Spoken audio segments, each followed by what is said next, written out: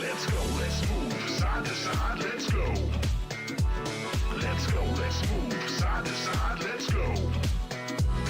Let's go, let's move side to side, let's go. Let's go, let's move side to side, let's go. Come on, everybody, bring it in.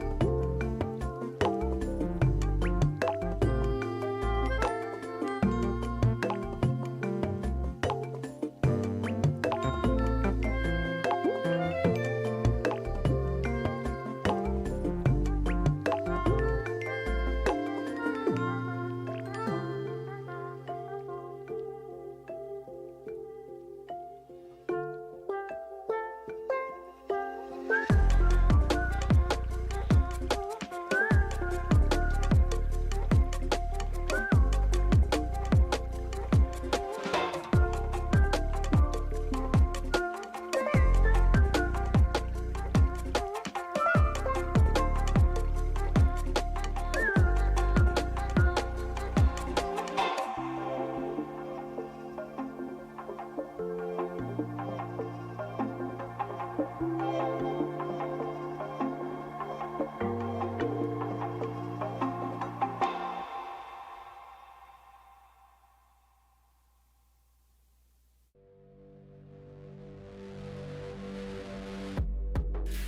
told you it was out here?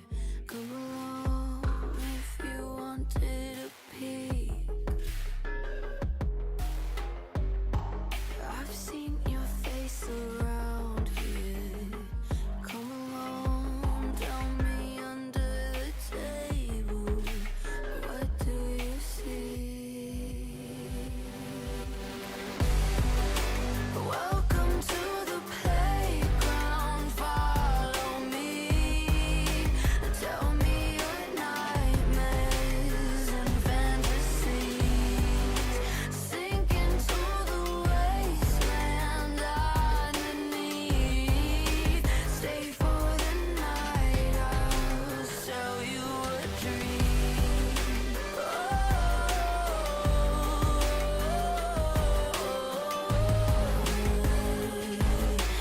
Welcome to the playground. What brings you to the lost and found, dear? Won't you pull up a seat? Everybody got a prize round here to play. Make me an offer, what will it be? Oh, what will it be? Welcome to the playground, follow me. Tell me your nightmares and fantasies. Sink into the wasteland underneath. Stay for the night, I'll sell you a dream.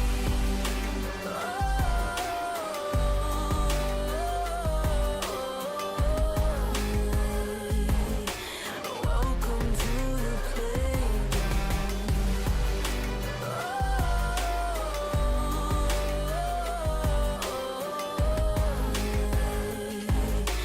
Welcome to the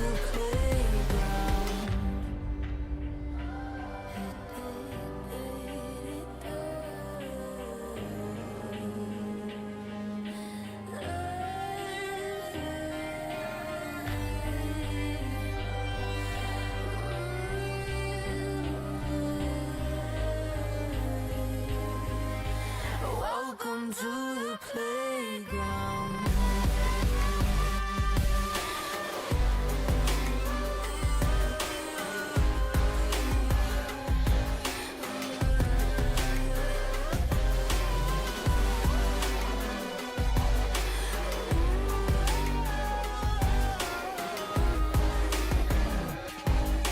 Welcome to the playground. Welcome to the playground, follow me. Tell me your nightmares and fantasies. Sink into the wasteland underneath. Stay for the night, I'll sell you a dream.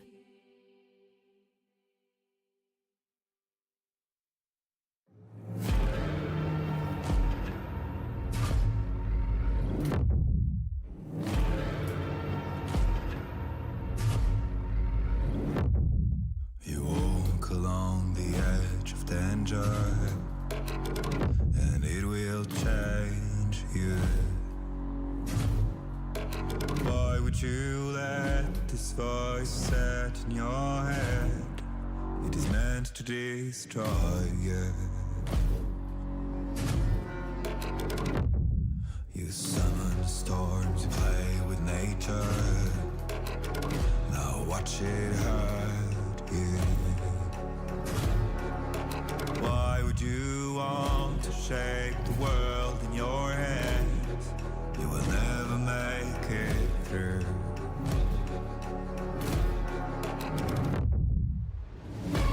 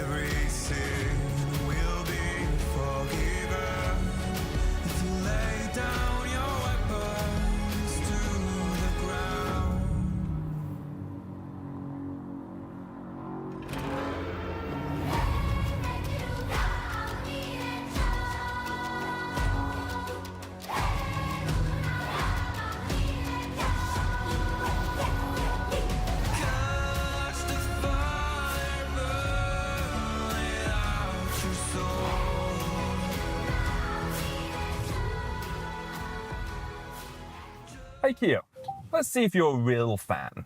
I'm ready. How many lanes are there in League of Legends?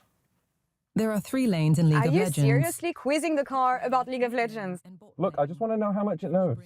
The EV3 has an AI assistant. It's supposed to know everything. Okay then, hey Kia, how do I get better at League of Legends? That will be challenging.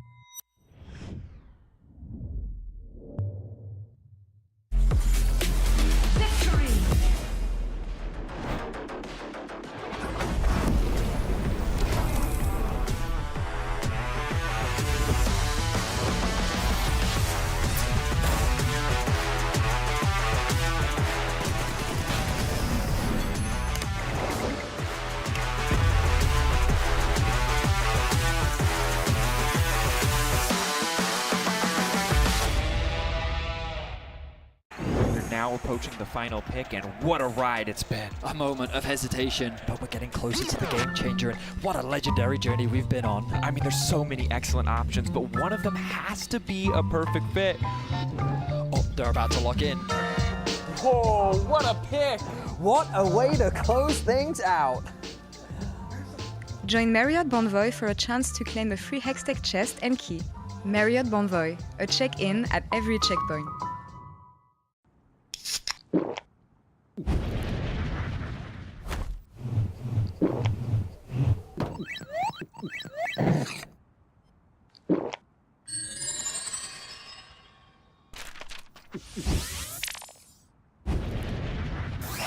Red Bull gives you wings. He doesn't like that. Look at him, he's a good boy, but he don't like that. Maybe we could play some A rounds or something like that. I mean, this is math, right? New tower, new objective.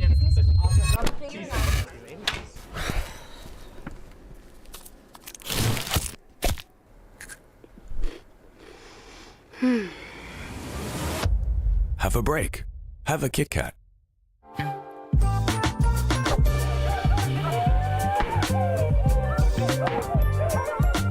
Want to level up beyond the Rift? Express like a legend and find your fastest server in one tap. Express in game without ISP throttling. Express and shield yourself from DDoS attacks. Express and choose the VPN trusted by gamers everywhere. Express VPN. Experience gaming the Express way. Fast, stable, competitive. It's time to Express. Scan to start your 14-day free trial. Subscribe to unlock free Hextech chests and keys.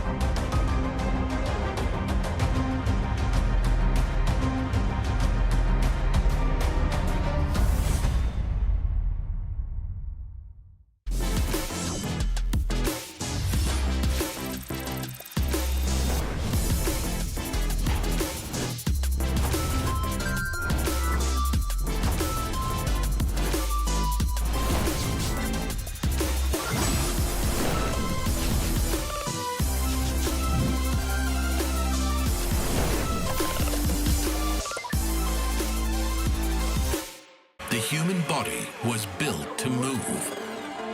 Not trapped at a desk in one singular posture for 12 hours a day. It's time your chair evolved. This is Secret Lab Titan Evo. Ergonomically engineered for you, gamers, hybrid workers, artists, backing your every move.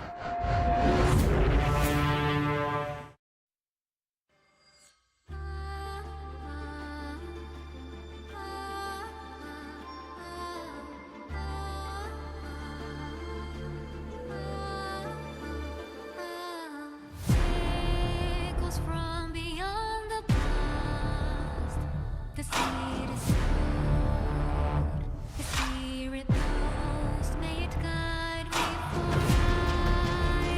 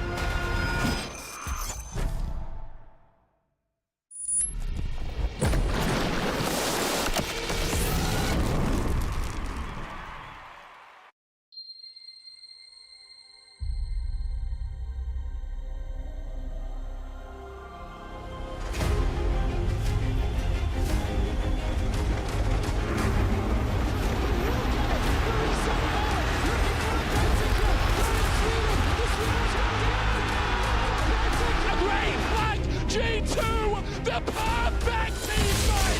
They take it all. Here comes the Crow Storm. It's not back. It's Tacoma. What is people? Oh my God! Claps, everybody. You know the story. You know the legend.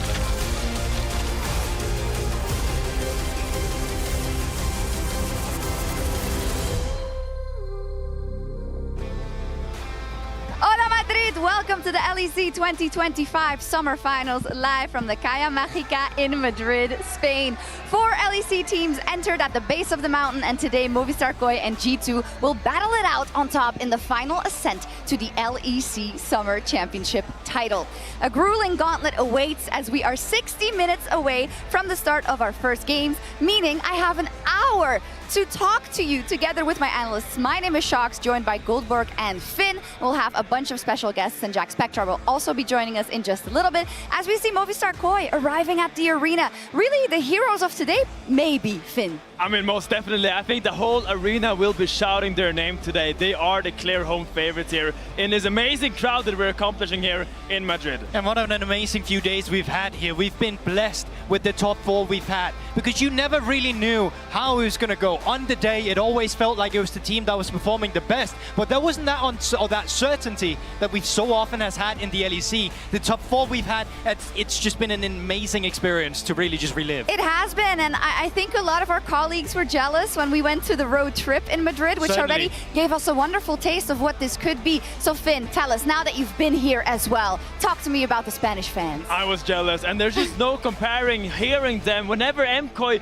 clears the ward, the whole arena is erupting every single time. You feel their passion, you feel their energy, and it's absolutely galvanized. And I gotta say that we did a fan meet yesterday. I did see a lot of G2 shirts as well, and when it comes to fan bases in Europe, Fnatic also had a lot the last couple of days, but I think it will never be 50-50, but there are some very die-hard G2 fans that are going to scream their lungs out today. The deck is stacked against them, certainly, but I agree with you. I've seen a couple as well, and they've had the fire, they've had the passion. They've been very willing to say that they think G2 is the best I like team. that. The deck is a little bit stacked against them, and maybe for Movistar KOI. We'll dive into that a little later. But first, we wanted to show you a bit of the sights here in Madrid, because we have our wonderful expo as well. So let's take a look.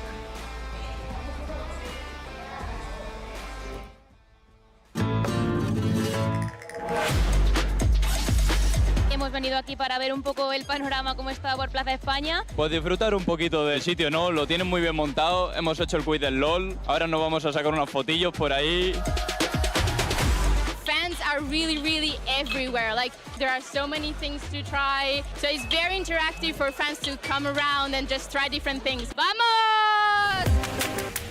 Me parece una iniciativa muy bonita para juntar a toda la comunidad española y los visitantes que están aquí también de otros países. Ahora mismo llevamos el pasaporte en la mano, vamos a hacer lo de los sellos. Collecting stuff is very cool. You can collect pins and you can collect your stamps and you can get some rewards. Estamos en un juego para el tema del Smite y demás y practicar, y por suerte he smiteado bien y me he llevado, gracias a Dios, una camiseta y nada, feliz de venir. Hemos visto que hay una máquina de gancho de gacha y me encantan esas cosas, así que yo voy a por ello. El yo ya, te quiero, te amo, me encantas, tengo novio pero realmente no.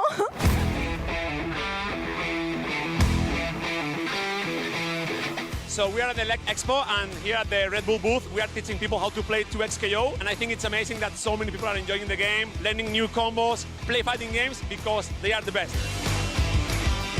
Estamos aquí en el booth de Rebound haciendo un pequeño tutorial para que la gente que quiera venir a aprender, disfrutándolo bastante, que creo que es un juego que va a molar muchísimo, a la gente le va a gustar seguro. It's me, the best noob in the world here, and I'm at the LEC Expo in Madrid, and I'm sweating, but there's a lot of lovely people here, okay? Say hello! Hello! Yo! Hola, yo soy Carmen Sandwich. Hola, yo soy Sendo. Y estamos aquí, hemos hecho un meet and greet. La expo súper bien, tiene un montón de cosas, de cosplays, de regalos. Increíble, muchísima gente. ¡Le está firmando el culo, Kesa! ¡No way! Estamos en el stand de Kia jugando al Speed Test y todo el mundo que participa pues tiene un granizado gratis. Pues aquí en el stand de ExpressVPN hay un jueguecillo que salta torretas y por el hecho de venir te llevas ya 14 días de ExpressVPN, con lo cual no está nada mal. Estamos aquí en la cabina de Twitch y aquí tenemos que encontrar 5 papeletas de Twitch con el logo morado para conseguir un regalo personalizado. hinchar un globo hasta que pete, y el que lo pete antes, pues gana. Como podéis oír, aún sigo cansado. Por supuesto vamos a animar, bueno, yo estoy animando a KOI, así que vamos KOI. Yo apoyo a KOI. Yo al Papá de Europa, a G2. A fin de cuentas han perdido 2 finales y van a perder la tercera, o sea, no pasa nada. Bueno, cuando tenga la misma LEC que nosotros, ya hablamos. We're winning world, so we don't care if we win or not tomorrow, but we are going to win tomorrow. Apoyamos a KOI a muerte. 3-0 for G2. Obviously yes. Vamos un poco apoyando a G2, así que a esperar el domingo, un poco con calma. Bueno, él va con... Yo voy con KOI, no tiene ni idea, es lo único que puedo decir. Yo lo que quiero es que haya mucha guerra, muchas peleas, para un lado, para el otro, y que esté entretenido.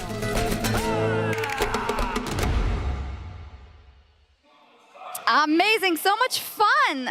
Oh, rip that boyfriend though. Oh, that's heartbreaking. That's a heartbreaker. That's a lawyer. It's a lawyer. It's the Oh captain. my God, what the hell? Anyway, you guys also went to the expo, I think. Was it a W? It was a W. I mean, we got beat up in 2xQ by some fans. You did? They were really good. Yeah, what else did you do? I mean, we did that. I mean, we were by the Riftbound as well. You can get some custom cards made for you. Really fun to play that card game as well. So we had a great time at the expo. It looks really fun. I'm sad I couldn't make it, but there's something that is always very, very cool at these League of Legends events, and it's our wonderful cosplay community. So let's take a look at what they showed us at the expo. Hola Madrid! Hello everyone! It's a pleasure for me to introduce you to the Cosplay Grand Tour Grand Final. Allinelli with air cosplay of Morgana.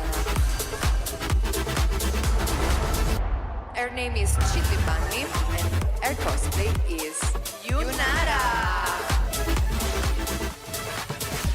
A big applause for Arceda with his cosplay of Yasuo. Today, Kumiko Kaisa is wearing... She's wearing Arce!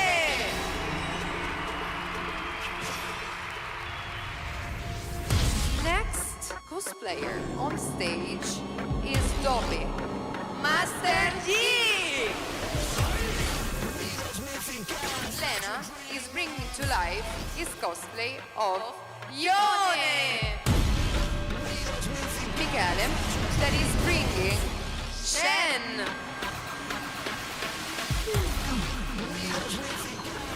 The next cosplayer, the name is Jeremy Evelyn Hainon. Please welcome Soler with her cosplay of Ari. Yuzukino and it wears Leona. So it was extremely hard because there was a huge amount of work in each of these amazing cosplays. The winner is Yuzukino with Leona Hainon. Thank you for my friends, because without them, this would not be here today. Thank you for choosing my costume. Thank you, Madrid. Have a nice day.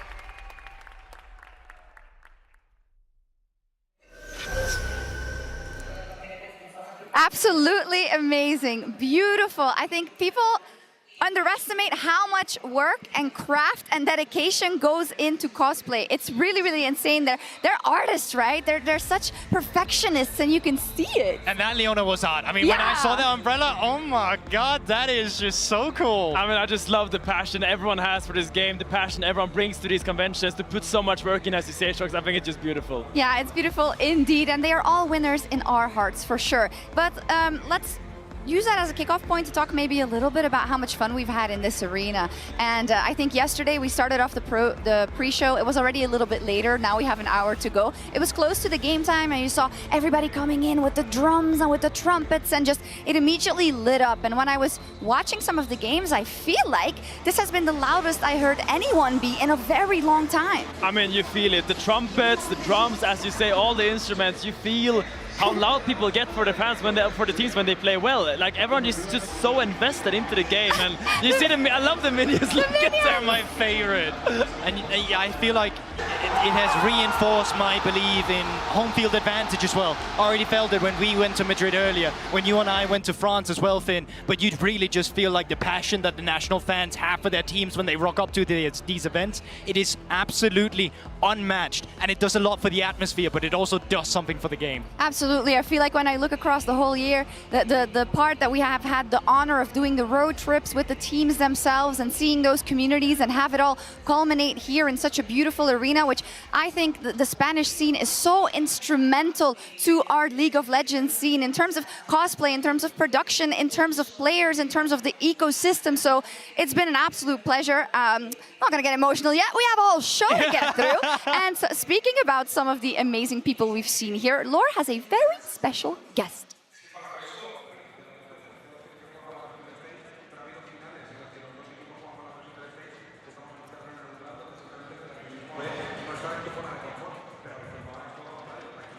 Absolutely shocked. Thank you so much. There is not a single league event without him. You might know him as Mukau Alistar, but his name is Abraham Kindo. Well, Abraham Kindo, thank you so much for joining me. I've met you in 2018 at MSI in France. Thank you so much, guys. And and I saw you at every esports event ever since. Where does the idea come from? Why the costume? C'est un caster, Noah, qui m'a proposé l'idée. Look, it was a French caster, his name is Noah, and he suggested the idea. He said that it would be cool to have this kind of cosplay at events, and that's why he did it. Now, you've been across the world, you've been in most of European countries. What is so special about Spanish crowds? So, c'est vraiment spécial à Madrid, juste comme ça. Oh! Trop d'énergie. The energy is absolutely amazing. The atmosphere is so special, and the Spanish fans are so invested and so connected with the League of Legends, and that's what is so special with all this. Now, final question for you. Do you have a prediction for today? So, I think is 3-2 G2. Not the right crowd to say this here, but I respect the audacity and I respect the prediction here. I'm not going to translate this one, though. Do you have any final thoughts? Do you have any final words for the crowd and ahead of today? So, Madrid! Madrid! Madrid! Madrid! Thank you so much. It was amazing to finally talk to you. Thank you, Madrid. Thank you, the crowd. That's all for us here for now. And now let's send it over to Fernando. Thank you, Lord. I'm here with Jaime Mellado, one of the members of the Movistar co-stream and one of the most passionate guys here in the Spanish community. Jaime, un placer tenerte por aquí. ¿Cómo estás y sobre todo, cómo has visto a los chavales después de ganar ayer? A ver, pues yo la verdad es que muy bien. Creo que hoy va a ser un sueño hecho realidad. Ganar sobre todo en nuestra casa aquí en Madrid yo creo que es algo que no nos esperábamos, y es cierto que ha sido un año con muchas evoluciones, ganando sobre todo en el split de primavera, que yo creo que era algo que quizá mucha gente no se esperaba, y aquí en verano pues ha sido algo histórico. Ganar el día de ayer, hoy a ver qué ocurre, y los chavales pues bastante motivados, la verdad. O sea, creo que se nota que el bufo de presencial de Madrid, bueno, ya lo hice en las estadísticas, es un 100% de victorias, y esto es gracias al fin y al cabo al público que está aquí, que sin ellos no sería posible. I asked him about how's he feeling and also how the team is feeling. They are very, very motivated because of these guys in the background, Las Carpas, the whole venue buff, because playing here in Madrid is amazing for them, and they didn't expect to have the chance to win the title over here, Jaime. ¿Qué significaría eso para vosotros conseguir además el doblete, representar a Europa además como el primer seeding, sabiendo además lo fan que eres tú de la región? Yo creo que no solo para todos los fans de Movistar COI, sino diría para todo cualquier aficionado de League of Legends España. O sea, que 4 jugadores españoles con coaching staff español consigan ser Seed 1 representando al fin y al cabo, como tú dices, ¿no?, a Europa en los mundiales, creo que es algo que igual no vemos nunca en la vida. Igual el año que viene no es este roster, igual el que viene no es este coaching staff. Ojalá se mantenga a todos. Sabemos que hay muchos rumores, pero sinceramente hacerlo aquí en Madrid, en nuestra casa, creo que es algo que no voy a olvidar. Yo creo que toda la gente no va a olvidar nunca. I I asked him what will it mean to win back-to-back here in Madrid and represent the Europe's the first seed, considering he's a hooligan of Europe. And of course, he said it's very, very special because having 4 Spaniards with also Spanish coach itself is something that we may not see in the future. So it's something unbelievable. Para terminar, Mellado, una predicción rápida. ¿Cómo crees que va a terminar esta final? No nos pega a ganar fácil. Así que va a ser quinto mapa, pero va a ganar Movistar KOI 3-2. And just to wrap it up, a quick prediction. He said it can be easy, so it's going to be a 3-2 for Movistar KOI, and that's all from us. So back to you at the desk. So with all these guys doing noise. Thank you so much, Fernando Mellado. Of course, he did an amazing job when we were in Madrid for the road trip, and the whole crew there as the co-streamers, but also shout out to the LVP crew who's been doing just an amazing job. Now, we're going to get into the serious stuff soon, but first there's a bet to settle, because yesterday, Jack and Finn had a bet, right, Finn? What was the bet? I mean, me and Jack had a little bet, a little minor disagreement on who would win the series. I, of course, put MKOI to win 3-1, and he, for some reason, thought that Fnatic would be victorious yesterday.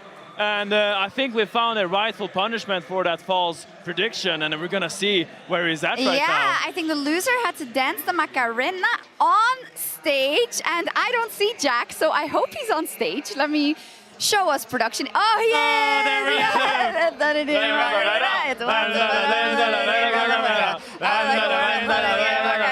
Hey, Jack Spectra! He's still going. He's loving it. He's a natural. He's been rehearsing this. Oh, Jack Spectra. He's singing that. Oh so my okay, nice. It's okay. By the way, if you're wondering why, we cannot actually play the song because of copyright, so I know this was also very close, so hopefully we don't get struck. I feel for Jack Spectra as well, as a person who has lost bets to Finn many times.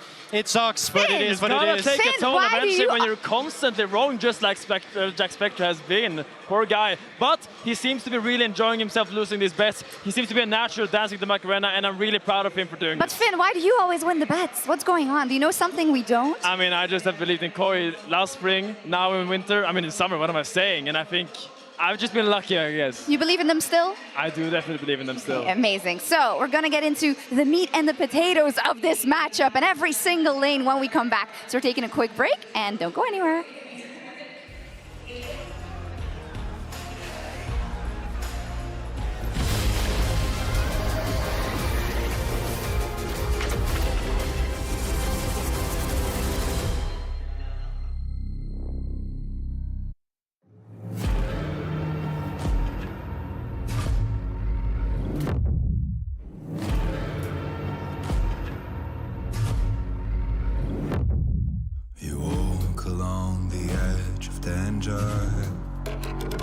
And it will change you. Why would you let this voice set in your head? It is meant to destroy you. You summon storms, you play with nature. Now watch it hurt you. Why would you want to shake the world in your hands? You will never make it through.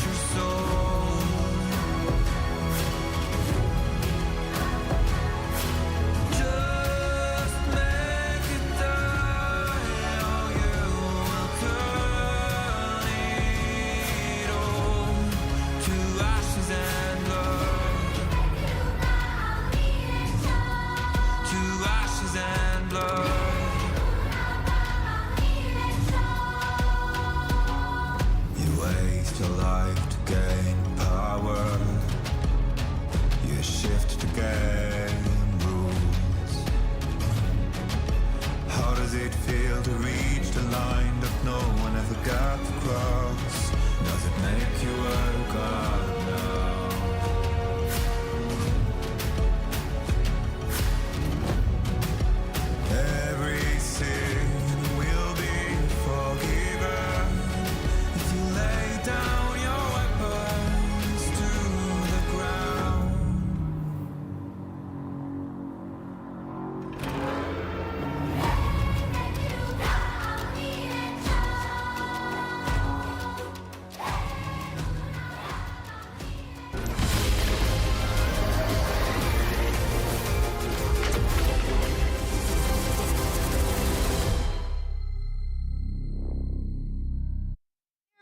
me that Las Carpas with the drums and the trumpets and I don't know what, they all arrived as our players also arrived, of course, earlier. Here we see G2, who honestly probably have a lot of stress on their shoulders. And we have an icon of a former G2 with us, Jankos. Hello. Hello there. So, what do you think about G2's mental, knowing that, yeah, they're up against it?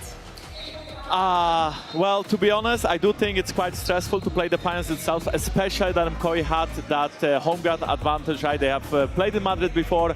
The stage is definitely going to be with them. So will the crowd. On top of that, they have played yesterday. That being said, will this be enough to beat G2 players? So, I don't think so. I don't know. We'll get to that. But GB, what is? Tell me about the year they've had and why we're finding ourselves in a situation where we're doubting them, which we usually don't do. I was going to say, I respect you for still believing, but if we're having a look at their track record, right? And I think that's what we're looking at. G2 in winter, they're coming in through an upper bracket. They beat KC. They're the favorites going into that finals. What happens in that finals? They still lose. I think for G2, this has been a year where every single time they've come into a finals, they've been a favorite. And it's kind of something that's happened again and again and again. Because this was just a winter. But if you take a look at spring, it's the same sort of pattern that you're seeing. It's G2 who will come in from the upper bracket. They'll beat MKOI 3-1. And then MKOI will have to come through the lower bracket. What happens with G2? They lose the finals. And once again, the scriptwriters have been lazy, by the way. Yeah. Because it's G2 who's coming in through an upper bracket.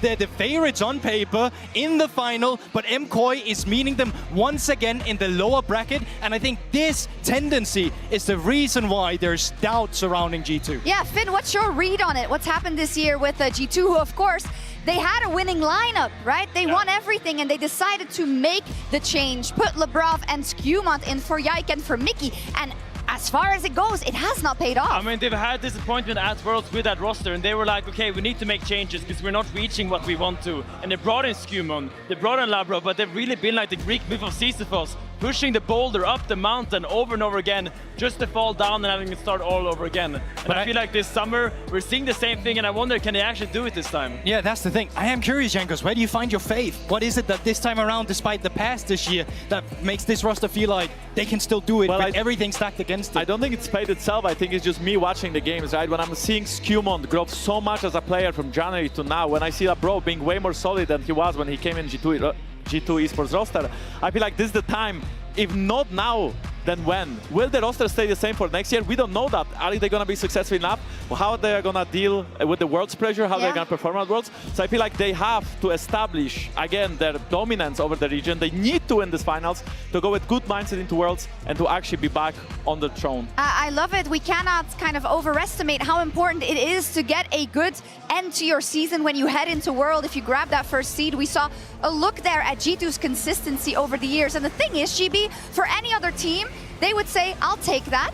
This is fine, this is perfect. But no, we hold G2 to a different standard because they are just better, or they're supposed to be better. Yeah, I mean, when you have been the most consistent team in Europe and you win everything, and the expectation is that you win everything, suddenly second is no longer good enough. And as you said, that might have been fine for any other team, but when it's G2, anything but a win is a disappointment. And Jankos, can you give us a little insight into the psyche of kind of a pro player, right? If you are Lebrov or you are Skewmont, you are the players that were changed, and now they're not winning. Does that get in your head? I think maybe a little bit. I'm sure that G2 has staff that is talking to these players, that is making sure that these players are comfortable. I think what's most important is that Skewmont and Labrov will feel comfortable on stage. They have never played in such a big audience. Yes, G2 was present in the KC arena. They were present in the MKOI arena before, earlier in the year. They were there at the MSI. They were there at, I believe, no, not first time, but MSI. Still though, is it going to be enough? Will the Spanish crowd make them afraid? Possibly. Who knows? We'll see all of our predictions later, but let's talk about Movistar KOI as well. Jack, we had the pleasure of being in Madrid and kind of seeing how everything kicked off, because I will be honest in saying that in winter, I didn't see it. I didn't believe in them. And I also didn't believe in them when they played this spring finals. But the mountain they climbed is just phenomenal. I have doubted them time and time again, yet they keep disproving me. And I think especially in Madrid, in front of the Spanish fans, they just seem to be unleashed. They're on their peak level, and you saw it yesterday. Will we see it again today? I mean, that's the thing. Like, that winter was just such a disappointment. It felt like it was going to be a better roster with Jojo coming in, but he wasn't hitting the form in the beginning. And even when you went into the first weeks of spring, their first week was a 0-2. It was a lot of games where nothing really felt like it was clicking for them until they hit the stage in Madrid for their own roadshow. They 2-0'd there. They became the Kings of Madrid, and they rode that momentum all the way to the spring finals, where they also became the champions. And I feel like the story of this year has been that despite we have Fnatic, we have G2, but to me, MKOI is our most clutch team we have right now in the league. I feel like whenever the pressure is the highest, they have been the team to step up. Maybe it's because we're in Madrid, maybe it's because these players just have that charisma, that confidence to go on stage and play even better than they do in practice. Yeah, Jankos, I mean, they have a whole country behind them, and we've also seen that they love to be showmen as well. Mirwin throwing the shirt, Elyoya with the Razork picture yesterday. What do you think of them as competitors and how they approach everything? No, I mean, absolutely. I've had the pleasure to talk to them a little bit as well before even the final weekend started, and they seem very comfortable. They are very happy to be here. They're very happy to present themselves in sort of the Spanish crowd and also get these wins. I think yesterday, Mirwin, we even saw his 1v2, and then he straight up jumped from the chair. He starts pointing at his opponent and making the low emote. So absolutely, I love it, and I think that maybe just because they are so comfortable on stage, they can put such a great performance. Okay, we'll let you go in a second. Can you talk to us a little bit, though, about what you think about the jungle matchup? You already sang Scumon's praises and how he has evolved, but Elyoya on stage is a different beast, Marcin. Absolutely, and I think that Elyoya is a guy who is quite planned. I feel like he always goes in the game knowing what he must do in the early game to get MKOI ahead. Scumon, on the other hand, I feel like he was a little bit more shaky and kind of... Some people were flaming him, saying that he's AFK farming the early games. I feel like that he shifted away from it in the summer split. I think he's more proactive on the map. I also believe that he's becoming maybe that inspired, maybe not quite the level inspired yet, but also is trying to be that very, very efficient jungler with solid game plans that lead his team to, well, equal mid games and then wins. I feel like if I have to choose one jungler that I really want to see in this matchup, I mean, I think Yoya still takes the edge. Okay, I love it. I love that you brought up that inspired comparison, something we'll be seeing at Worlds as well. We'll let you go. Thank you so much, Jankos. And we are going to take a look at an interview from Elyoya yesterday because he had some choice words for G2. You still haven't experienced yet. Last time you played in Madrid didn't go too well. Tomorrow is going to be much more intense. I know the people are going to make this crowd our crowd.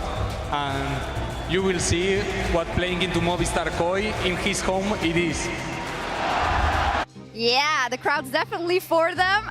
So what do we think? Elyoya, I mean, in you, we showed the accolades yesterday. He is so insane, right? Can you kind of tell me the story of what he offers in many aspects? Because we can't forget he's also the captain. Do you want me to break it down to you? Yes, I'll break it down to you. Oh, Okay, because I have a little presentation plan here for you guys of Elyoya's games yesterday. And I just want to highlight what Janko said. Elyoya seems so planned. Look, in this game, we see that Fnatic is drafted quite a low damage team comp. It kind of all relies on the Kai'Sa having a good game of upset. So what does Elyoya do? He makes an elaborate plan to shut down the Kai'Sa of upset.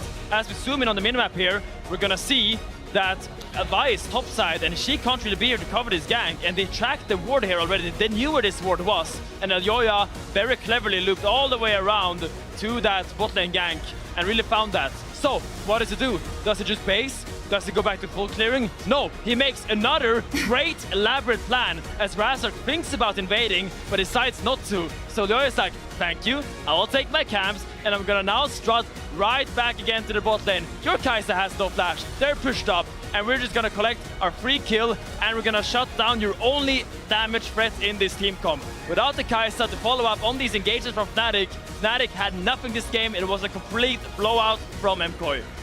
Elyoya, he reads the game plan and he definitely read Fnatic yesterday, and I feel like I have a lot of faith in MKOI to be able to change the game plan depending on what the priorities are in the series. Is that correct?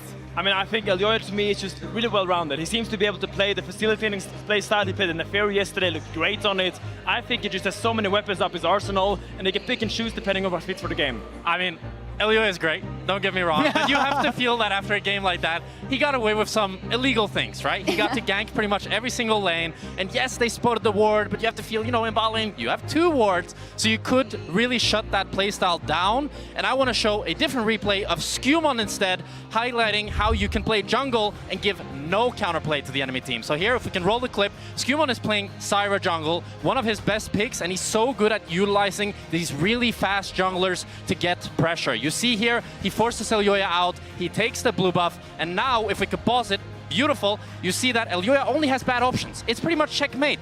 If we look into the minimap, thank you, Finn, you can see Elioya could choose to try to stay around bot lane, but what is he gonna do? What is he gonna do? He can't do anything. If he crosses back into Syra, he's gonna get demolished. So he has to go for the top crab, which then means that his bot lane now are under pressure, and Skumon plays it perfectly. He walks around them, puts down the ward to make sure that Elioya could never be here, and then they dive Supa, effectively winning both jungle and bot lane in one fell swoop, and even if you ward, you can't do anything against that. What I'm seeing is they both like to go bot? Bot is OP roll, yeah. Yeah. You heard it from Lady Gary. For sure. Yeah, we'll see where the junglers go. I think they have a lot of options on both sides, not in the least in the top lane, because what a matchup it is. Mirwin versus Broken Blade. And let's just talk about Mirwin a little bit, because this guy, I love him, man. The way he approaches the games, the way he approaches the flair and the bravado around the game, it's just so fun to watch. I mean, all of us love Mirwin here at the desk, and I think, honestly, for me, Mirwin should be such an inspiration to so many of our competitors as well, because not only has he displayed versatility as a player, he's also super stable on the meta picks. You can easily rely on him in situations like this yesterday. But most importantly, and why I do love him, it's the fact that he's willing to pull off plays like this in a 1 versus 2, and then afterwards get up on this stage, directly yell at his competitors and just let them know that they just got clowned on. And this is what I want to see more of. Look at Ursa. Oh, and Razok sees it. There it is. Smiles a bit. Oh my god. Here. Oh my god, he's fathering them. Yeah, that's what Mirwin says about everybody, right, Jack Spectre? I'm their father. It doesn't matter. I mean, Mirwin is just so incredibly clutch. I remember I played with him in 2023, Iberian Finals. We were losing the game. He tells us all, guys, stop choking. We need to play the game. And he called for us to do a crazy split push backdoor, which eventually led us to win that game down 10k gold. And that's the type of energy vibe he brings to a team, that he will find that creative solution, he will bring that impact and that clutch factor. I just think it's so inspirational. He came in and people are like, yeah, it's Mirwin, he has crazy champions, he does all that. But now, to me, he has developed into such a complete top laner. He's plays the Cassante and the Orns and the tanks, but also still has that little individual flair. And to me, that is the perfect top laner. Someone that can play all the roles to perfection, but still has that unique pocket picks. Super well-rounded, and of course, mentally has a little bit of the edge over Broken Blade, because he did win that final just in spring. Let's talk about Broken Blade a little bit, because there were times not so long ago, GB, that I thought he was the best performing member of G2, even at internationals. What happened? And it's like he lost a little bit of this flair. He used to have these crazy counter picks where he would do really into people that didn't really know the matchup. But now even on some of the staples, I've been a bit disappointed. He had a really slow Renekton matchup into the Yorick when he was playing against Mirwin. He got solo killed. I also think the Jax into Gwen, he wasn't taking as much control in that matchup as he usually should have done on a pick that usually is stable for Broken Blade. So the reason why I'm disappointed in BB is because I hold him to such high regards, but right now he feels like a weaker link of the G2 roster. Is this, we talk so much about Lebrov and Skew and how much pressure they are feeling, but of course it also has an influence on every other member of the team. Is this maybe to explain why it hasn't been that good of Broken Blade this year? I disagree. I don't think, when I think about Broken Blade at his peak, I think about a Broken Blade that has strong blind picks and also elaborate counter picks to the meta threats. We have seen the Kled, we have seen the Rek'Sai, and I think he's had great success on those champions throughout the summer, and it still plays the Jax and Xante to great effects. And I think this is still the best version of Broken Blade that I can expect. Coming into today, I hold him in high regards, because I think he's still individually, mechanically, and team-wide is one of the best top laners Europe has ever seen. I really agree with you, Finn. I would love to see that he has some of those pocket picks up available, because I think Broken Blade at his best is when he's defining the meta, he's bringing out surprises, and who better to do that against than Mirwin? And what a better day to do it than today in the grand finals of the summer. And of course, we want to hear from Broken Blade. He's standing by with Lore in our Marriott Bonvoy pregame check-in. Thank you so much, Sharks and BB. Here we meet again before A finals. We haven't seen you guys play in ages, so talk me through what has been going on for the past weeks. How have you been getting ready ahead of today? I mean, it's been very nice. We always say we are playing against ghosts, you know, because we didn't know who our opponent is. Now we know it's KOI. Very well prepared against KOI. Very excited to play against them, especially against the Spanish crowd. It's going to be very insane. I would like to, if we are against the crowd, I would like to conquer the crowd, you know, make it ours. That's my goal for today, and I will do that by winning, of course. Of course. Is that something that fuels you, actually, that gives you extra motivation, knowing that maybe the crowd is not going to be cheering for you guys? Yeah, I mean, definitely, yeah. But to be honest, I've experienced this before. I've been in international stages before where it's very one-sided, but it hasn't stopped me. So I want to be very strong today, deliver a very nice performance, you know, so... Very excited. And I remember in France you were playing with the crowd booing you, so I expect a bit of this today. And something that we've been saying is that it's kind of hard just showing up on the day when you don't have that stage experience that maybe MKOI has from yesterday. And that's something you experienced in Malmö also, for instance. How are you going to make sure that it doesn't change anything for you, the fact that they played one more game in front of their crowd in the audience? I mean, it is true. But this iteration of G2 has never went through the lower bracket, so we actually have a lot of practice now going through the upper bracket. So internally we had a lot to discuss and how we, you know, prepare for today. So I'm very excited to showcase that today. Yeah, just very excited to play some good League of Legends. Now this iteration of G2 makes finals. Doesn't win finals yet, but we're hoping that you guys can change that today for yourself, of course. What can you tell me have been the improvements from G2 from winter, spring, and now in summer to make sure that you're going to peak today and that is going to be different for the team? To be honest, I think it's our resilience, you know. I think these losses that we had to face, experience, it made us a lot stronger human beings, and I wouldn't want to do it with anyone else but these guys today, and very, very excited. All right. Now, closing thoughts. You're the top father, but Mirvin on the other side has been giving a lot of paternity tests lately, calling himself daddy. Is there anything you want to tell him? I mean, obviously, there's always people looking up at each other, trying to copy each other, you know, but you can't copy greatness. All right. We'll leave on that thought. Bibi, thank you so much. Wishing you the best of luck today, of course, and Sharks, over to you. Thank you. Thank you so much. A little bit of spice there. Broken Blade does give more spice the more he wins, so he's still a little bit reserved. Maybe if they do win, we'll see it. So as we see Las Carpas, they're making the whole tour of the arena. Let's translate it into something that may be a strong point for G2, because I feel like we're a little bit down on them. But is there one player who has impressed you that you think is perhaps the most consistent part of G2 right now? For sure, for me, it's got to be Hansama. Okay. I just love how every single game it feels like he's a factor for G2. And I think Supa, while he has incredible highs, he has had some more off performances than Hansama has had. And even when Labrov has struggled, I feel like Hansama is always so great in the game. And we saw it in G2 versus MKOI. It just feels like he's a player you can never count out. Yeah, we just saw the matchup, right? And we went into that expecting that Supa and Alvar would maybe put on a masterclass again, but it didn't happen.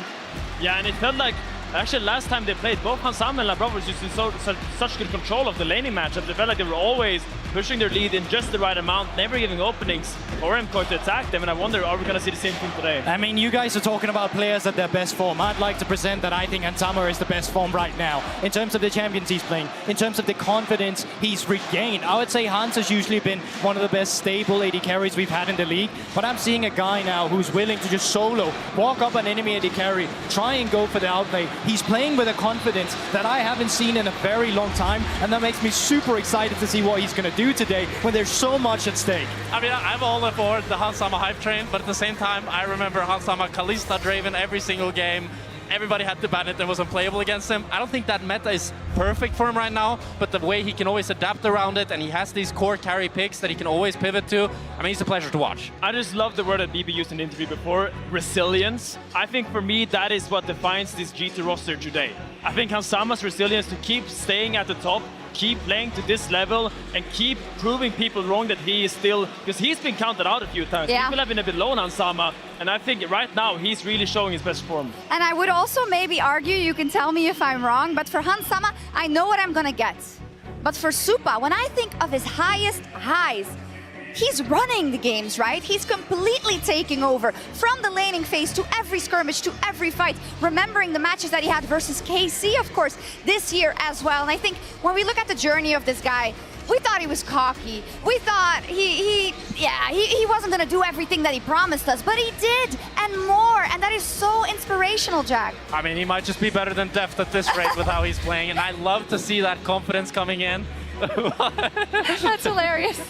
And it's just beautiful to see that a player kind of grows into the confidence that they already had, so that it's no longer arrogance, it's just energy, it's just vibes, it's just aura. Yeah, and I think he's just one of the most improved players on MKOI that's gone on. Like, we saw Winter, barely didn't see anything from Super. Then something just clicked in spring playoffs where he became a demon. Like, he was so good, even without any resources from his team. Out of nowhere, he would come into the mid to late game and he'd have the most insane team fights you'd ever seen. And I think he's kind of just continued with that style, even leading into this summer. I think Super and Hansama, the 80 carries to watch today, is going to be incredible. Manifesting works. We should all do it. Yeah.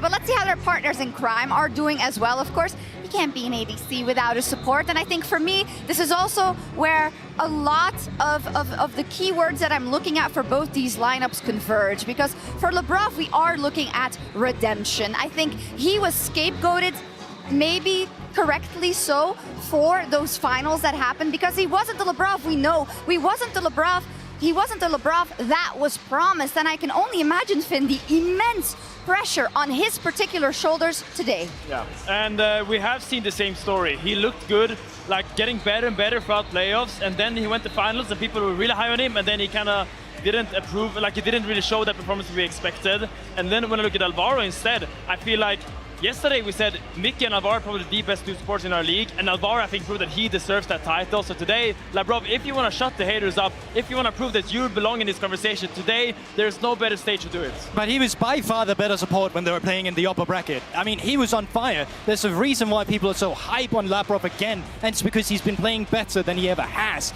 But the question mark still remains. I'm looking at that game one, and I'm thinking this game one is going to be everything from Lebrov, because you cannot lose, or rather just lose that confidence and go back to the same trap you felt in winter and in spring. Yeah, I think this is a great test for G2's coaching staff and their support staff. Yeah. Will they be able to fix the problems that Lebrov went through then? Because he is a great player. He's been a great player for so many years, but he's never shown up in the important moments. And that's when the structure really counts. Yeah, the Spanish community has some super harsh memes about Lebrov. I'm not going to say them here. You can look them up, but that's harsh, right, as a pro player. You're working with all that as well. Someone who's gotten the brunt of the compliments, though, is Alvaro. What a player. Yeah.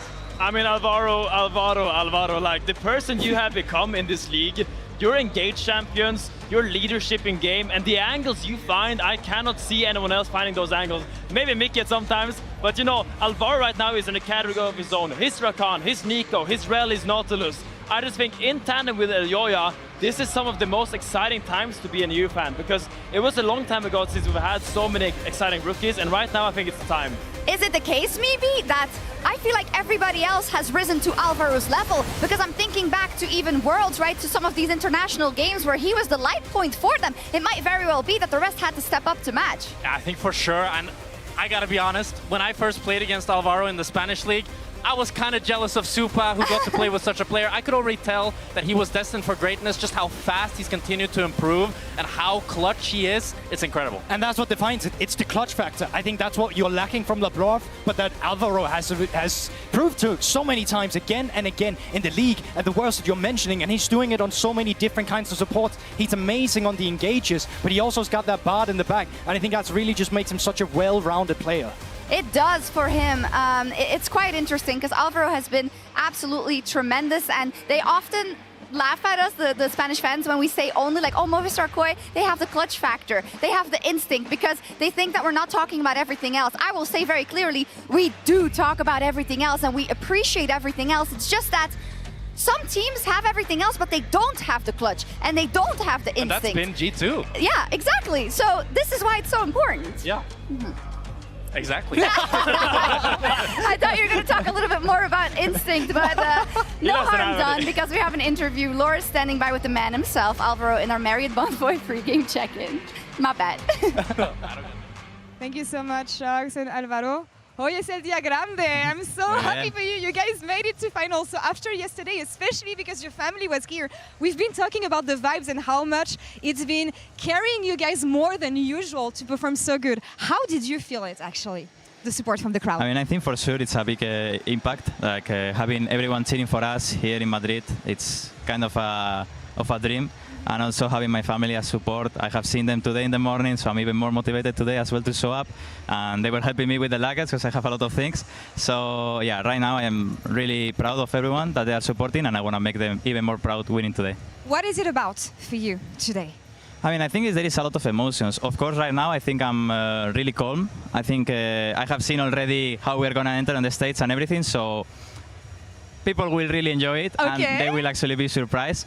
And I think the emotions will come when I'm on the game. There is going to be a lot of pressure, I think, from both sides, but whoever is able to be the one that less nervous, and I think we have the big advantage on us. I'm excited about the introductions now. Later, a bit of a teaser for the intro. Now, we know that when it comes to the end of the season, players are tired, teams are tired, but it's also the moment you guys have to peak and have to be the best, especially with Worlds in a couple weeks from now. How did you make sure, and how can you tell me that today is going to be great, today is going to go well, and it's actually going to be your peak form? I think it's something that we have been focusing during the year. The most important is peaking on playoffs, because regular season is important, but in the end, you need to qualify to playoffs, and you need to be able to perform the best when the moment is the important one. And I think it's something that we have been training already since practice, putting more effort, both in the routine, in the gym, in the day-by-day, in what we do. And for example, now doing the ramp down a bit, so we are more chill, more relaxed. We go to the States and we already feel like home. So I think the biggest difference between G2 and us right now is whoever is going to be the most calm in the States. And in that sense, we also have one more day practice here, so we can make the States our home. And I think that will make a difference. Yeah, I mean, that's the thing. You have the upper hand, you have the crowd behind you. What about G2? Because we haven't seen them in ages. Yeah. What is your expectation from them today? No, I think they are a strong team. I think they have improved a lot during the year. I think it's kind of like us. We have been ramping up since winter. I can see that both teams have developed like way better fundamentals about the game and individually. And I mean, of course, they have been on the 2 finals already. This is the 3rd finals that they are going to play. They are going to be really hungry, and we really need to want it more than them, because they are going to become hungry. Like, they are going to come hungry. Of course. So we need to be even more hungry, you know, to win it. Any closing thoughts that you want to tell your fans and the crowd ahead of today, Álvaro? Pues nada, muchísimas gracias a todos que habéis venido a apoyar, toda la gente que está aquí ahora apoyando. Y nada, que cuando esté el stage lleno vamos a sufrir todos y vamos a disfrutar todos juntos, y espero que sea una final que podamos recordar para siempre. Un saludo. Gracias por la entrevista. Thank you so much. Merci. Best of luck for today. Ah, sweet. We're so multilingual. Alvaro just saying thank you for all the support for everyone here. Also promising us that it will be a memory we will never forget in terms of the series. Wow. I'm even more excited now if he's saying it. We talked about a lot of lanes already, and maybe we kept the best for last, some could say. Let's talk about Jojo Pyun versus Caps. First off, it is so interesting to me that we have an NA import, right, that came into our league that was actually vilified a little bit. Like, why would you get Jojo Pyun, right? EU mids this, EU mids that. But he has had such a great trajectory in my eyes, Goldberg, in terms of how he has improved despite the odds. No, absolutely. And to me right now, I'm seeing him as the only mid lane in Europe that can currently actually contain Caps. And you're going to need to do that today. I think we've seen a Jojo that's improved to the fact where he's so good in the facilitating picks. He already had the 3 with a Yone Talia, but he's evolved that champion pool so much more now to fit the style of MKOI, which makes them such a threat. I mean, look, I wasn't completely sold on Jojo Pyun from NA, but Jose Pyun from Spain, he's going to contain Caps all right. I love it. He's got a new name and everything. But Finn, yeah, also being in a different language environment, right? There's a lot to adapt to for Jojo, but I feel like we saw like the symbiosis of the team really helping him to fit into the team. I mean, I love how he adapted to the Spanish culture, the Spanish memes, Jose Pyun. I even made a little checklist, because yesterday when I was watching their games, I was like, wow, this man is so crucial for MKOI. And I want to bring this up because what I think he does so well is that when he is playing champions that extend the playmaking of Elyoya and Alvaro, such as the Talia, Six, and Galio, if you're playing Jarv and Rel, and you know you have those backing you up, the angles just open up way wider, and you have so many more options in game. And same, like, his laning phase is just so immaculate. Like, I would love to see him on stuff like that, or the Aurora Rise that can just dominate the lane. And as long as he's mindful of the opponent's silent plays, I think it's gonna be a good answer. Now, maybe he's watching that. Maybe he's watching that, we would hope so. But please, please, Please don't go back to NA. I really like having you here, Jojo. I'm a huge fan. Please don't go back to NA. We love you. I never thought we'd say this. I never thought we'd say this, but we get Jojo. We lost Inspired, but at least we got Jojo back, right? Not back. We got Jojo. What am I saying? They didn't know what they had. We appreciated him for what he is, and we're going to keep him for now. Exactly. And who we also appreciate is Caps. I mean, he's absolutely amazing. And if you don't exactly remember how amazing, maybe this will freshen up your memory. Getting on to Alpha. Oh, three-man knockup. Heroes entrance comes in. Another three-man Caps. Kills Handsummer. Flashing back to the pit. All they do is make back. We've seen Caps do this before he flashes. Not quite enough damage, but one more is enough. Get to push out and get that. Gets the weak, gets the stun. Caps flashes forward. Turns it onto Perks. First blood to Baby Faker. Goes all the way to the steps of the fountain. A lot of the flagrant to play around with. They find that first stun. They find some damage, but Ignite means he won't get the solo kill on the 1v2. And Caps tries it for Jensen. And here's with the ammo. Oh my god! Oh, that is disgusting! Can't do it! They've done enough! They've done it! G2, this is it! The greatest team in the history of League of Legends, taken down by the greatest team Europe has ever produced! He is unstoppable and he is still here. And people keep on saying, is Caps squashed? Is it the last year of Caps?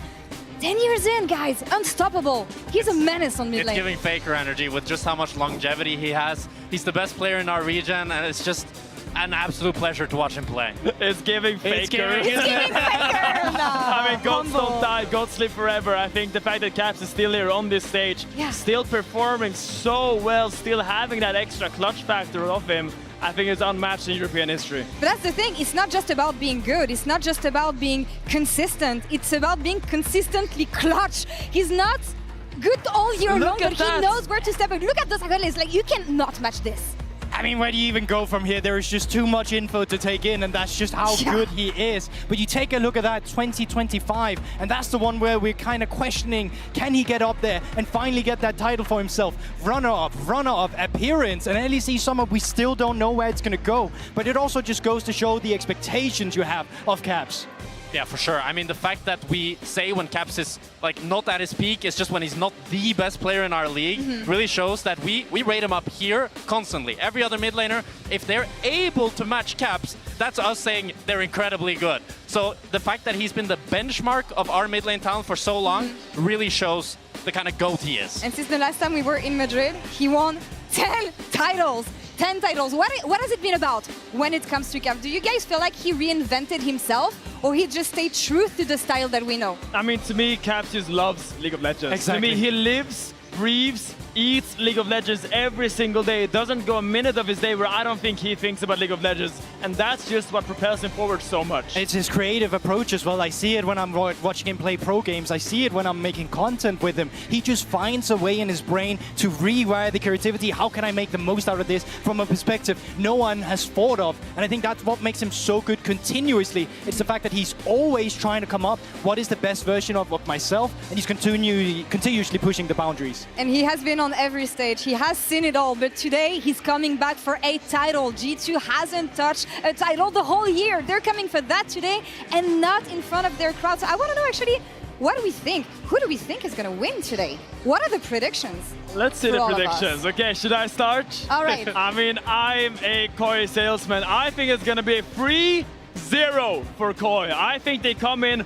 all the extracurricular, the extraterrestrial, I don't know what to say, any like factors outside of human control go in their favor. The crowd, the stage, the narrative, everything to me culminates in an MKOI 3-0. I've doubted MKOI one too many times. I can't do it again. They have shown me time and time again that when it matters most, they'll step up, especially with this crowd. It's MKOI 3-1. And I'm in the opposite end of Jack Spectra. I've believed in this G2 iteration too many times now. I've been hurt. Every single final in winter, in spring, I've come in and I thought, yes, of course they're the favorite. They come in from the upper bracket. But in MKOI's arena, where They have everything stacked against them, from the crowd to the momentum MKOI is coming in with. I just don't trust it, but I do hope that they've had their learnings throughout all those losses to make this an incredibly close series. What do you have here, Finn? What do I you have a little here? wristband, and this is Wristband. blue Okay, for let's pick the MKOI. colors. Blue for MKOI? Yeah. I'm gonna go blue for MKOI. I don't know if it's blue side or red side, but let's say blue is the color of MKOI, so we're gonna go with that. I actually think that they have been riding this crowd energy. You see them right now. The arena is full, and it is riding this blue color for the team that they want to cheer for. We know the impact the crowd can have on a team. We know the impact that stage experience can have on a team. I'm betting on MKOI today. I'm betting on MKOI. They did it in spring. They're here to do it again in summer. Do you guys believe that they can? I mean, just seeing this crowd, it's just so beautiful. I also believe in it. It just fills me with gratitude for where we are right now. This crowd, this energy, this passion that we all share towards this game, and the fact that we're blessed with such an exciting finals matchup, I think you couldn't ask for more. The blue wall never left. You can see the whole crowd. It's all blue, baby. I mean, I think with the sixth man, with the crowd, MKOI are just going to take it. Absolutely. GB, final thoughts on G2. You were saying they've been chasing this. They've been chasing to make those bets work. Do we feel like they have what it takes, especially in front of the crowd today? Do we feel like the younger boys, the Skumon, the Lebrov can finally show up and show what they're made of in this final? I mean, I have obviously predicted against them, but I do want to hold on to the words that BB was saying in your interview. You know, they've never come through the lower bracket. They've lost every final. And of course, they're human. They take learnings from these things. This is your final test. This can rewrite every single loss you've had this entire year. Who cares about winter? Who cares about spring? If those losses prove to you that you can take it here in this stage with everyone against you, no one's going to care about the past. Last week, MKOI came in and wrote one word on their whiteboard. It was patience. They're called back. And today, the word I have for G2 is just resilience. I think today will come down to patience versus resilience. This will be the deciding factor. Which team can hone in on these words the most?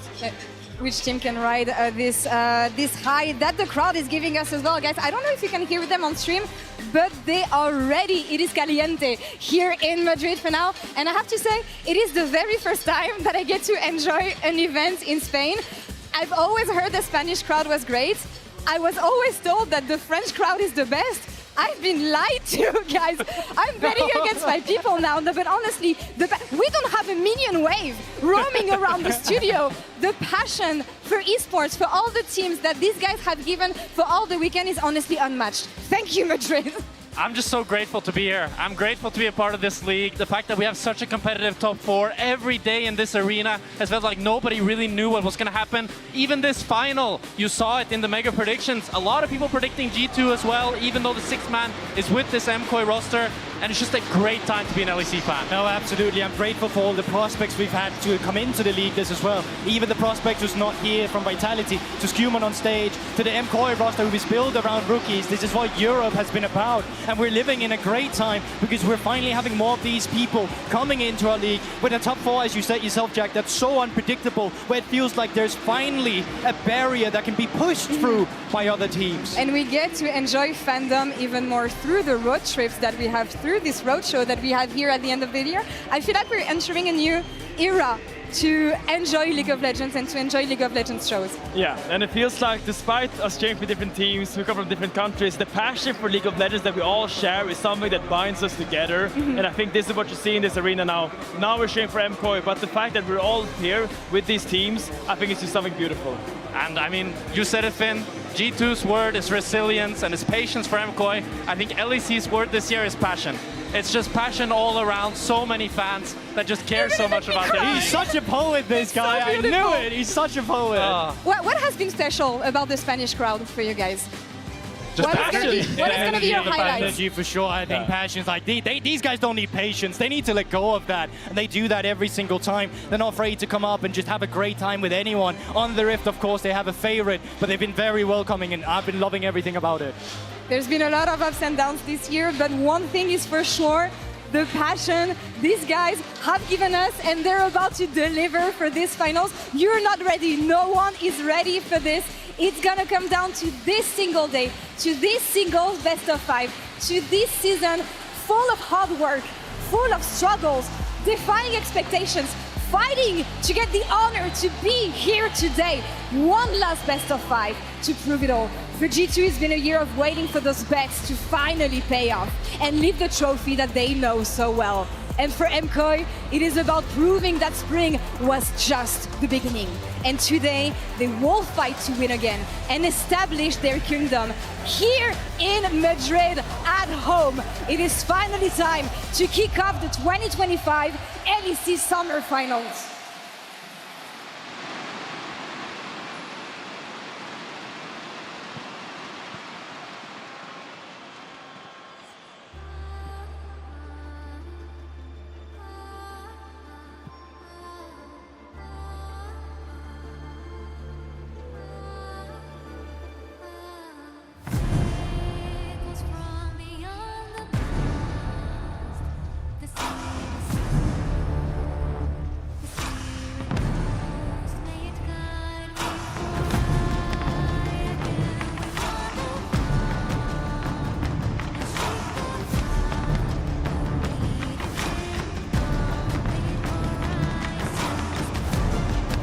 Madrid, ¿estáis preparados?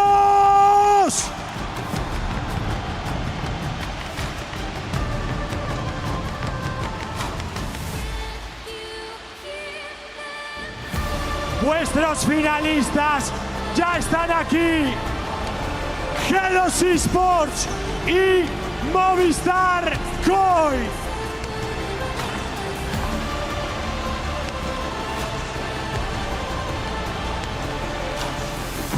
El mejor equipo de la historia de Europa, el mejor equipo de la historia de nuestra región. Ruido para G2 Esports.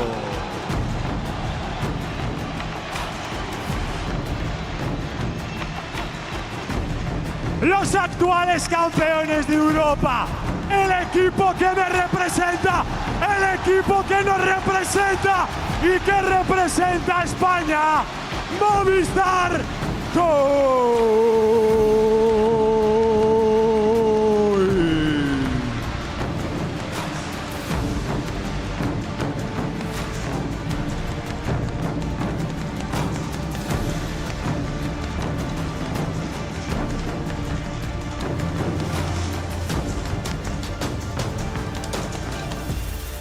Madrid, aquí termina la final de la LEC.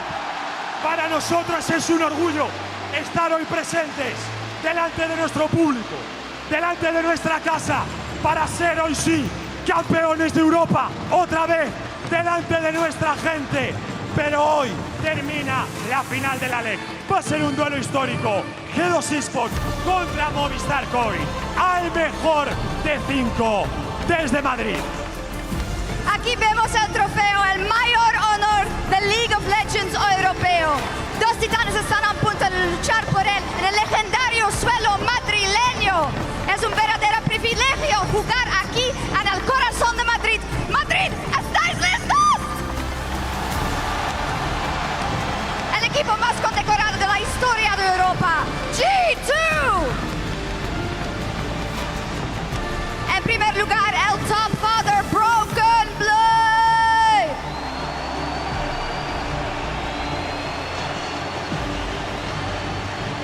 Él está buscando cambiar su destino. Skewmon.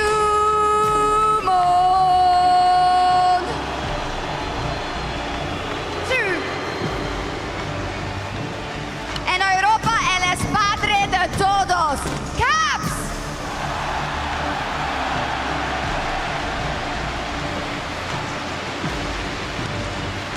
El único francés que puede silenciar esta arena, Hansama.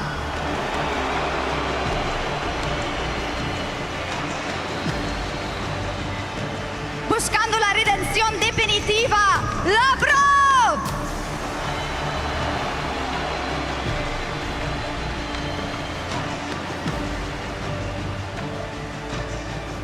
¡Ay, ay, ay, ay, ay! ¡Que viene KOI! ¡Vamos, hostia! El actual campeón de Europa. Quiero dar la bienvenida al top laner, al hijo de la Charo, al cocinero, Walter White.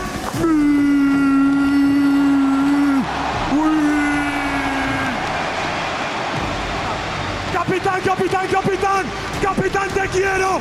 Javier Prades Batalla es nuestro capi. ¡Vamos, Javi, hostia! El medio, yo ya le llamo José. Yo ya le llamo Joselito. Es español este tío. Yo.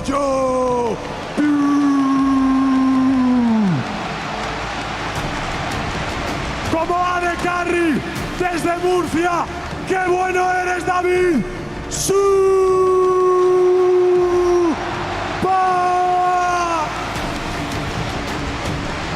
El niño maravilla. Este chaval es muy bueno. ¡Qué bueno eres, Álvaro! ¡Qué bueno eres, Álvaro! Comienza ahora una batalla histórica por ese legendario trofeo, librada ante los mejores fans del mundo. Hoy termina la final de la LEC. Hoy solo un equipo puede levantar este título y esperemos que sea KOI, las cosas como son. Cada pelea, cada jugada, cada segunda, todo culmina aquí. Madrid, ¿estáis preparados? ¿Sí o no? Europe. ¡Vamos, hostia! Europe, are you ready? ¡Que empiece la final de la LEC! ¡Vamos! ¡Vamos!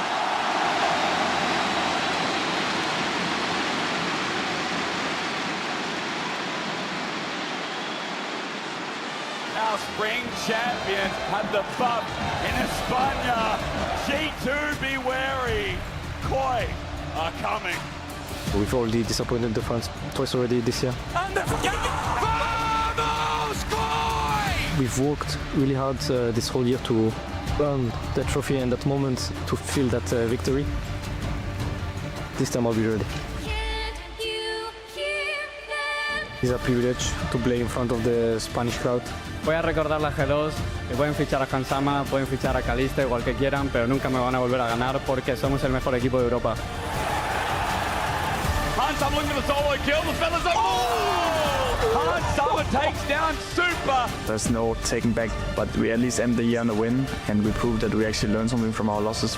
That's Cassante. He runs in, Mirwin takes one. He shields out, flash on, flips again. Wait, double pass maker. I still wanted more than anything this LEC, so we're gonna win it all.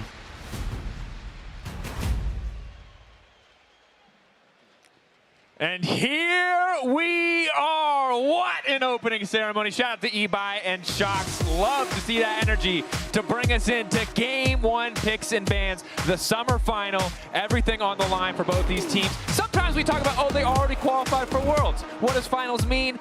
Everything for these lineups. Man, I have goosebumps already, and I can only imagine what it is like to be in that stadium, to be those players battling out for the LEC title. The atmosphere is electric here in the arena, but we're not going to waste any more time as we're getting straight into pick and ban. The players are ready, the arena is ready, and we on the Cassides are ready to bring you some awesome League of Legends today. Quickly, the Talia, Poppy already banned on the side of MKOI, Azia and Ambessa targeted from the side of G2. We've seen these junglers be super high priority with the Pantheon, the Wukong, the Xin Zhao, all being super valuable in these drafts, and the Pantheon will be targeted by KOI. The Yunara is still left open available, so we'll have to see if that is going to be the final ban here. And then my eyes drift towards that Orianna. I think she's been incredibly strong priority across the patch, as we saw a lot of those other top-tier mid laners getting hit. But it is going to be the Orianna ban from G2, so Yunara left for Supa if he wants it. G2, what are they cooking in response? A lot of the semi-global champions that people found success with in previous series of playoffs gone. The Talia, the Pantheon, you highlighted, but the Premier, hyper-scaling, probably strongest AD on the patch, hands down. This is normally perma'd in Game 1. But now we'll see what G2 have cooked. They anticipate this. You have to be certain that they've got something cooked to respond to this Yunara pick. Looks like it will just be the Xayah. Imagine potential here for the Rakan to come alongside her. Labrov has looked fantastic on that pick. I also think even just taking the Wukong here could be a very strong rotation if they want to try and go for it. Seems that they just want to secure that bot lane, get the Xayah Rakan early on in this best of 5. A very reliable duo, a lot of flexibility. It also pushes Elyoya away from some of these hard diving champions. Things like Divide loses a lot of value. Wukong, as you mentioned, Dagda, naturally rises up in priority due to how strong it can be in the team fights. Especially if you want to try and pair it alongside something like the Rumble here. So this was something that I thought would be banned out early in the draft. It's something that G2 consistently went towards as a ban in their earlier matches against MKOI and some of the other matches in the playoffs, but just going to be the Nautilus instead. We've seen mid lane be a priority throughout the weekend, but here, for these two teams, bot lane has very much been the focus. I wonder if that's going to shift. Would jungle or mid lane be secured for KOI here? We know that there's a number of junglers available. We've already talked extensively about the possibility of the Wukong and the Xin, but it feels like the Jojo's hovering through a lot of mid lane options that he could go for. And the Rise seems to be the direction. All right, has that semi-global map pressure with the form of the Realm Warp, can collapse on those side lanes. Obviously, champion who scales very well, but relatively short range. And also now you have the opportunity to counterpick with the Cassiopeia if you want to. Oftentimes we see that band away to make sure that you can enable that Rise in a ton of situations. But Caps maybe looking to try and go against that relative short range with the Wei, but there's the Cassiopeia. Oh, you were out here reading at a college level, my guy. The Cassio coming in, old school counterpick, right? Rise, a champion who can have a big impact, but often locks himself down in those animations. Cassio, when it comes to a raw DPS check, she's basically an AD carry. Just push E instead of, right click. The reason why I'm very excited to see Caps pilot this champion is I think that Cassio is just a high APN champ. Huge amount of room for outplay and just a lot of skill expression, and it's in the hands of the EU GOAT, a man that we've been keeping our eyes on all year. I mean, he's had a fantastic performance regardless of the fact that he hasn't been able to lift the title, and going up against what feels like peak JoJo right now. Yesterday we saw him dominating on the Rise, and I'm super excited to see these two mainlanders clash in what will be, it feels like, a Cassio-favored match. And we could have ended up in utility versus utility. We could have ended up in the worlds of Galio or whatever, but both of these champions can be game-changing, game-defining. The potential to carry is real. Have to see who can come out on top. If Caps can leverage this counterpick to good effect as we enter the second ban phase. More proactive options in the jungle taken out. The Xin gone, the Jarvan gone, Rumble now coming in to take away that top lane AP option. And that's where my focus was going to be, especially for a Cassiopeia. She tends to want something that can provide a little bit of that CC. She gets the miasma down, and you can follow through with that high DPS that we were discussing, but we'll have to see what Skumon wants to try and bring towards the table here. Whereas you've already on the MKOI side got that decent engage with the Nautilus, you've got decent setup for your team fights. Now it's just about rounding out that composition. Not going to overcomplicate it. The Wukong will finally come through with Xin and Jarvan taken off the board, and Pantheon as well. Wukong just feels like the premier jungler that's left open. The question is, what will Elyoya have in response? We've been seeing a variety of different champions from the captain of this team.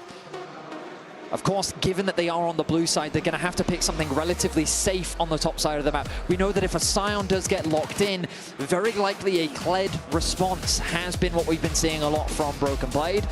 And we know that MKOI had a solid game on it yesterday. I wonder if Broken Blade will bring out the Trundle himself, similar to what we saw yesterday. Based on what we saw yesterday, I think I'm going to need a little bit more data before I have any definitive opinions on that particular option. However, Sion, we talked about it, rock solid, right? Universally a pretty comfortable champion. And outside of the Sion, really good setup in both bot lane and mid lane if Elyoya wants to play something that is more proactive in the earlier stages of the game. Maokai is going to be the pick here, so losing out on some of that damage, no access to Sundered Sky, but a champion that makes team fighting and gank setup so easy. Especially as a counterpunch to the Wukong. When he goes in, throw down that Maokai ultimate, then make it a little bit more difficult for things like the Cassiopeia to try and follow through. So I like what MKOI are kind of counteracting G2's equation here, but there you are, Vetty, the Kled coming through. I feel like initial glances, I prefer G2's comp just a little bit more. The main reason being, a lot of KOI's damage portfolio is in their mid and AD carry. Whereas if you contrast that to G2, it feels like that everyone can be a damage threat, which makes KOI's approach to the team fight that much more limited. You're going to have Wukong and Kled threatening the backline. You're going to have Cassio threatening the front line. There's going to be a lot of damage options and ways for G2 to approach these fights, and that's not even factoring in Labrov and his ability to find those flanks on the Rakan. Whereas for KOI, I feel like a very strict front to back. I feel like JoJo's going to have to apply pressure on the side lane, and they're going to try and use that Rise ultimate to create numbers advantage or find picks onto G2. I do think, though, if MKOI can get off to an early lead, they are in a fantastic spot. This is a composition that can control objective space very, very well and make it difficult for things like the Rakan and the Wukong to have multiple angles of attack. And with the way Elyoya was playing yesterday, that's where G2 have to be scared. This man was on a mission to dictate the pace of the early game, and now on this MKOI, he can set up for some dives, he can try and play around Alvaro, and that has been the key to MKOI's success. And here we are getting ready for game one. A brief moment of tension, claps, cheers, thundersticks, but to a much lesser degree, teams know what's at stake here in this first match. All the momentum MKOI had built up, taking down Fnatic yesterday, absolutely smashing them. Could fizzle if things falter, if they fall apart in this game, and the same is true for G2. They have fallen short in the finals 2 times already. It's weighing on the player's mind, even if they try to toss it aside. So all eyes on these lineups and what they can show us in this game one. It's an exciting one. It is, of course, a rematch of the spring finals. MKOI got the better of G2 to the surprise of many, I would say. Especially when we think back and going into that series, G2, they had done exactly what they've done in this playoffs. They already beat KOI, knocked them down into the losers bracket. KOI then had a 5-game series against KC, and everyone's thinking, well, the fact that they're being pushed this much by KC, they've already lost to G2, surely KOI can't bounce back, but they were credited for their preparation. They came in with a clear game plan of how to shut G2 down. And the question is, will that game plan come through once again here in today's finals? And that's the thing, it feels like this is a different version of MKOI. There was kind of doubts leveraged towards them going into that, but MKOI look more than capable of taking on G2, and I think that's where a lot of people now coming into today are wondering what level has G2 managed to reach, because MKOI looking great against Fnatic yesterday, and I think it'll be on the newer members of G2, Skewmund and Lebrob, to try and match Elyoya and Alvaro's pressure on the map and try and get themselves into position where they can contest MKOI in the mid-game. It's a very good question, of course. A lot of arguments for both sides, anticipation of what we'll see, but you can vote in the chat now, MKOI or G2, regardless of where you're at. Keep us posted on who your favorites are in this particular matchup, because very soon, if someone gets like a double or a triple kill, it'll sway the vote. This is the only untainted vote we will get, as we see Broken Blade on the top side, making the most of playing Kled in the very obnoxious little rage bar there that's going to allow him to remount.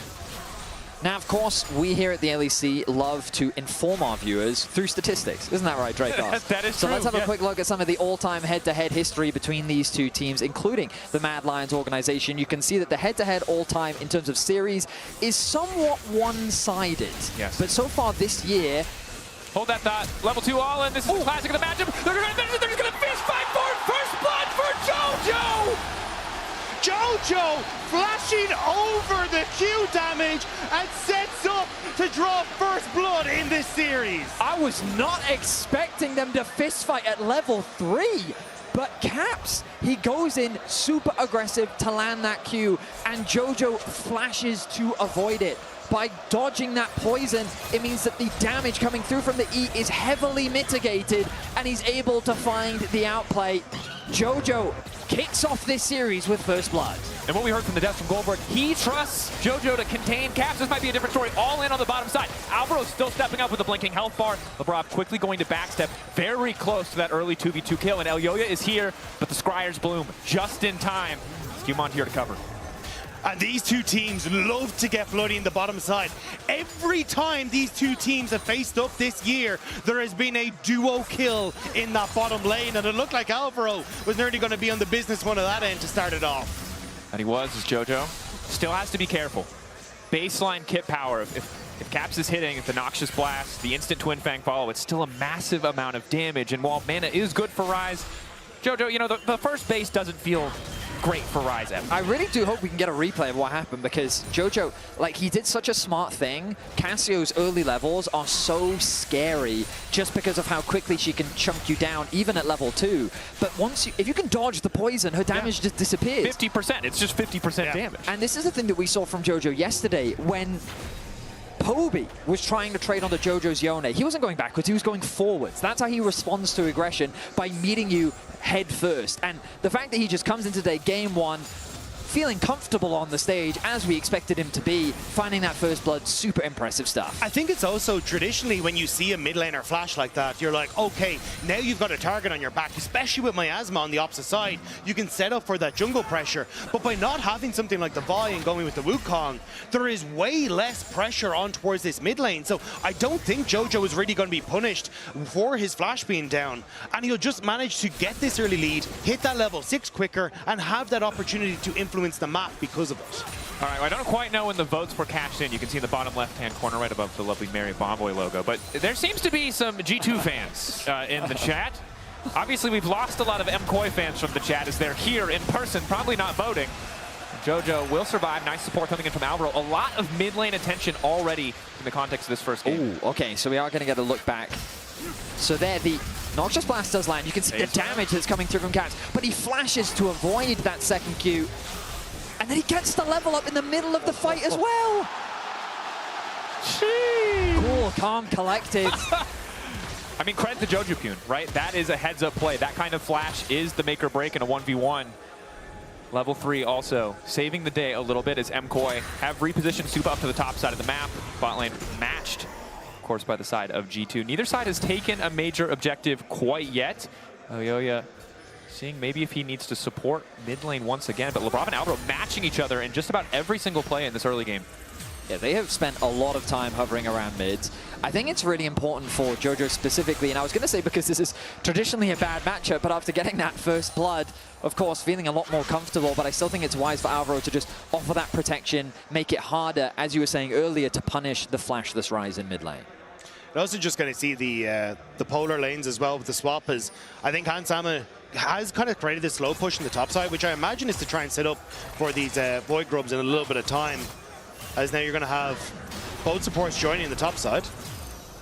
Just trading blows. Alvaro trying to make the most of the Titan's Wrath, although knock up there. Hansama not in a great position to continue autoing. Still trading blows a little bit. Supa only level 5, so does need to be a little bit safe. Hansama not getting too much done there. This is what I was talking about with the early level 6. You got that roam towards the top side as Broken Blade. Don't think he'd be able to get the kill, but look how much pressure from MKOI is being shifted towards that top half of the map. They really want to make sure they can keep Hansama and Labrov in check, especially as this wave starts to push out. Does make a lot of sense. Of course, on the bottom side of the map, it does leave Broken Blade in this isolated counter pick 1v1, so he is steadily accruing that gold advantage. But neither side feels like they have a big enough pressure advantage, big enough map state advantage to go for one of those objectives quite yet. One of the closest early games I think we've seen in this playoffs. My eyes on the junglers as well. Skewmon yet to tick over to level 6. He will just now do it. Elyoya getting that slight advantage, but now both junglers have reached those ultimate breakpoints. It means that their presence on the map should be that much greater. Dagda was talking about it earlier. The amount of control that MKOI's composition has around these neutral objectives is largely driven by the Maokai. The saplings, the ultimate, the amount of space that you can just acquire due to his presence will force G2 to have to play very respectfully when looking to contest these neutral objectives. But now that they've got the push on the top side, these grubs should be an easy contest. But look in mid lane, Elyoya threatening a play on the Caps. Keep in mind, G2 don't have any vision in that brush. You saw missing pings when Jojopyun stepped up. They weren't quite sure where he had went. They don't have information on Elyoya. Caps has to be careful, but there's Elyoya immediately flashing out. Stun is not going to connect. Nice backstep by Jojo. Caps now running him down. Ulti from Elyoya is a bit of a root, but they don't really have the damage to finish. Caps playing with confidence. MKOI can't punish. Caps pushes them both back. Jojo, again, with fantastic mechanics, steps away from the ultimate of Caps to avoid getting rooted up. Caps thinks that he actually has kill threat onto Jojo, so he's forced to retreat, and Elyoya flashing with the initial engage means that he's forced out of the fight as well. The bot lane of Koi, though, don't want to give this up completely uncontested. They know that TP from Ryze is back in the action, and Elyoya will arrive to mean that it'll be 2 Crubs to 1 in favor of G2. I think G2 will just be happy with the fact that they're starting to push back MKOI, right? Flash on Elyoya down and his ultimate down makes him significantly less threatening on the map states. And if you can try and keep yourself safe, let Caps have that opportunity to scale into the later portion of the game, you're already seeing how much damage this Cassiopeia does, and it's not exactly like it falls off the later the game goes. And he kept Flash. Yeah. If you just start raid bossing enemy mid-jungle, even after dying in the first few levels, that is a fantastic position to be in, and that is the raw damage output. The sustain as well from the healing on the Twin Fang. It makes Cassio so frustrating to play against. The later we go, of course, can be a vulnerable champion. Very difficult to execute. But for now in the lane phase, Caps making good on the counter pick despite the initial fumble. That was a huge sapling that was unintentional, I think, from Elyoya. Managed to catch Skumond as Caps had got the miasma down. I think they were looking for that combo in the mid lane to finish off Jojo, but not able to get it thanks to the slow. 2. Root is solid. Alvaro not wasting any subs yet. Level 6 for LeBron. Full committal here. Ulti comes out from Supa. Barrier already down, but both sides continuing to poke and prod. It really does look like they're just going to fist fight, but instead just trading cooldowns. I really think that was just great pressure from Lebrov, because the moment he ticked over to level 6, I thought the same thing that Supa did, which is they're about to all-in us. Lebrov is going to ulti, he's going to threaten me, I'm going to barrier early in anticipation of this, but he holds it. He holds the ultimate, Hans holds the ultimate, instead they choose to back off and they'll just take off with the superior trade. And in these small little interactions, we're seeing that it's G2 are coming out in favor of the summoner spells. You say the barrier was burnt there in that exchange. Yoya on that last one after burn his flash. Still no dragons taken, which I assumed was going to be kind of the next attempt at an engagement.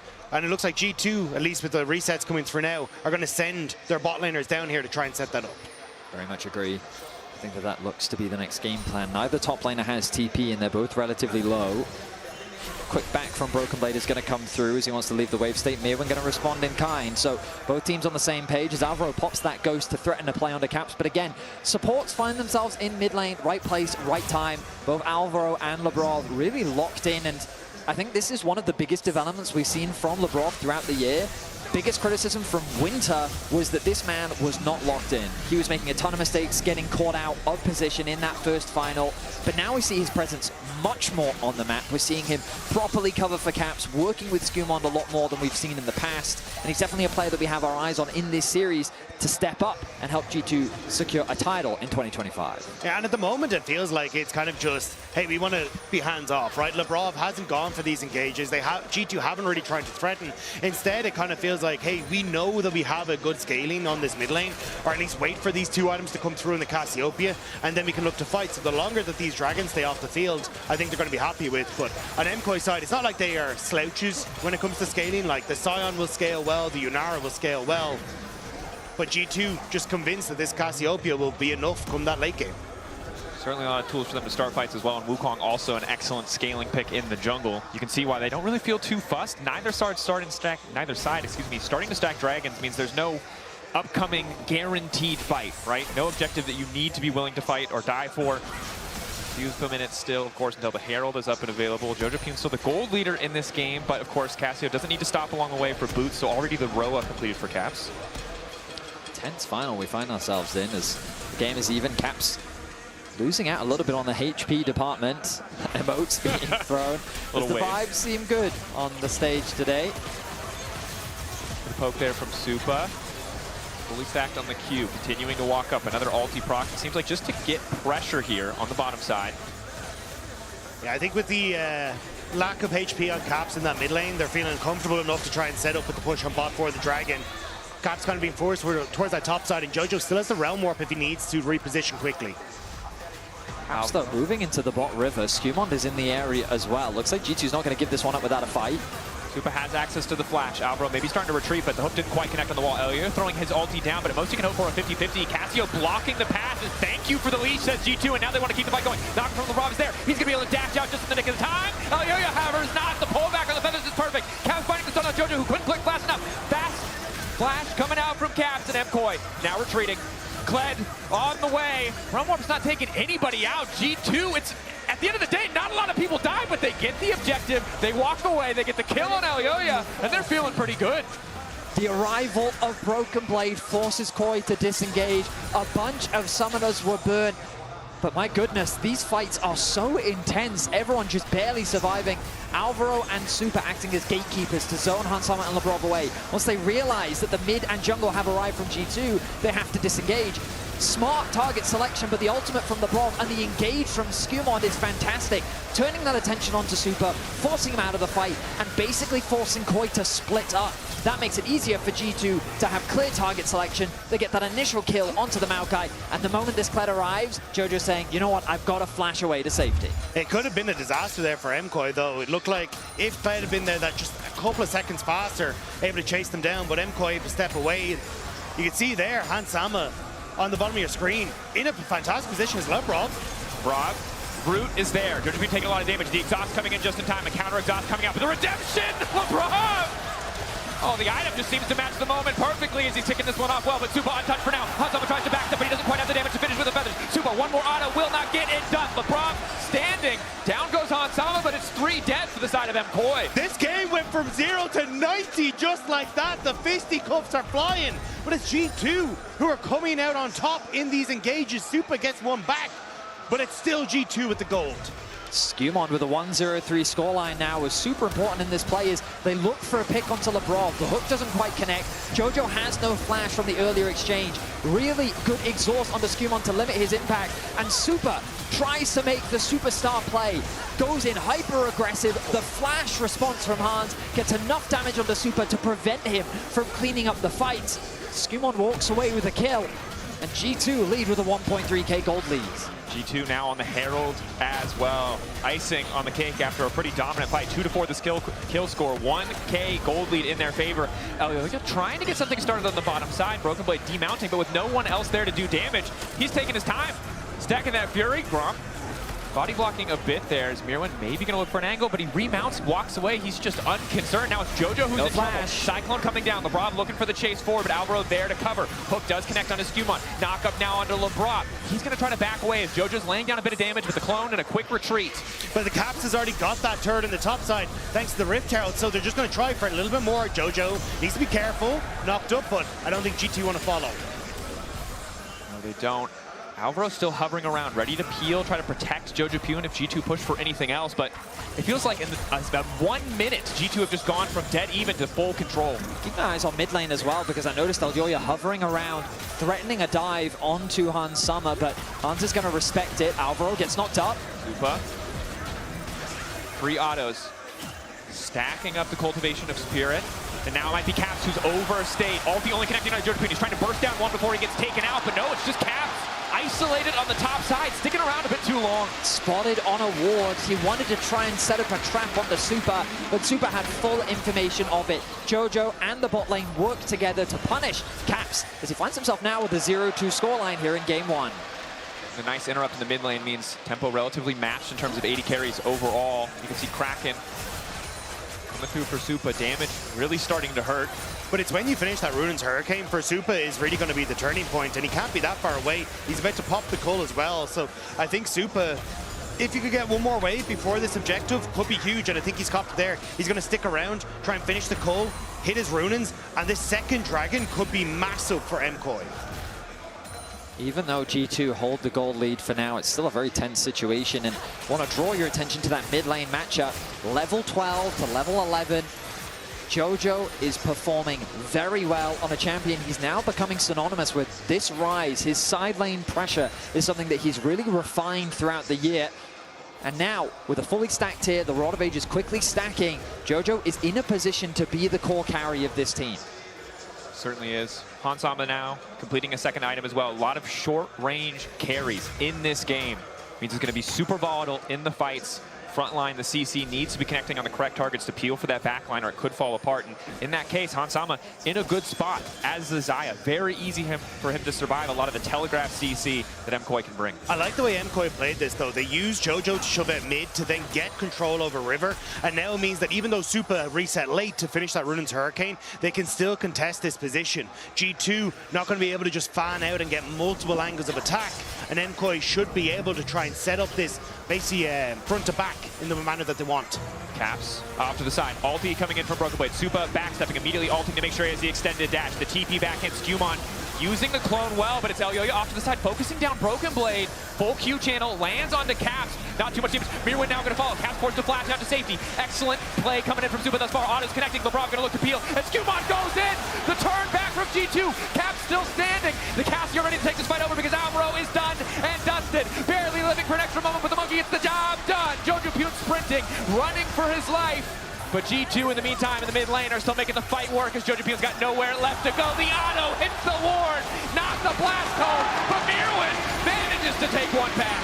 chaos ensues in the mid lane as everything goes crazy. It's G2 that just barely comes out ahead in the fight, as it was a fight on two fronts. You've got Jojo attacking the flank of Broken Blade as Mirwin goes in for a skirmish with the carries of G2. Caps looked like that he was out of the fight right from the start, but somehow G2 find a way back into the fight. G2 were trying to take the fight before MKOI could set up in the front to back that we were talking about. The TP comes through. It looks a little dicey as Oyoya gets a good ult, but the clone ends up taking that ultimate. So then as G2 start to fall away, Jojo moves towards that bottom side, but that only isolates that top side of the fight. Caps gets ulted, there is no follow-up, and it's a great engage from LeBron. The flash charm onto Supa with Skewmon on the follow-up, and it's the man that has been doubted that is making the difference in these fights for G2. Absolutely, that play from Lebrov was the turning point in the fight. Caps then also trying to get something back, gets punished by Mirwin, flashes in, gets the knockup, secures the kill.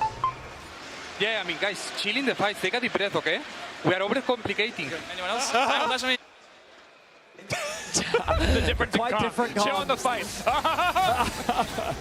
Look, and you can see why they're feeling confident. You're right, Lebrov is popping off. 3-1-4 for Hansama. And another fight, it feels like, where Supa is in an okay position. Could do a lot of damage. The Runans is doing work, but the second that CC lands, there's no coming back. But I think this is where we get to see what feels like the new G2. Look at the scoreboard at the bottom. 3-0-4 for Skewmon, 1-0-6 for Lebrov. They've been involved in every single kill for G2. And these were the two members that we wanted to see link up. These are the two members that needed to step up today. And in game one, they are doing more than their job's fair share. Certainly are. A brief moment of calm now. Otacon, of course, the next thing we're looking to see which team can walk away. Soul point potentially on the table for G2 in 3 minutes as well. Will be Chemtech. Pretty high value, honestly, for a Wukong, a Kled, and a Casio. Supa hovering in the darkness. Difficult for him to step too far forward when he is isolated like this. But Oyoya on the way up. And again, the vision the Saplings give, the control MKOI can get in theory, all kind of falls by the wayside if they just start scrapping with G2. MKOI are struggling a little on the side lanes, though. You can see they already moved both Alvaro and Oyoya down to match Caps with Mirwin. So it means that then Broken Blade gets that push in top. Supa is kind of just fake pressuring in the mid to make sure you can contest the wave. But it is opening up these little moments for G2 where they can get control on the sides. And as we start to move towards those next objectives that you're talking about, Dracos, I think that's going to be key to keeping that control for them. Fight over that control ward. The importance of vision well understood by both teams. Now full group from MKOI around the mid lane. Maybe looking to make a play, catch someone on this mid wave. Trying to play through mid as G2 try to play through bot. The difference, of course, G2 in a good position to potentially threaten or take that tower. And Otacon as well on the bottom side. Broken Blade coming in from the flank. Jojo is spotted on those wards, trying to navigate through the fog of war best he can. This Otacon is melting though, and Koi, the ulti from Elioya comes out. From Elioya. Lebrov isolated off to the side, but the Otacon is already gone. MKOI feel like they have to push for more. Supa already using the Transcend. But they don't get much. The ulti doesn't push them away. They're a bit too late to the play. Now they're trying to make something happen around Broken Blade, but the Otacon's already gone. G2 happy with this. G2 played the map perfectly there. They set up BB in the mid lane, so then they can actually make a pressure point there that Mirwin has to contest. Otherwise, he leaves BB on that flank for the likes of his carries. So G2 end up in a position. Phase Rush going to keep him standing. A risky proposition. That bit of vision. G2 continuing the pressure, pushing onto this tier 2. Mirwin waiting off to the side, but Elioya with no ulti means that G2 just aren't that concerned. I mean, this has been a massive swing in the game state, because while the goal doesn't look dramatically different, G2 have opened up that tower in the bot lane, making it easier for them to put pressure on the side lane. Securing all of those petals as well gives you a huge influx of stats. They're looking for a plan of Jojo. Fast play onto Jojo, immediate knockup. There's just nothing that he can do. Skewmond and Lebrov once again. The team up that G2 fans have been looking for all year is coming into full effect here in the finals. And I mean, beautiful execution from the jungle support duo. And we saw this in the upper bracket. This was part of the reason that G2 were able to win that first game, as now they try to retreat, is those fast plays, catching Koi when they think they have a turn to push out their own waves. But was it too quick is now the question. Jojo's up in 17 seconds with TP, Dragon in 35, Skewmon no flash, no ultimate, no flash on Lebrov. Maybe this is a moment where MKOI can say, hang on, we can stop this Dragon stacking and start to get some control over these objective fights for ourselves. Absolutely. I mean, the delay on the base of Hans Sama is going to be significant. Caps versus Mirwin. Yep, that matchup going about as I expected. It would take like, 20 seconds for Mirwin to die, but he might as well just get out. Super going to pick up a tower for himself. But of course, while Skumon and Labrov have been setting up a lot of the plays for G2, right now it's all about Hans Sama, the key carry for the team. 2 items completed. I don't know if he's actually had an opportunity to base yet. I imagine he's sitting on a lot of gold. Not as since the we saw the recall started canceled. off. I don't think G2 feels confident enough to force this. Instead, they'll turn their attention towards the mid-tier 1. That is the Realm Warp gone. G2 now setting up position around the Baron. They have Cassio and a Xayah. They eat the subjective alive. They cannot be left alone around the pit. I think in this position, though, they're just happy to say, hey, we're just going to try and set up vision on this top side and try and play then to enable Caps on this side lane. Because especially with things like the Realm Warp and Elyoya having that ultimate, it can be very easy to chase down this Cassiopeia in a side lane. So I think G2, with the way things are going, just happy to gift across that early dragon. Hans has to be on so much gold right now. Yeah. Like, he still hasn't based. He's going to take the red buff. At this point, I think he's sticking around for IE. Sticking around for another wave, yeah. I mean, let's see what he gets when he eventually does base, but I think you're right, Dragos. Ooh, Rob doesn't want to take the risk there, but Suba is, of course, isolated in the mid lane. Blue Trinket spots out Cass, but they don't want to overcommit. MKOI playing with a ton of respect. They don't know that G2 are a little bit scattered there, so they don't feel comfortable stepping in and trying to force a play.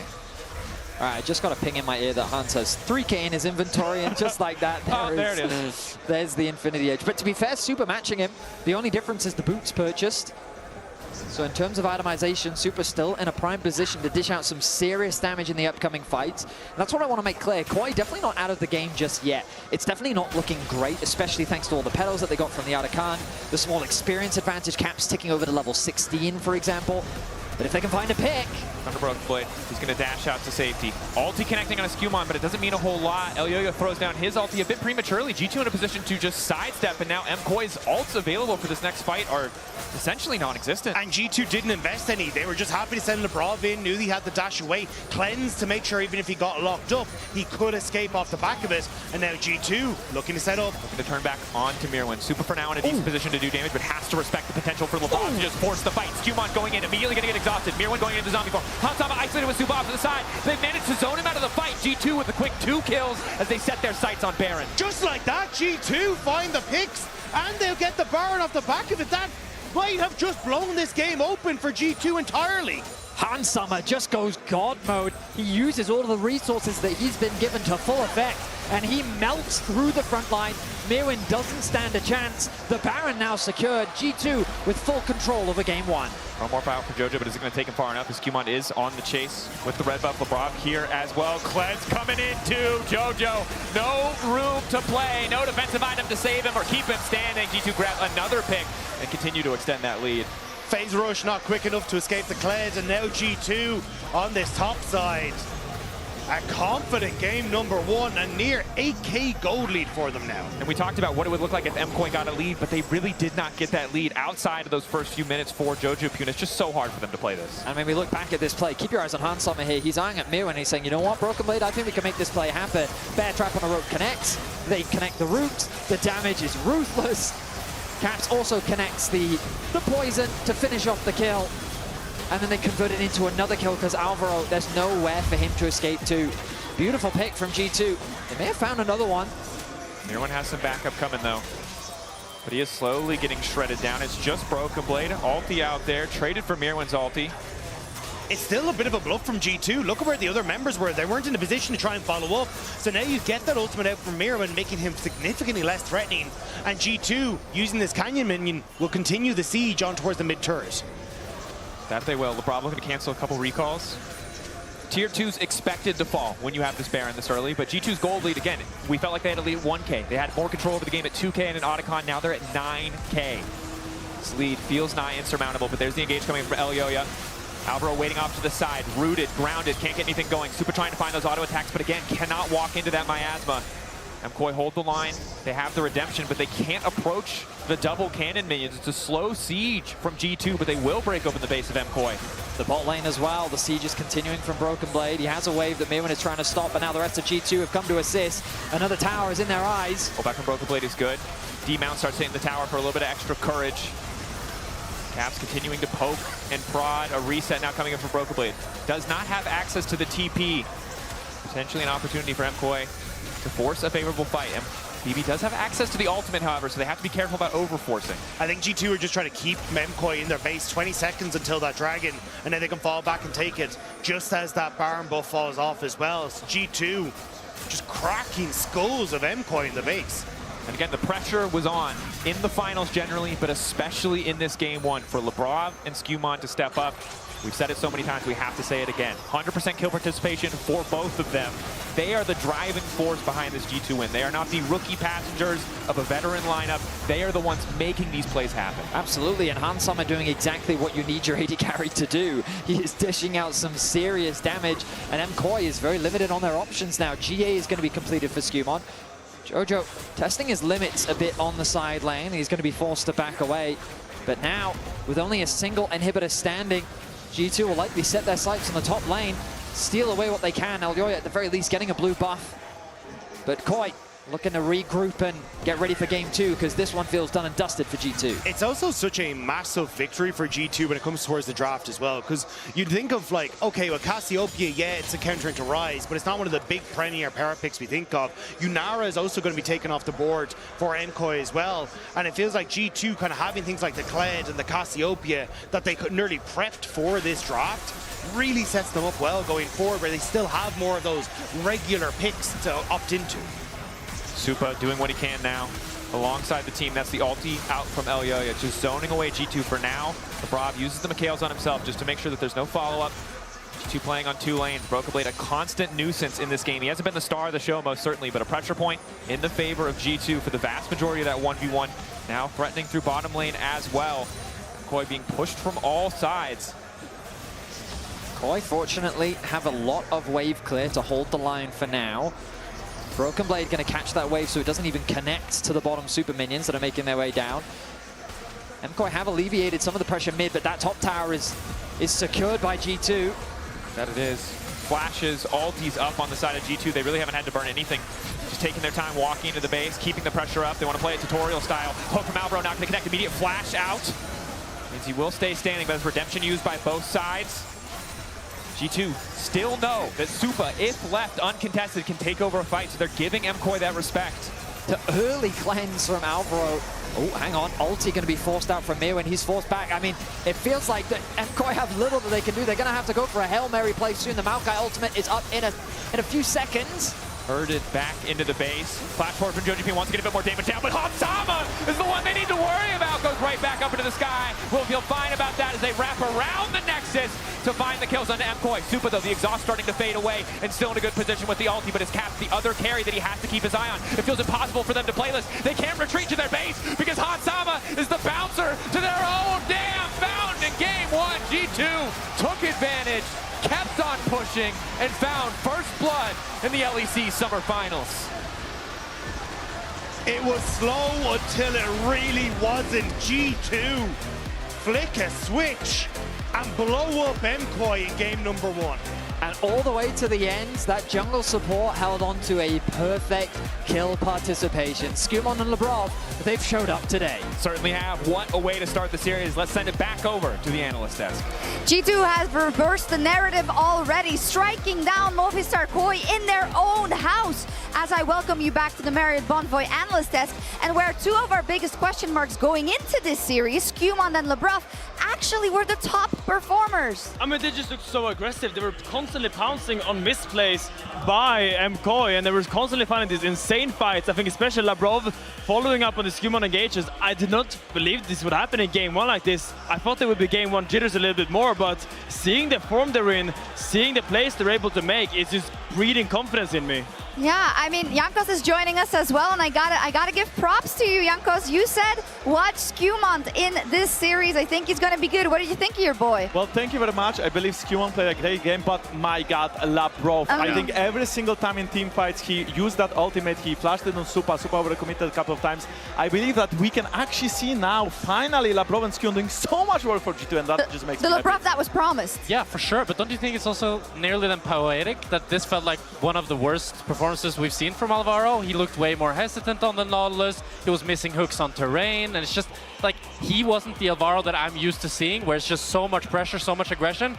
They just look lost. Definitely, and I feel like it's also maybe the laning phase, maybe Supa laning, maybe something else, but we could even hear Elyoya saying, calm down guys, we have this in team fights, we don't need to overcommit. This is one of the fights where they lost mid lane, where actually Supa was the one dying first. So I wonder, is it the stress now that, you know, after all these interviews committing, oh guys, we are going to win on stage, we are, you know, supported by the Spanish crowd, we are going to do it on home soil. And now are they shaking? Do you feel like, I feel like you could tell in the first 10-15 minutes that both teams were playing with a little bit more nerves. Everything was a little bit more awkward than it should have been, but then I felt like G2, they like clicked, but MKOI never really clicked. They just felt the nerves the whole way through. Absolutely, and maybe they need their captain, maybe they need Yoya to kind of get more responsibility in early game. I feel like Maokai is one of those champions that can lead team fights, but into Wukong that blocks his ultimate, it's quite tough. What do you think? It's also hard because the Nautilus can't really hook into the Wukong, and I felt a little bit surprised considering the early solo kill we saw by Georgian on the Caps that they couldn't really find more out of it. It felt like Caps was kind of safe, just kind of farming up, and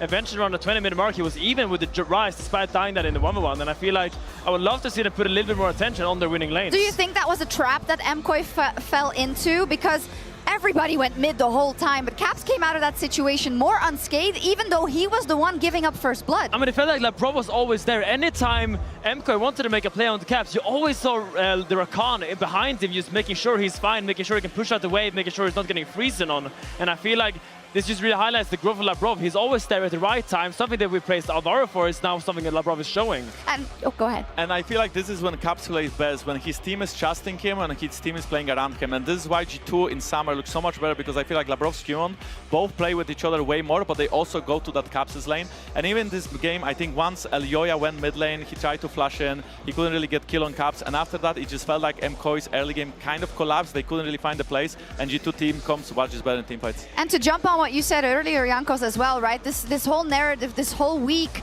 has been about how MKOI is playing in their own house, how in the opening ceremony, you heard it, everyone got booed on G2 except for Caps, and now they know why.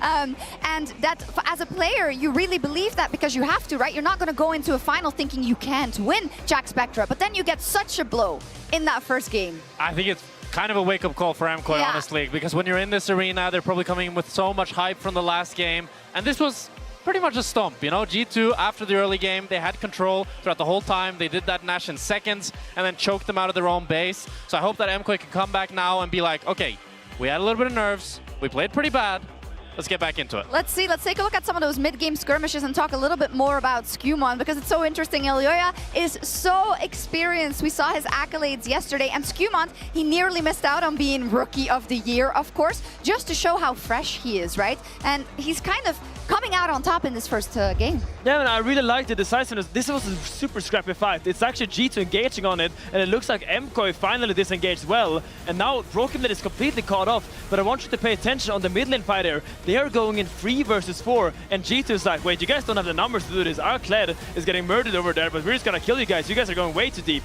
And I feel like this is once again bringing back the whiteboard of MKOI. Patience, patience, patience. Yeah. You are going on this Kled. This Kled is that you don't need to overforce like this so hard on the mid wave. Yeah, it's a big mistake by Supa there. I mean, he dashes in, right? And Labrov, as you said, Jankos, immediately punishes it and kills him, and it kind of just decides the whole outcome of the fight. But I believe we should also highlight how well Labrov and Skewmont turned there, because this is not something that I would see them doing winters. But maybe in winter, if MKOI did the same play, perhaps they wouldn't get punished. But now we can see Labrov, Skewmont working together to create that fight for G2. And we'll have to see how they adjust, knowing that it's a different set of jungler and support that they're up against today in the arena. To remind people what Finn is referencing, it was written on the coach board for Movistar KOI a couple of weeks ago in the playoffs. Patience, patience, patience. That has been something that they have trouble with in the past. Would patience have helped here, though, with this game state? I think so. Yeah? I think most of these fights come down to MKOI being a little bit too overeager, going through the wrong people, disrespecting the Casio W's, disrespecting the turn potential of the Rakana Wukong, and I feel like when you have a comp with Sion, with Maokai, you need slower fights. You can't win a fight where everything goes explosive in the beginning. You need to slow the fights down, let your Gnar do damage, and play off your Rice roots better. Yeah, say, Finn, I just realized they must have played really well because you didn't even talk about Kled. At all. I mean, this Kled was kind of a passenger this game. Kled to Sion is a great matchup because you constantly have side push and you have an easy way finding rotation angles because you constantly push outside and you have that first move with your ult, but kind of a quiet game by both Mervin and Broken Blade. Didn't really feel any of their impact this game. Would you say you were disappointed then by Broken Blade on the Kled, or did it just kind of go how you expected? He did his job. He did exactly what he meant to do We with the pick. can't be disappointed with him in a win also. Well, We've been riding him so hard. He said he was a passenger. I want to follow up with his build, right? Because he rushed Hydra into the Black Cleaver in the tank matchup. Could you maybe kind of walk us through why? Yeah, so what is annoying about the Sion matchup for Kled is that it's really hard to push out these tanks when they get a little bit of armor. So what you do is you rush the Titanic Hydra, suddenly you're hitting him, but you're also getting the wave at the same time. And suddenly you do get these moves, you still get the side lane push. Following up with a Cleaver makes a quite nice 2-item spike into any of these tanks.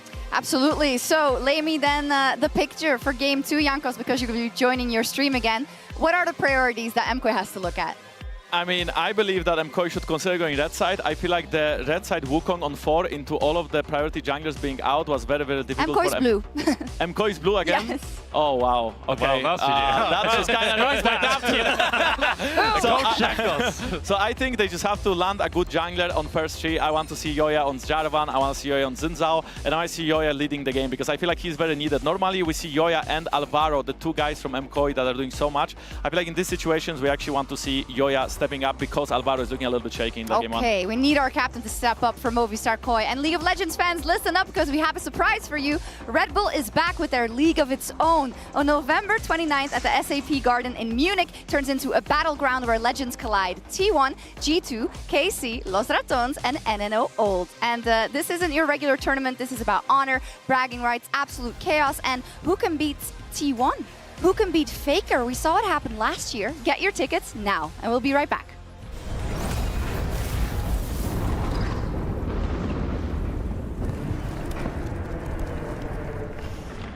Here we go again.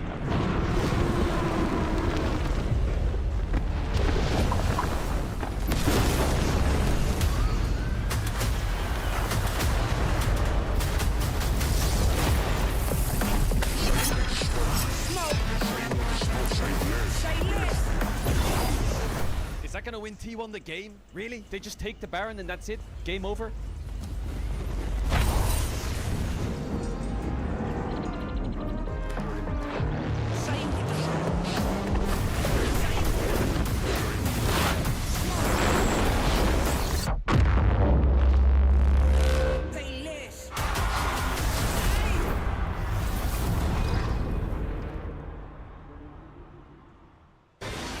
Nice. He's not flashing. We can fight. Fight with me. Slow, a bit slow. RTB as well. Look, kill him. Okay, Sams. Guys, just chill. Next track. Flash, I can flash. Give me dust. Nice. Go into Nash. Okay. Nice. No. Go into Nash, guys. Good one, okay. Yeah.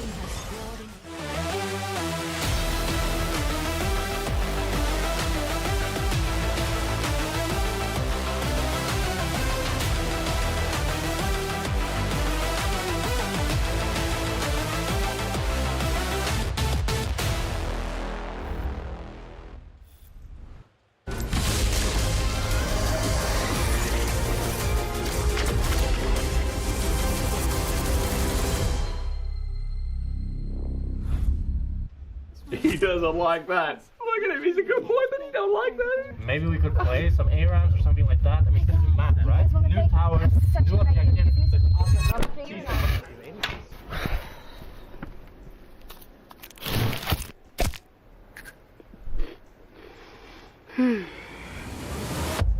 Have a break. Have a Kit Kat.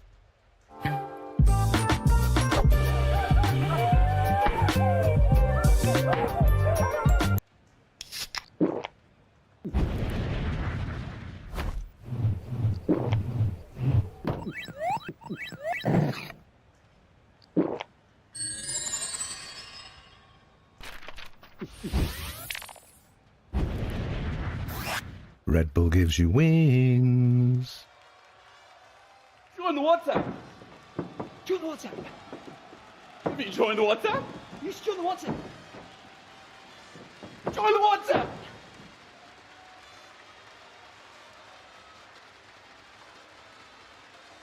We're now approaching the final pick, and what a ride it's been. A moment of hesitation, but we're getting closer to the game changer. What a legendary journey we've been on. I mean, there's so many excellent options, but one of them has to be a perfect fit. Oh, they're about to lock in. Oh, what a pick! What a way to close things out. Join Marriott Bonvoy for a chance to claim a free Hextech chest and key. Marriott Bonvoy, a check-in at every checkpoint. Want to level up beyond the Rift? Express like a legend and find your fastest server in one tap. Express in game without ISP throttling. Express and shield yourself from DDoS attacks. Express and choose the VPN trusted by gamers everywhere. Express VPN. Experience gaming the Express way. Fast, stable, competitive. It's time to Express. Scan to start your 14-day free trial. Subscribe to unlock free Hextech chests and keys.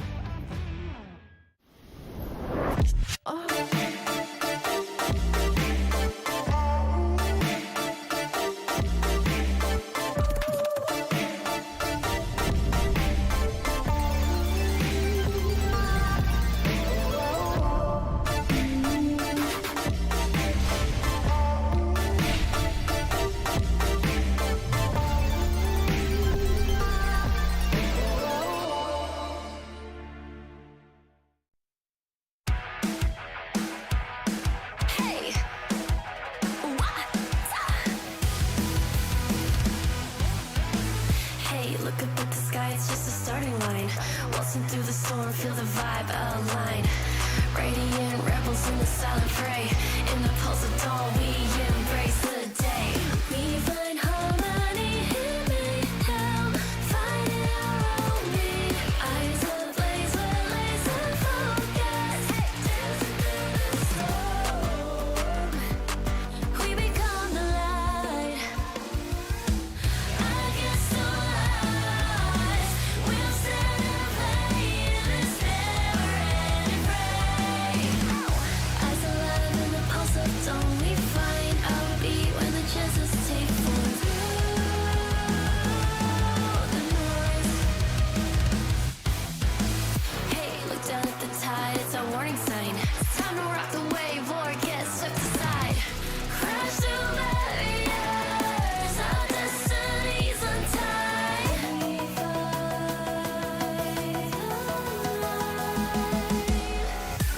We find harmony in mayhem, finding our own beat. Eyes ablaze with laser focus. We become the light. We become the light. Against the lies, we'll stand and play in this never-ending fray. Eyes alive in the pulse of dawn, we find our beat when the chances take form through the noise. Hey, look up at the sky, it's just a starting line. Hey, look up at the sky, it's just a starting line. Radiant rebels in the silent fray. In the pulse of dawn, we embrace the day.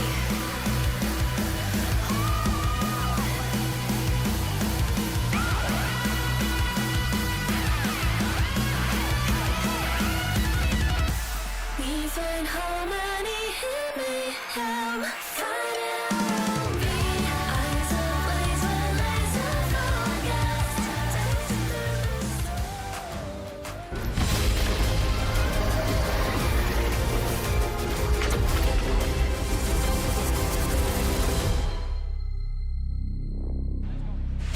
Dylan, that was a really convincing game one. What are your first impressions on how the boys played? I think it was good. We were a lot calmer and a lot more decisive than I think our other grand finals this year. Although I think if they're not very ahead in that game with a passive draft, it's a bit easier for us to win, for sure. Any reactions on Lebrov and Skumon? You were saying way more decisive than previous finals. How did you felt it as a coach? Yeah, I think they had Rakan Wukong for playmaking, and they played very well that game. Thank you so much. Good luck for game 2. G2 takes game 1 here. Let's see what happens next. A positive outlook, no surprise. Dylan Falco feeling pretty good about that one, but always not one to overstate, I think, Mr. Falco. Stays grounded. Stays very grounded. And of course, the job is not done. One game, not enough. Getting ready now for game 2. See how MKOI bounce back. Of course, we're still in their house. This arena predominantly filled with MKOI fans. See if they can leverage that energy now to recover, to shift things back in their favor as we get ready for game 2 picks and bans. I'm ready. I want to see what the adaptations are. Something that Dagda mentioned earlier was when we think about power picks, a lot of them are still up. Like Yunara was something that we saw banned a lot yesterday, but now that doesn't need to be banned. And for G2, they're probably feeling pretty confident. I'm curious as to how things will shift for them as MKOI find themselves still on the blue side. Varus can be the first ban, an immediate Pantheon response. They want to take that agency away from Elyoya. I wonder if Xin will quickly follow up and pinch that jungle pool once again. Yeah, especially though with things like the Azir still up and available. And still going to be up and available. Ambessa taken away. Like, the Orianna is still there. Talia now gone. There's a lot of options here. How you want to try and play this out now for G2. Like, what are you most threatened by? Especially with the Talia gone. That was their answer the last time around to Jojo's Azir. So do they just ban away this Azir now instead? You would imagine so. Azir, a very powerful champion still, even after the nerfs that we've seen. I feel like in the hands of Jojo, it's one of his comforts, and as you predicted, going to be taken away. So what will that first pick be? Will it be that jungle role? Will we see Orianna, perhaps, as the early lock-in, with something that was banned away in game 1, quickly going to be grabbed, often a pair alongside the Wukong, which has now been taken away? Still, as you were mentioning earlier, though, like the Xin Zhao is still very good with the Orianna, being able to like enable him in a lot of these early skirmishes until she gets that big power point. Even things like the Alistar still available to be that ball delivery system. So options for MKOI and for G2. Usually we've seen the Galio, as the answer into it, and it is going to be the Galio that's taken now for Caps, it looks like. Setting up for maybe a potential Kai'Sa composition. Feels like it's been so successful, although for MKOI, of course, despite the massive lead they were able to build the last time they piloted, it did fall short in the final moments. Maybe a trade of drafts from that game 2 in the previous series. We'll need to keep our eye on it. You highlighted it well already, but a lot of the major jungle champions still up and available. Skumon really does have his pick of the litter. AD, the expectation with the Galio already locked. Jarvan is where my instincts are at, but Xin, I think, can also work just fine.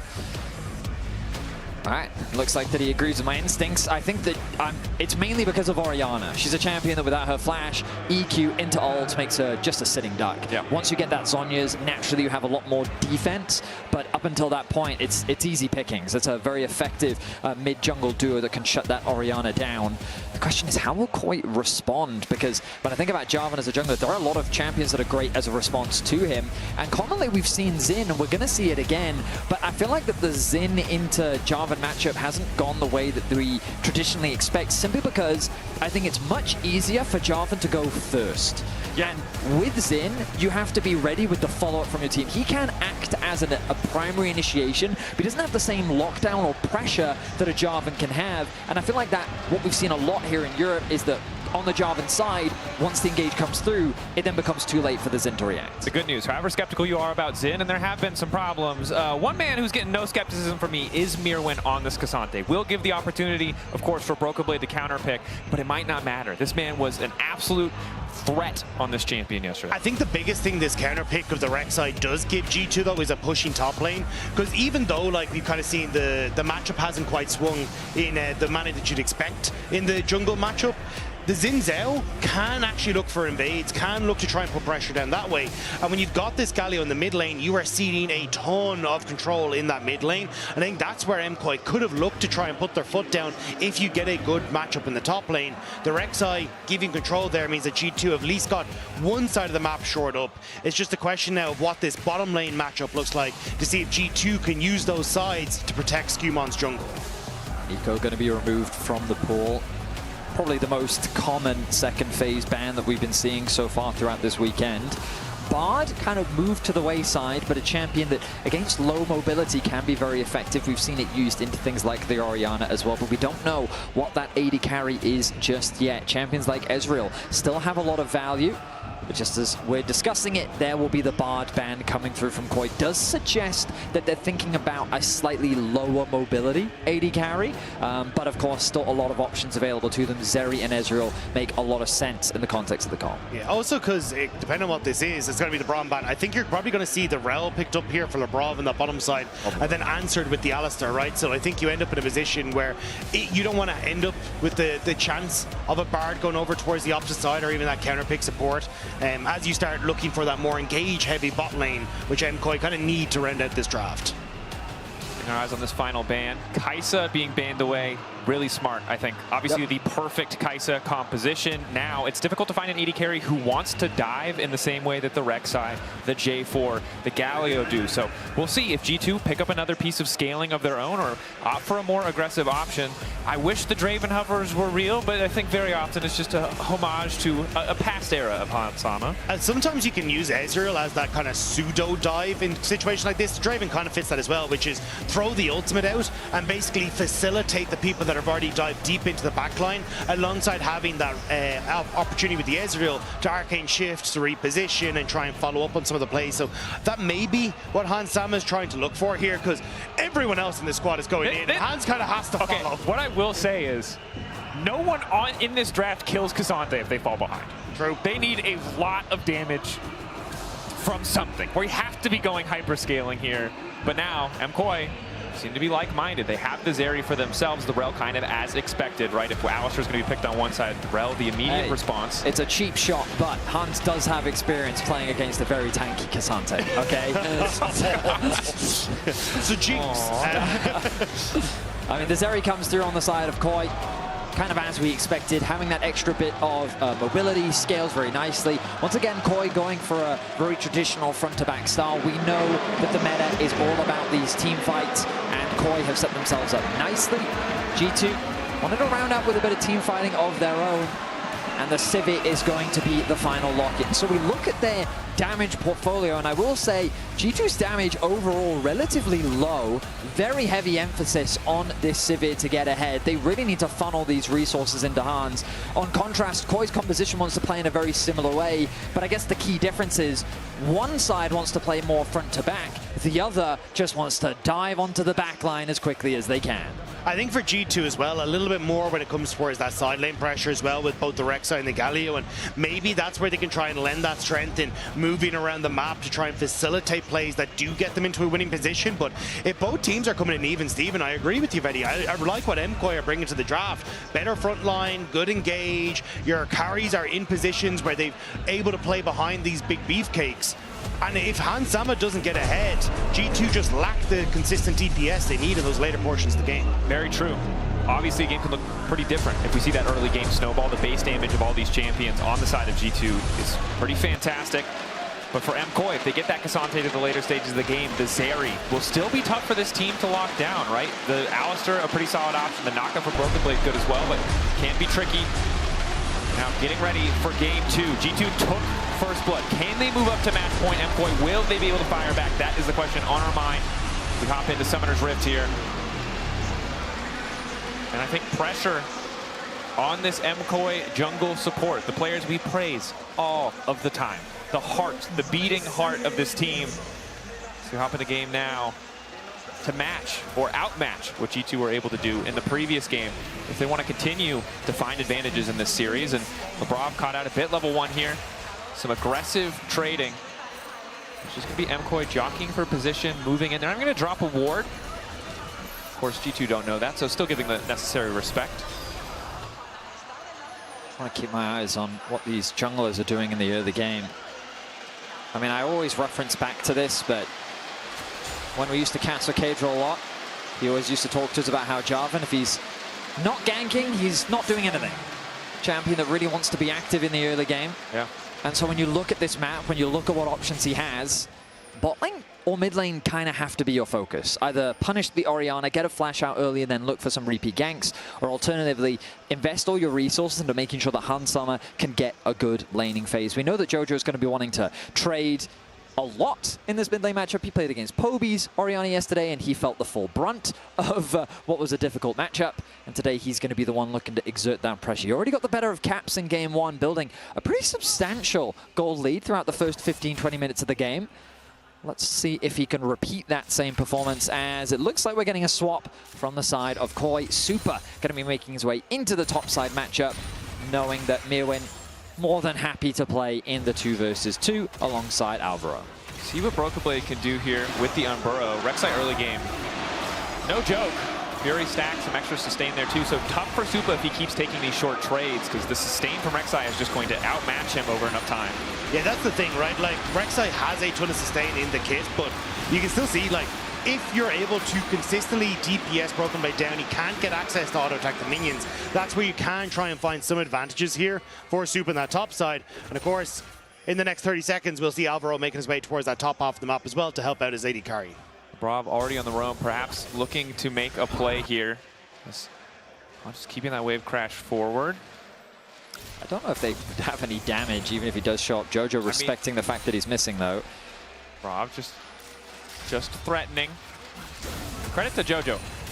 He'll be forced to taxi out from Labrav as Jojo, unafraid, knows there's a potential of a Q flash, but also just doesn't believe it. In the meantime, however, Cap's happy to have that opportunity to move in. Use the passive, get the extra shielding back, and just run out. Nice trade there from Caps. Kind of what you need to do. Passive from the auto. Proc the phase rush. Passive again. Nice chunk of damage.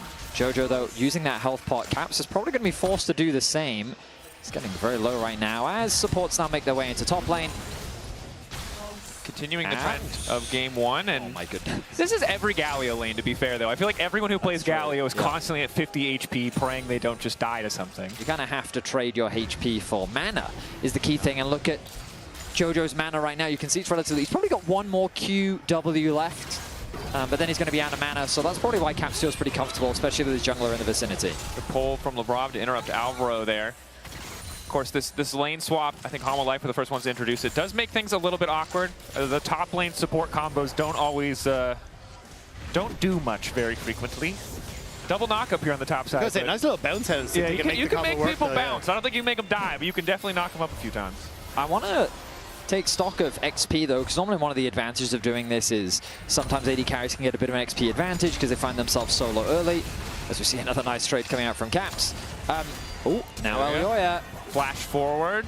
1, 2, waiting for 3, dash in 3, that's the wind becomes lightning. Caps now in trouble as Alvaro chases. Justice Punch not going to save him. They're donating the kill over to Jojo. First blood picked up once again. Great timing from MKOI there. Caps going for the aggressive trade, thinking that Jojo had TP'd into an odd spot, but ends up setting up perfectly then for the rest of MKOI to follow through and donate the kill. Elioya has to commit his flash to make the mid play work, but it ends up paying off. Once again, Jojo gets himself first blood, and Elioya making his presence known early on. We heard from the desk that Elioya was quite quiet in game 1, and I think that we can say the same thing with Scuman and Labrov really getting the better of them in the jungle support combo. But this time around, Alvaro and Elioya already looking to make magic happen. Small gold lead for MKOI. Dragon available. Flash in. Flash forward, knows that flash is gone. The flag and drag to follow perfectly. Stacked CC there, but Jojo Pune just a little bit of life. 100 as he's able to flash out. And not enough damage. What? Oh, that's the Galio nerfs there. The shielding from Jojo's E, just enough to keep him alive. But I mean, we talked about limited damage portfolio on the side of G2, and that was kind of an example of what we're talking about. That was double flashes committed, that was full combos from both Jarvan and Galio, and it still wasn't enough to kill a level 5 Orianna. On the way in, the game plan from MKOI is clear. You called it out. If these carries get ahead, they're feeling good. And in this case, it's Jojo Pune. Elioya spending his time just to make sure that Jojo can pick up those last little bits of farm. Remember, he did already burn that TP. Scuman, though, recognizes this as a window of opportunity to lock down that early Drake. And thus far in the series, Labrav and Alvaro matching each other in almost every play. Labrav is going to have to crash down out of that one as Hansama was first on the collapse. Speaking of Hansama, he's doing very well on the farm. He's just built the same lead that Jojo has over Caps independently. He's been farming well. He's been catching waves where he can. The swap really didn't affect him much as Broken Blade now in danger. Ulti to interrupt the tunnel. He wants one more. Broken Blade's still going to go out. Q forward. Mirror wants it so bad, but he doesn't have the range to dash forward. The Q3. Oh, and the emotes. Broken Blade so close to death, but will manage to walk away. Yeah, that's the one where you say not even close as your voice breaks afterwards. Broken Blade trying to play it off cool, but that was very, very close to Mirren getting that kill. And we saw yesterday what Mirren can do with leads in this Cassante. You do not want to be giving that man the gold. An interesting adaptation for Mirren, I think, recognizing the lack of damage. I think that's a Fimbulwinter. That's an early tier. Knows that he's going to lose in the sustained battle against Rek'Sai, so wants to make sure he has mana. Might just be a tier for lane. We'll have to keep an eye on it. We'll keep track of the direction that he ends up going. In any case, Elioya now feeling power to move into the top side of the map alongside Alvaro. That jungle support synergy that we've come to expect working well, but Labrov and Skumond are there to answer. The battle over the red buff, I don't think it'll amount to much. Caps is ready to go. He has his ulti available on the Galio. Alvaro punted over the wall. Jojo Pyun ready to follow.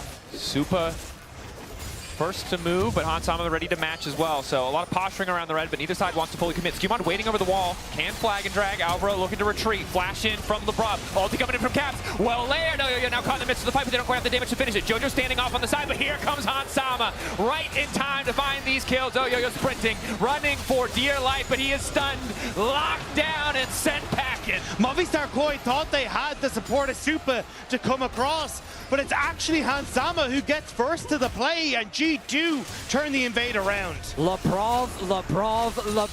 This man is showing up today. What a fantastic engage to set up for G2 to find a beautiful fight. The grubs have been started by G2, but I don't think they feel confident enough to secure it. Already, Jojo and Elioya get back out onto the map. And we look back at this play, and I really want to draw your attention to Labrov as he finds a beautiful engage. He stacks up his passive, uses that initial punt to get Alvaro out of the fight, but he has his sights set on Jojo. And essentially what MKOI are trying to do are play with Supa, having that ability to come over the wall. But Hansama drops the wave and comes across, and Labrov, as you called it, Benny, perfect engage and setup then for Caps and Skumond. We're back to live, and boy, Grubs contested. 2v3 on the top side, Supa immediately in a ghost. Labrov in trouble, only level 5 likely to fall. Supa happy to have the extra gold. The Ultra Shock laser over the wall. Labrov retreating to Hansama, but Hansama cannot keep him standing. Good side steps, but the movement not clean enough to stop the kill from going over. 2 grubs already down for MKOI, and they will lock down the third. An ambitious contest from G2 as Koi, they had the numbers, they had the positioning, and G2 had already used all of their resources. No ulti for the Jarvan, Galio, or Sivir meant that was always going to be a difficult fight. MKOI absolutely punished them, and they get themselves, at the very least, a bit of reprieve. This is a much closer early game than we saw in the last game. Very slow, very quiet, but both teams punching back and forth. I think the big thing to point though, Hansama, 2 early kills, a little bit of a gold lead for himself on that bottom side, is going to be crucial again to the success of G2 because he needs to be that consistent damage. Definitely the case. Is again, Alvaro and Labrov, both have been matching each other the entire series thus far. It was Labrov in game 1, playing like an absolute demon, of course, that made it easy for Hansama, a similar story to what we're seeing now, to really take over in so many of those fights. MKOI trying to hold on in the mid lane. We know what Jojo could do as we get later, but I feel like Labrov is not done yet. Play over the wall, knock back into the top. The follow-up is here, right on time. The shockwave, not enough. Yugsoft back to the tower. Caps has to flash out to safety, but it's just not nearly enough to get the kill. The last time these two teams faced off, Labrov flashed underneath the tower and was outplayed by Jojo. Instant reaction. Elioya now trying to follow up on his Skumond. Skumond forced to flash backwards, but again, they don't really have the damage to convert here. But I think G2 walk away happy. They find the pick that they were looking for. Labrov continues to be proactive on the map. Broken Blade going for a bit of a one-on-one against Mirwin. Feeling more confident than the last time they scrapped in the 1v1. But my goodness, once again, this jungle support combo of G2. They've set their sights on Jojo, and they are trying to shut him down. Remember, while they are working on the project of shutting down Jojo, it's Hansama stacking that coal, holding on to that 500 gold lead. Supa trailing just a little bit behind. Would love to complete the first item there. They're going to be crucial in these fights. I'm curious what the game plan is here for G2 because they actually have the item advantage over MKOI, but and the dragon is about to spawn. but you see the TP coming back in from Broken Blade. So there is a moment where G2 could look to fight this objective, especially with Jojo now down to half HP. With Caps on the top side and a lot of pressure from MKOI up there, it looks like MKOI are the ones who don't want to try and contest. Credit to G2, they are sacrificing pressure on the top side, but Hansama able to push out mid first. Uncertainty as to where Lebrov is stops Jojo Pune from pushing too far forward, and Broken Blade, similar to last game, is just this infinite pressure point. The Rek'Sai so obnoxious. You can't bully him out of lane. The sustain just eventually whittles down Myrwn and forces him to respect the push that's coming out. Overall, early game going away that G2 is happy with. Hans has to be careful here, though. He has the spell shield ready for a shockwave from Jojo. Elyoya was in the shadows waiting, clears out the vision, and our observers highlighting for us now the limited information G2 have. Nice little ward over the wall there. Spots Elyoya. Sweeper will spot Alvaro. Only level 5. Hansama level 9. Waiting behind, not a ton of mana as Elyoya may want to start this one, but it's the Hex Gate. Skewmon arriving to cover, and MKOI a little bit split. We talked about the damage of G2 as we get later lacking, but right now, when you have major item completions like the Sundered Sky, base damage alone is enough for G2 if they can layer the CC to just find these easy picks. I mean, the good news for Koi right now is that they're not forced to fight.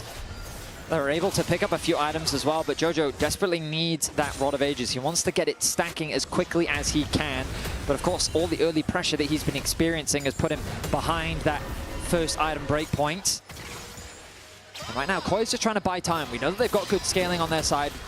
Lebrov caught out in the river. Playing with fire here. They are going to force the flash out. He held on to his ultimate, though, so this might be a little bit over-eager from the side of Koi. Apparently not. Supa.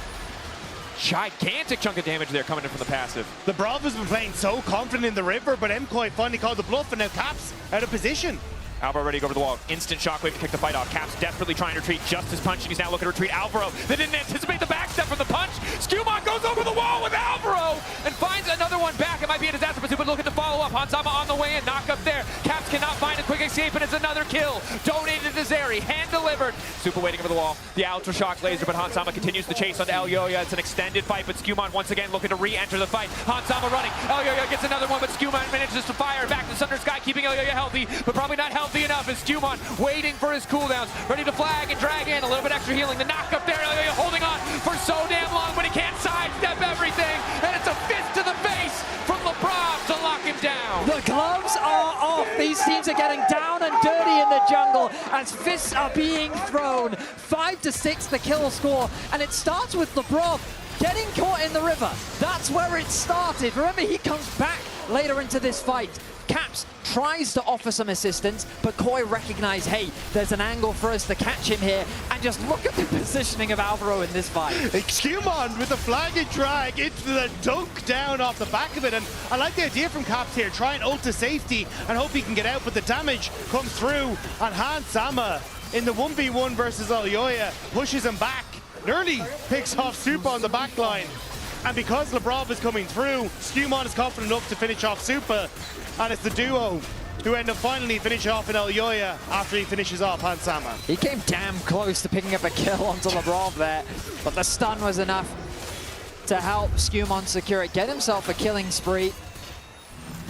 And now we return to live. Thinking about these objectives, Herald is going to be up in 5 seconds time. The top laners remain isolated on their island on the bot side of the map, but you can see the Broken Blade in terms of health is starting to get the better of Myrwn in these trades. He is the one consistently pushing him underneath these towers, and Myrwn going to be forced to base. There's been a sizable gold swing in the AD carries though. Now a 600 gold lead for Supa has just popped the cull on both sides, which was why you're seeing a little bit uneven, but still, the Runaan's Hurricane just completed now for Supa on this reset. Should be perfect for these next objective fights. Hansama desperately needs a reset to pick up some gold of his own. Minute and 20 till the Drake. We'll see if he backs after this wave. But instead, it looks like they're going to go for a fast play onto Alvaro. Alvaro shattering strike. Quick crash down as well as the heal to try to make his way out to safety. Elyoya there to cover.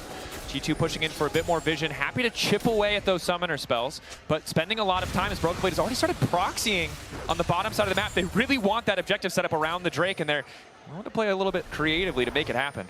Broken Blade has the TP available if G2 want to start this Herald off, and it looks like they're thinking about it. Hans did use his ultimate in that last exchange. Alvaro just completed the redemption, And the rest of MKOI returning back onto the map, but Jojo TPing bot lane signals that KOI not interested in contesting this objective. Instead, they'll turn their attention towards the Dragon spawning in 35.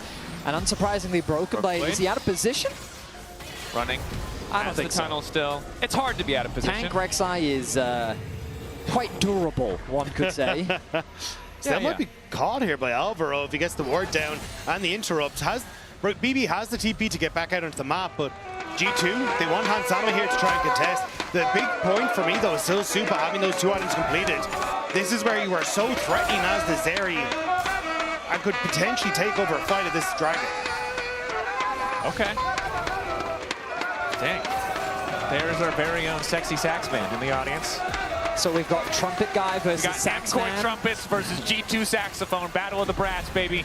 Also, battle of this third Drake. MKOI with the better setup, but G2 with the mid lane prio. Courtesy of that Herald, it's Jojo Pyun caught out, isolated in the Cataclysm, and here comes Caps trying to get the job done. Redemption for a bit of extra healing, keeps Jojo standing for an extra second, and Supa off to the side. The immediate turn from G2. They recognize one target's almost down. They want to go to the next. Jojo lives for far too long. The sidestep turns to alive. He forces the flash out from Skumon. The chase down on the Caps is coming through now. It's Mirwin versus the world. Hansama isolated. All out goes Mirwin. The taunt might be enough with the flash through. The Q, the portal, keeps them standing. Mirwin wants to get one more kill on the Broken Blade, but in the meantime, Alvaro must back off. G2 with the kill advantage thus far. Broken Blade in the midst of 2 wants to turn it back. Pull back coming in on the Q3. Broken Blade can't quite go back into the tunnel, or yes he can. Dash forward from Elyoya.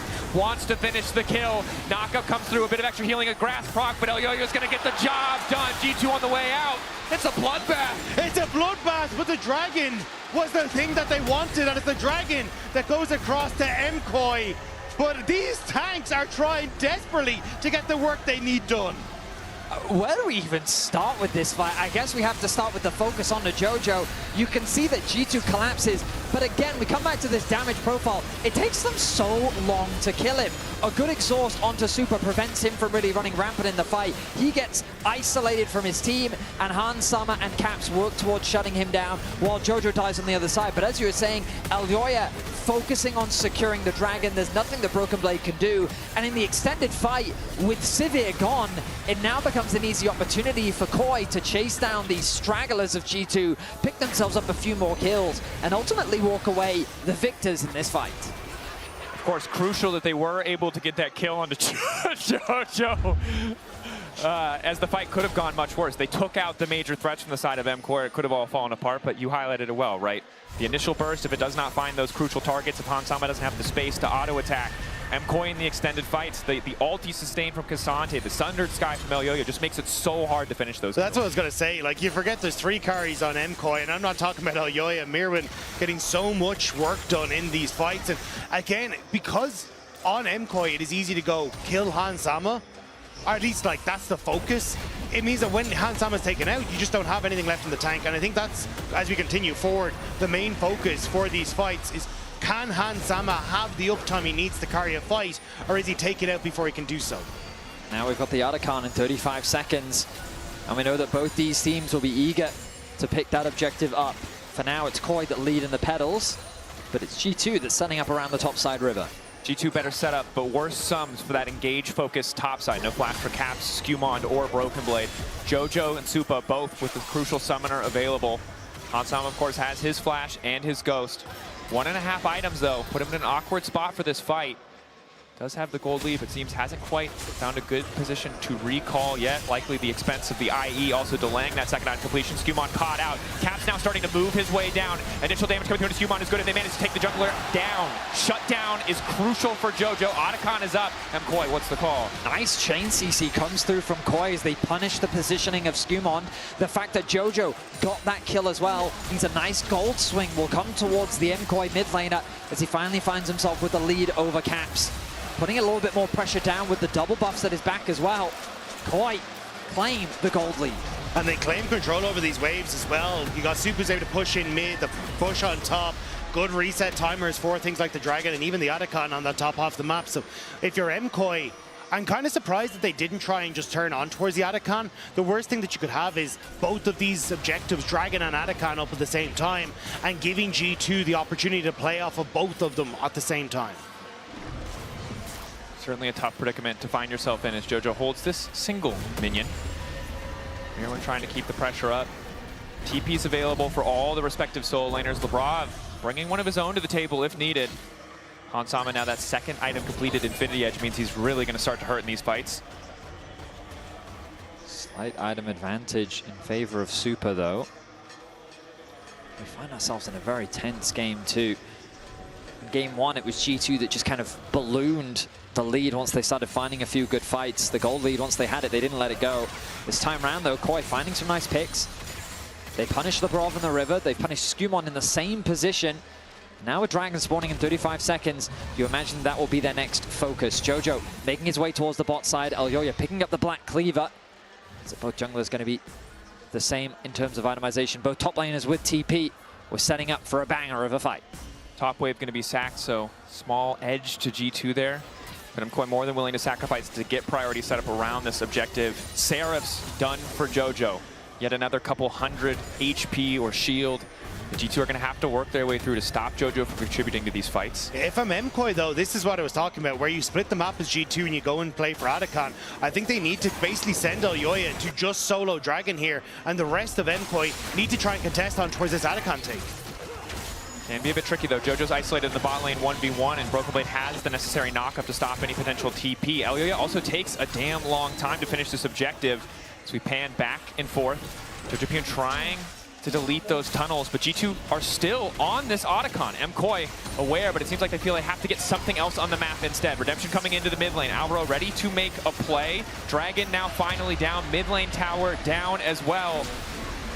Otacon will finally fall in the favor of G2, but MKOI happy to trade 2 towers for the Otacon. Overall, Otacon worth 2 to 3k gold in terms of stats, so not the worst trade, but definitely not ideal to give it up. I was worried that for KOI, just trading a Dragon for Otacon really wouldn't be that worth it overall, but the fact that they got 2 towers off the back of it was very nicely done. Alvaro even dropping the Redemption to rejuvenate the low HP caster minions was a nice touch to help secure that tower, knowing that Caps really doesn't have the wave clear to protect that mid wave. An 800 gold lead, not too significant, but sizable enough to put some pressure onto G2. You can tell that KOI is definitely gaining a much better footing here in game 2. And I think for MKOI, they just have an easier job when it comes towards scaling, right? Kasante going to be stronger than the Rek'Sai the later this game goes.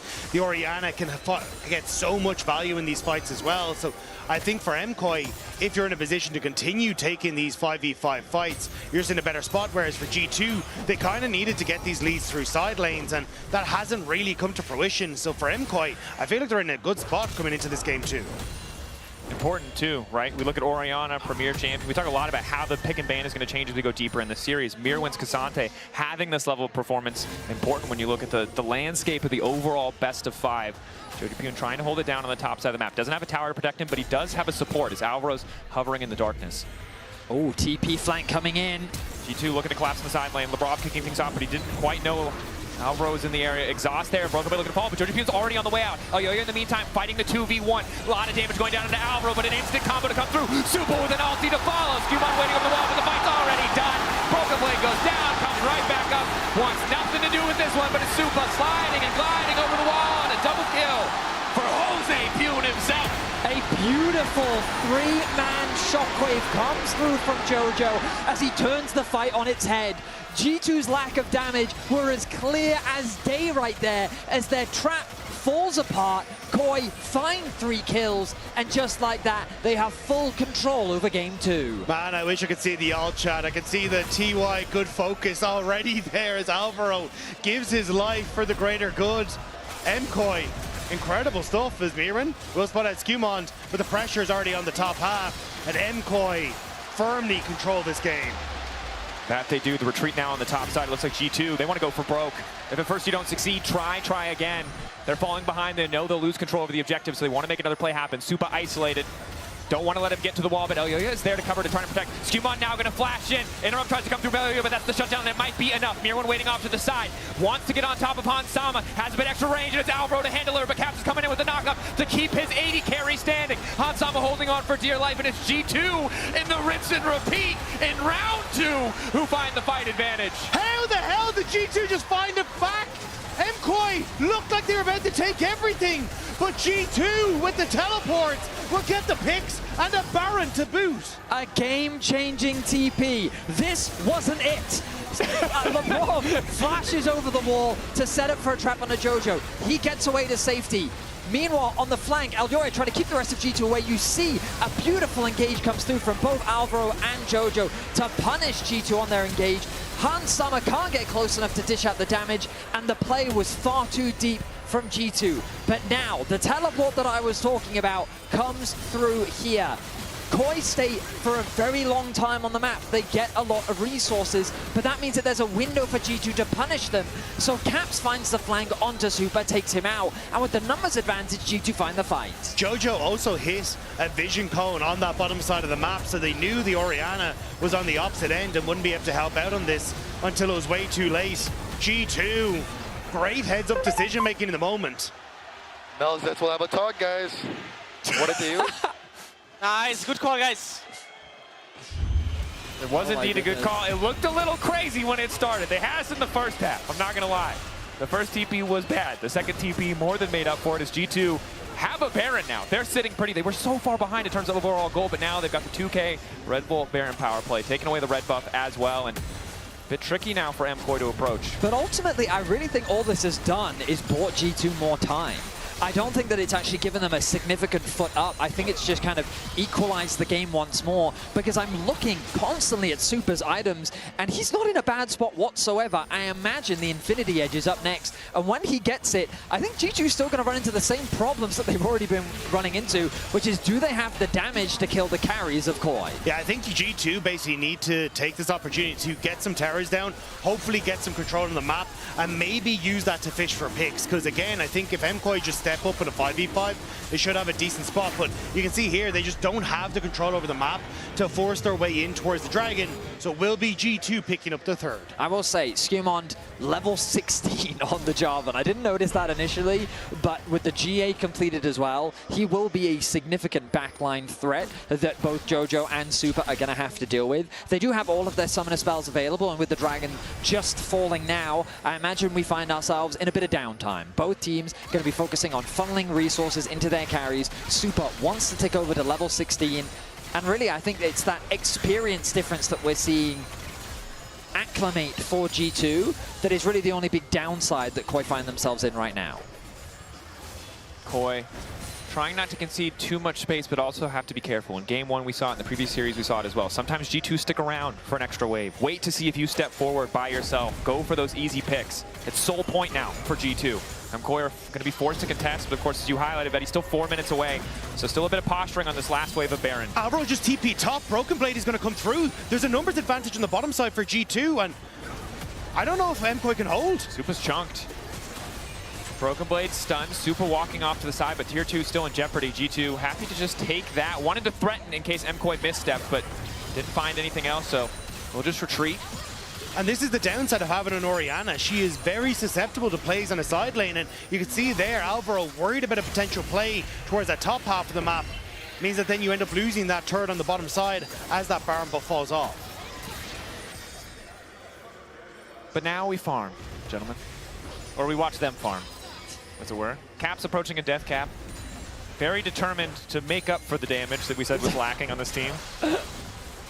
That's an indecisive build right there. I may not be an expert on Galio builds, but I will say it is somewhat unconventional, but I think appropriate in this game. Yeah. It's not set with a death cap. It's not like full Mashal build. You know, there makes sense. He is still a wizard.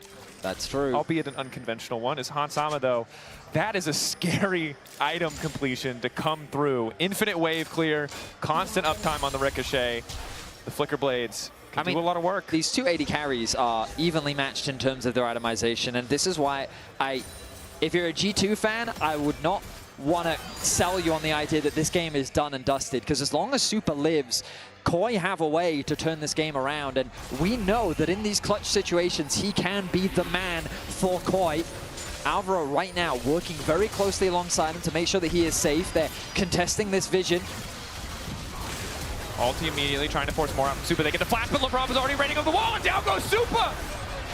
What? G2 were baiting it for so long. They managed to find the pick, and MKOI, that's disaster. We saw it in game one, we see it again. G2 punishing MKOI when they try to reclaim vision. G2 now fully descending into the base. They might not even need to wait for the soul to spawn. Mirwan looking for the pushback. Interrupt coming in from Caps, trying to keep Skewmon standing. It'll at least be one inhibitor down. 1 minute till the Baron, and they've got perfect setup now on the top side. That may be one of the most poignant caster curses in history. Just as I'm talking about how Super, as long as he is alive, KOI still have a way to fight back in this game. G2 say, okay, bet and kill him immediately, just like that. Is it a caster curse or a game 2 curse for MKOI? Because it was game 2 last series where they had these leads and ended up throwing them, and now game 2 here again. They had their moment to pick them off and to finish G2, it felt like, but Supa getting caught out twice now has cost MKOI in this game. And it's so difficult for them to play a comfortable, safe game. There's a constant pressure point now in the mid wave that must be responded to. They're always going to be taking a risk. They don't know. Caps and Hansama are waiting there for them. One ward, which is instantly cleared, will reveal Hans, but MKOI, another overstep like that, and they're very likely out of this game up against a match point G2. I do like the way G2 played it though. They held Broken Blade in that bush and just used the tremor sense to wait and see who was wandering around. So even though Skewmon went in, they already knew the members of MKOI were sticking around there. So it is G2 using the tools well, as just Supa kind of falling into that trap when he didn't need to. MKOI posturing around the bottom side of the map. Of course, the luxury of G2 securing 3 Drakes is they can threaten the Soul and the Baron. 30 seconds still on that Drake. MKOI moving in. Blue Trinket reveals it. Lebrov, a massive flank. Oh, the ward just died. Around the corner. The ward goes down. They finally see Lebrov. It might be too late, but G2 turn off the objective. They're not sure. It's a bit of a split decision. They turn right back onto the Baron. 1K getting lower. G2 have taken the objective. They've taken the Baron. They're second of the game, and MKOI now retreated. Lebrov trying to herd them down, find the angle for the multi-man knockup. Exhaust goes in on the Caps. Skewmon kicks the fight off. Ellia standing. Zuba off to the backside for now untouched. Lebrov trying to find the angle, but Jojo Pune cleverly slows him, stops the initial approach. Lebrov alone is just putting so much pressure on KOI, they can't make a decision. Mirwan unstoppable now. Q3 ready to go. Footwork keeping him steady as Hansama now opening up, doing a decent bit of damage. Jojo Pune off to the side, isolating Lebrov. That's the ulti down. Exhaust on a Jojo Pune as well. The double knockup. Do they have the damage to finish this? Orianna flash over the wall. Skewmon now looking to follow. Jojo Pune ready with the sidestep. The flag, the Dragon's not going to connect. In the meantime, the Dragon is going down at Soul Point, but G2, if they find this kill, and they will, are in a good position in the bottom side. Mirren killed Caps in the mid lane though, so you're still getting those trades back and forth as everyone on G2 is focused. Honestly, MKOI, Dragon, match a kill? I think you take that as MKOI. Yeah, the fact that they stole away the Soul, I think is so valuable.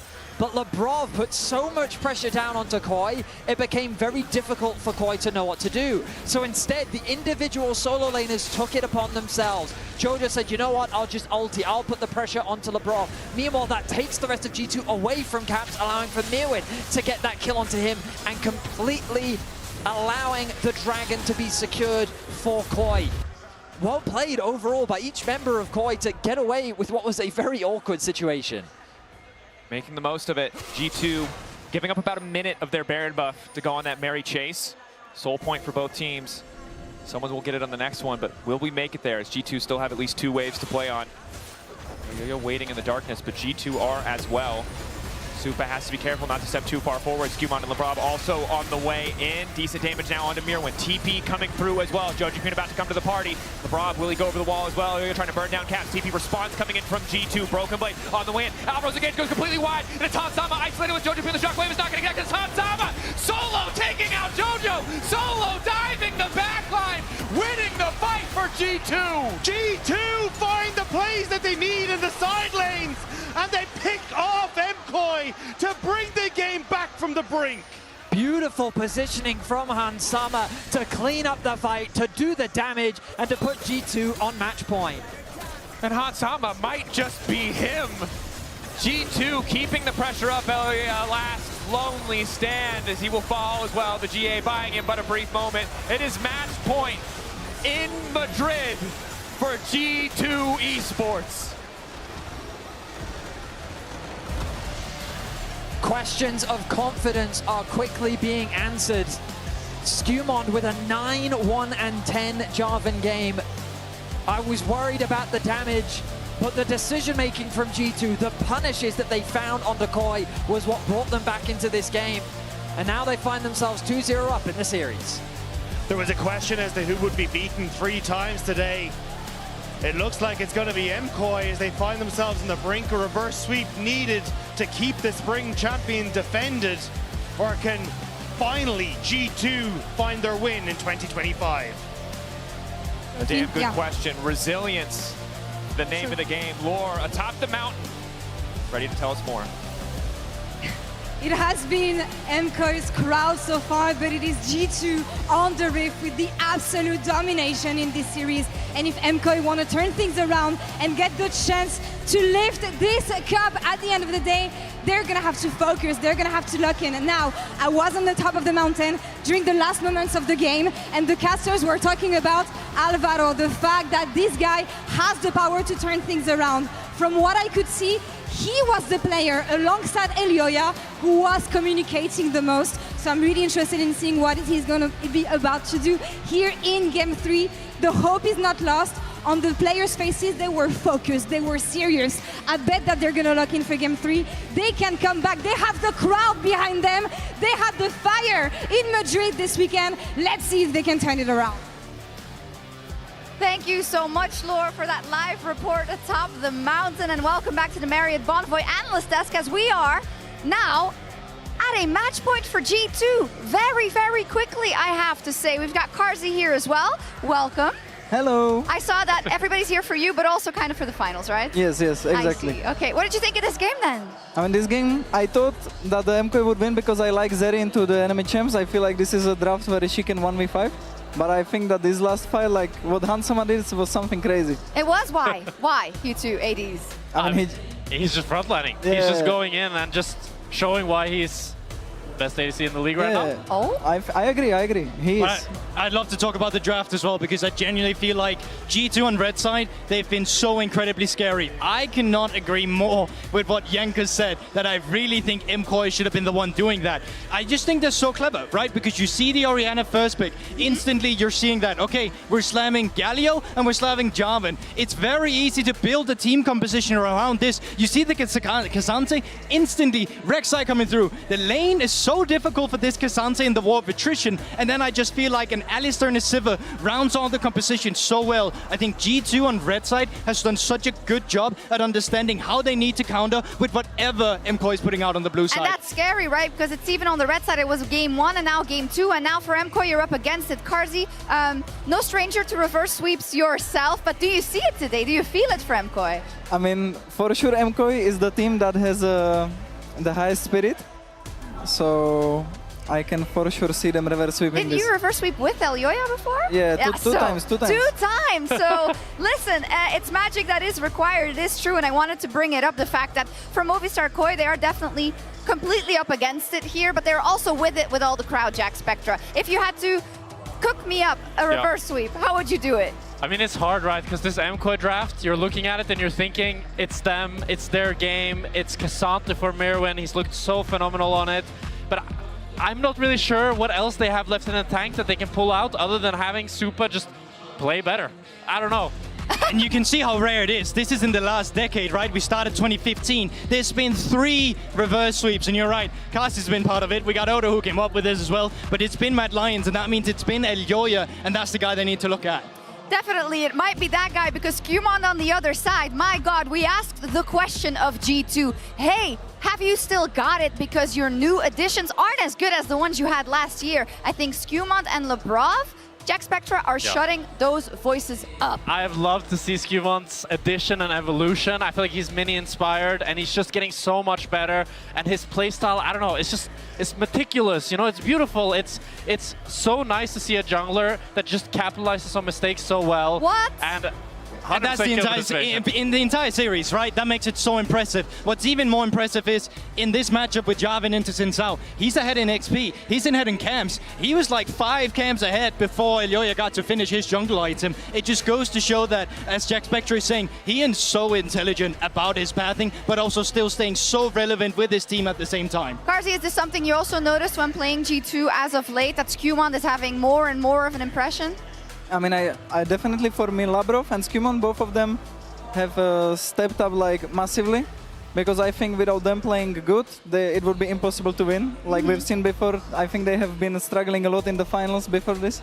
So I'm quite proud. Like I'm really happy to see them perform because I like them. I think they're nice guys, and I just hope they finish the job and prove themselves finally. Yeah, they still have to finish the job. I want to call up a couple of replays I think you're going to illustrate it about some mistakes that happen on the stage sometimes. And this one had you scratching your head. I mean, we can go straight into it because I genuinely feel like it's very good performance from G2 in the beginning. They've just set out so much vision control. They've been in charge of everything, but then they're overstaying, and it comes down to patience and understanding the tempo of the map. I think G2 in the beginning, they made a mistake because they felt too comfortable where they were dictating the early game. And this became a series of errors. Caps, because he wanted to cover from Labrov, is now in a position where he's completely easy to pick up.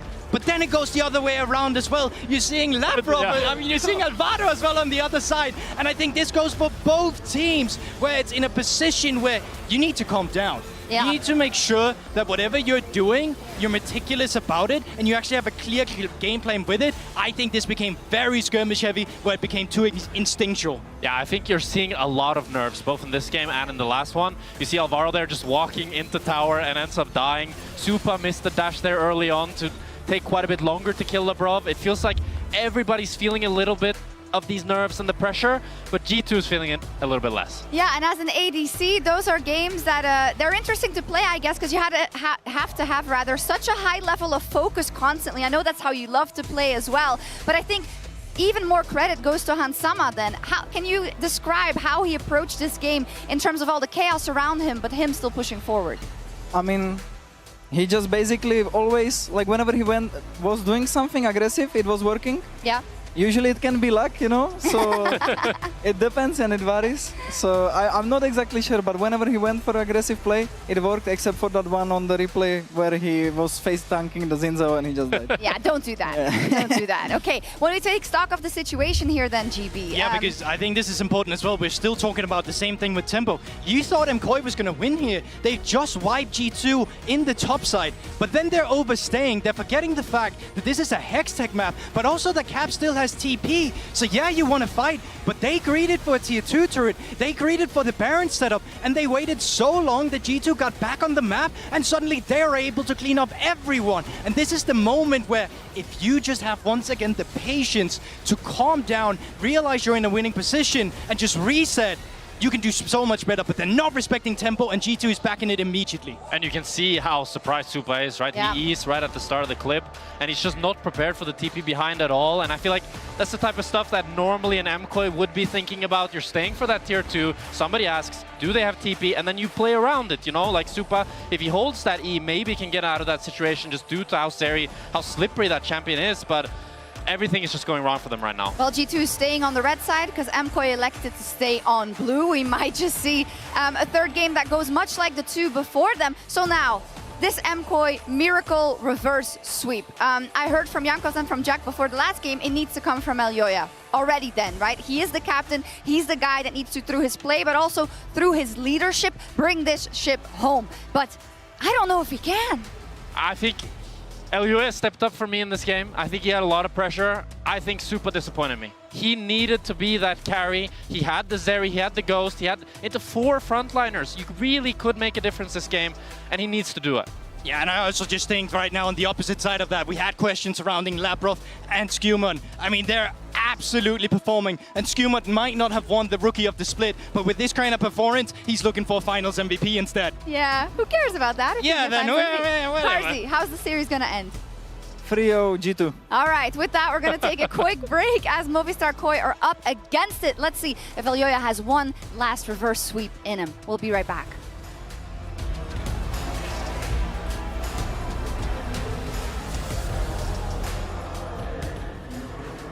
Flag and drag, Alvaro looking to retreat, flash in from the front, ulti coming in from Caps, well there, no, you're now caught in the midst of the fight, but they don't quite have the damage to finish it. Jojo standing off on the side, but here comes Hansama, right in time to find these kills. Check this out. I'm split it, look on me, look on me. Sorry, watch it. Nice. Look on us. I'm taking it, guys. I'm taking it. Look on us. Oh, the I'm moving. Very good. Cassandre. Yeah. Nice. Good call, guys. Nice. Kill him. Nice.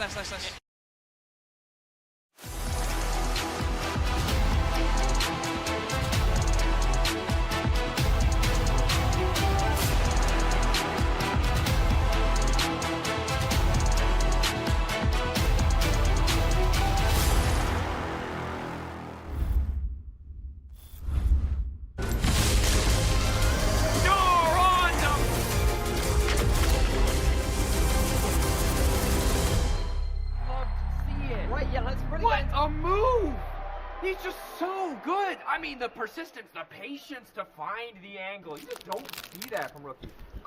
He's got it all. He's got the bad. Have a break. Have a Kit Kat. Ooh, that looks good. Do you want to maybe share a little bit? Yeah. What a move!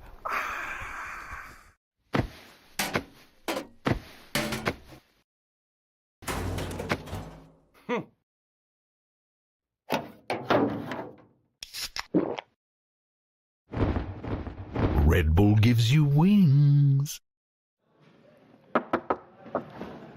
Join the WhatsApp. Join the WhatsApp?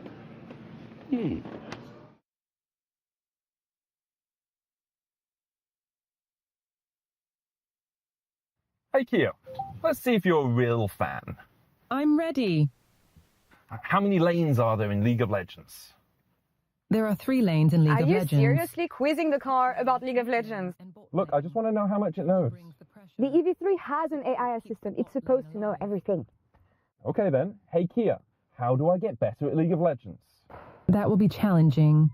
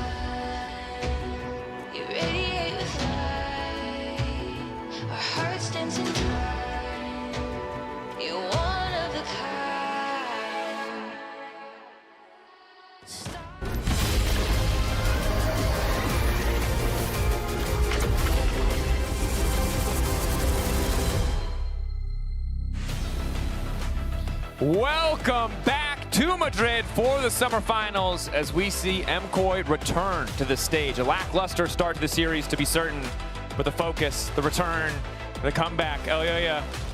Look, he did it once before with Armlet. Maybe they can make it happen again with this MKOI lineup as G2 feeling calm and confident after that game too. I mean, G2's looking poised to clean sweep this series. Question marks have surrounded their performances all year long, and a lot of it has been down to, on the day, they've just crumbled. They've crashed under the pressure, but today they feel like they're locked in, they're firing all cylinders, and weirdly enough, Caps is the one that's kind of the quietest of the team.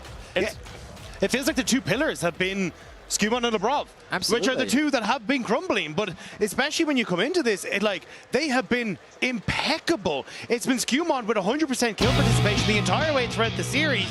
And as you say, Betty, I'm waiting on Caps to kind of show up, but the fact that Caps hasn't and G2 still look this good speaks volumes to what G2 are feeling here today. And while we credit Skumon and Labrov so much for what they've been setting up, really it is Hans Sama that is the batter of the team. He is the one that is hitting those home runs in the team fights, dishing out the damage that his team needs to close out these fights. So our attention turns to his opponent on the other side of the wrist, Super. Caught out a couple times in that previous game. We need to see step-ups in performances from the MKOI squad if they want to make the reverse sweep a reality. What will their draft look like? Could be the final one. No reason to hold anything back. Fighting tooth and nail if they want to make the reverse sweep happen. The Trundle ban alongside the Poppy heavily suggests that they're thinking about an early Sejuani. The Nocturne taken away as well. They want to mitigate G2's ability to dive and threaten the backline, along with potentially getting rid of some strong frontline that Koi is currently planning. With the Varus and the Ambessa also taken away, the Pantheon, I think, is a smart ban. Take that away from Elyoya. I wonder if something like Sejuani or Skarner will be that prio. But the Azir has been left open for the first time in this draft, so will be immediately gobbled up by Jojo Pyun. I think he's going to be fairly happy, but clearly this is planned by G2. We'll have to see what Caps has an answer for in the mid lane. What he used to go for was that way, was buffed on this patch, and could easily be the game plan here. We've also seen him bring the Ziggs out before, True. And we know that Ziggs is a very effective champion. Of course, Taliyah, tried and true, fits very much into Caps' wheelhouse. A lot about the roaming, a lot about making stuff happen on the map, along with having good early pressure against the Azir. Looks like that's going to be the safer choice, and they're going to lock that one in. Now, traditionally, we would see a jungler paired alongside it. Admittedly, normally we don't see Taliyah Azir this late into the draft, so I'm curious as to what jungler will be the partner alongside Caps in the mid lane. Could still end up going for something like the buy if you want to here for Skumon. Kaisa is still up and available as well, and definitely gives you a lot of that potential to go for dives and play through it. But I have Volibear, basically another, hey, we want to try and provide that CC for the Taliyah to open up.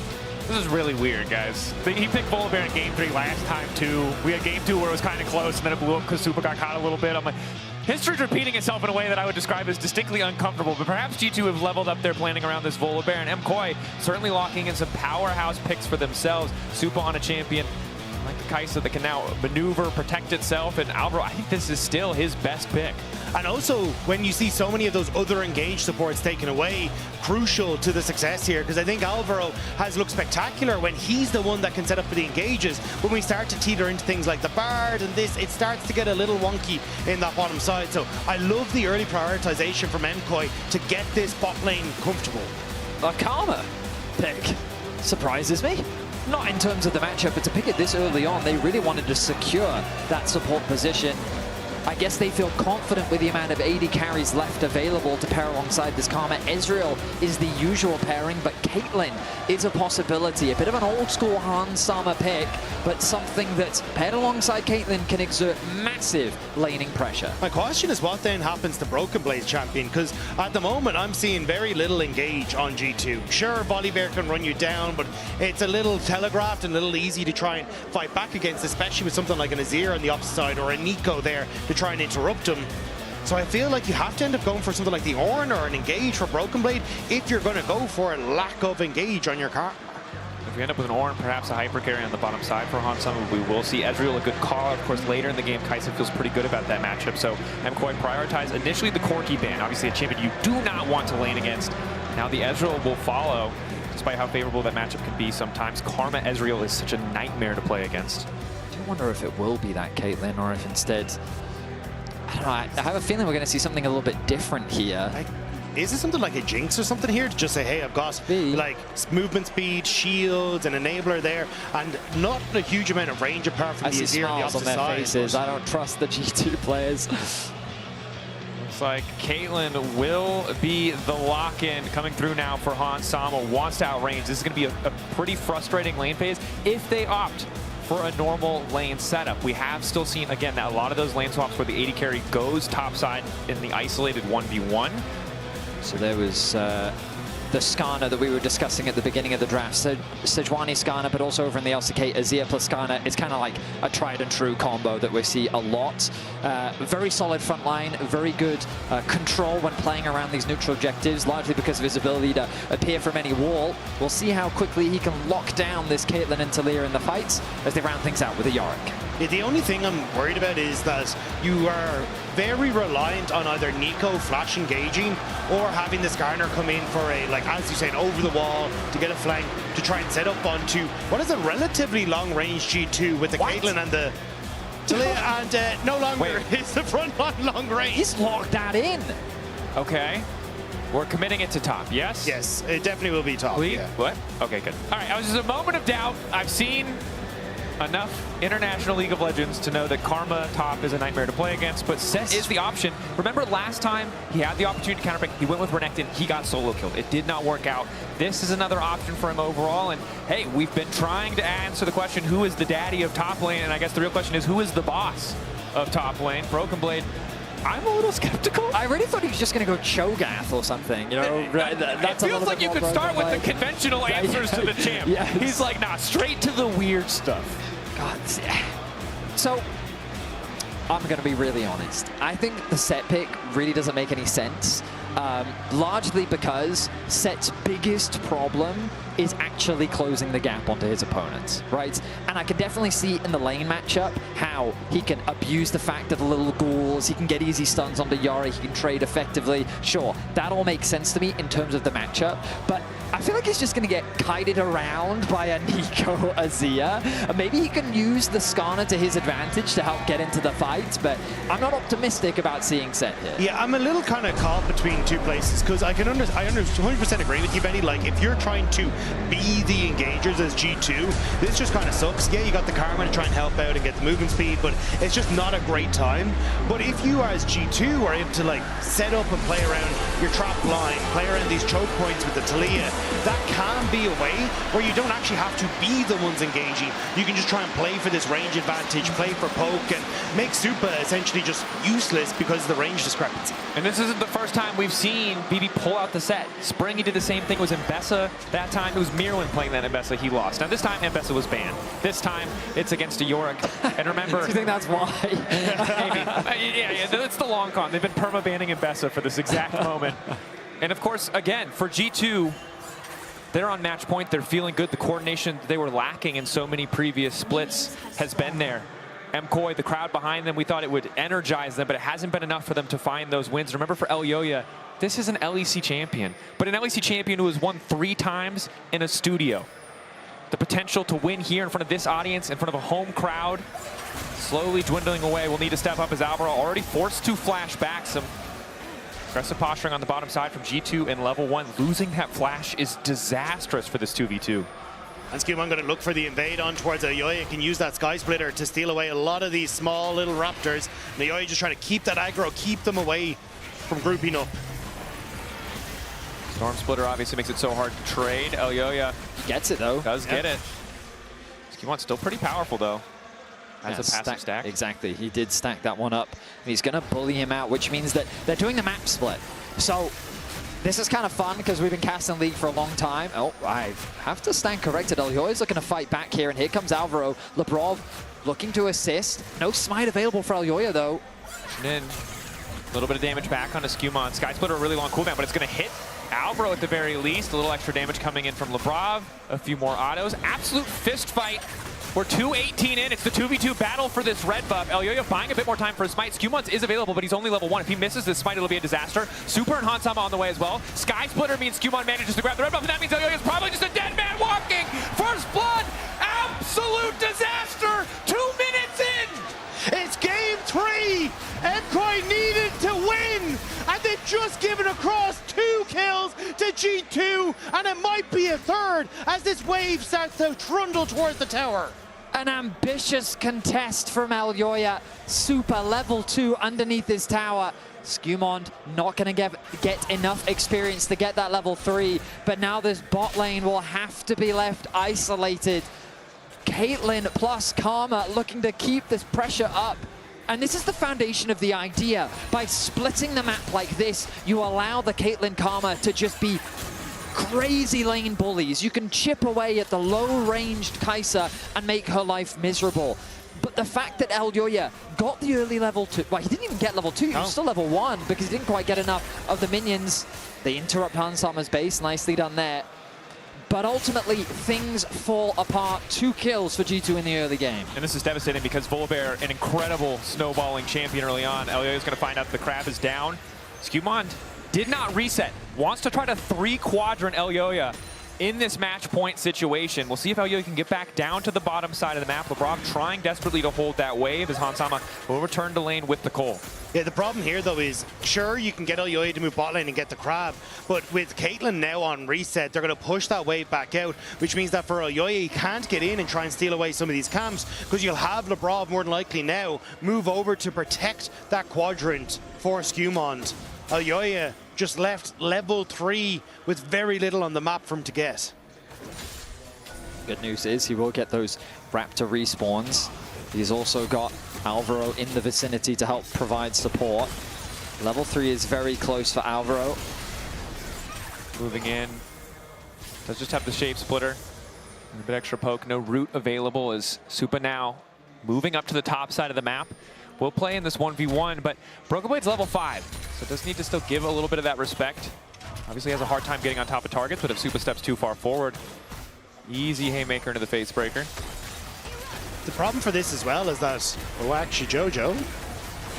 Root likely to connect, but now pushing up in onto Caps. Caps hitting a threaded volley reasonably well, but Jojo Pune still has the advantage in terms of health. Lebrov, the flash now coming out. Well played by Jojo. Flash back in response. Alvaro there to try to back him up, but just a flash for flash trade.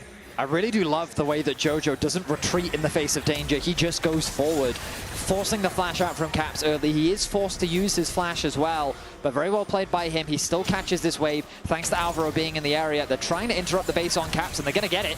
Decent damage going in. Tangle Barbs don't quite connect. Now it's Alvaro who's going to be in trouble. Game paused. I mean, Alvaro is guaranteed to die here. He overstayed. He tried to interrupt Caps' base. The root was going to come down onto Lebrov.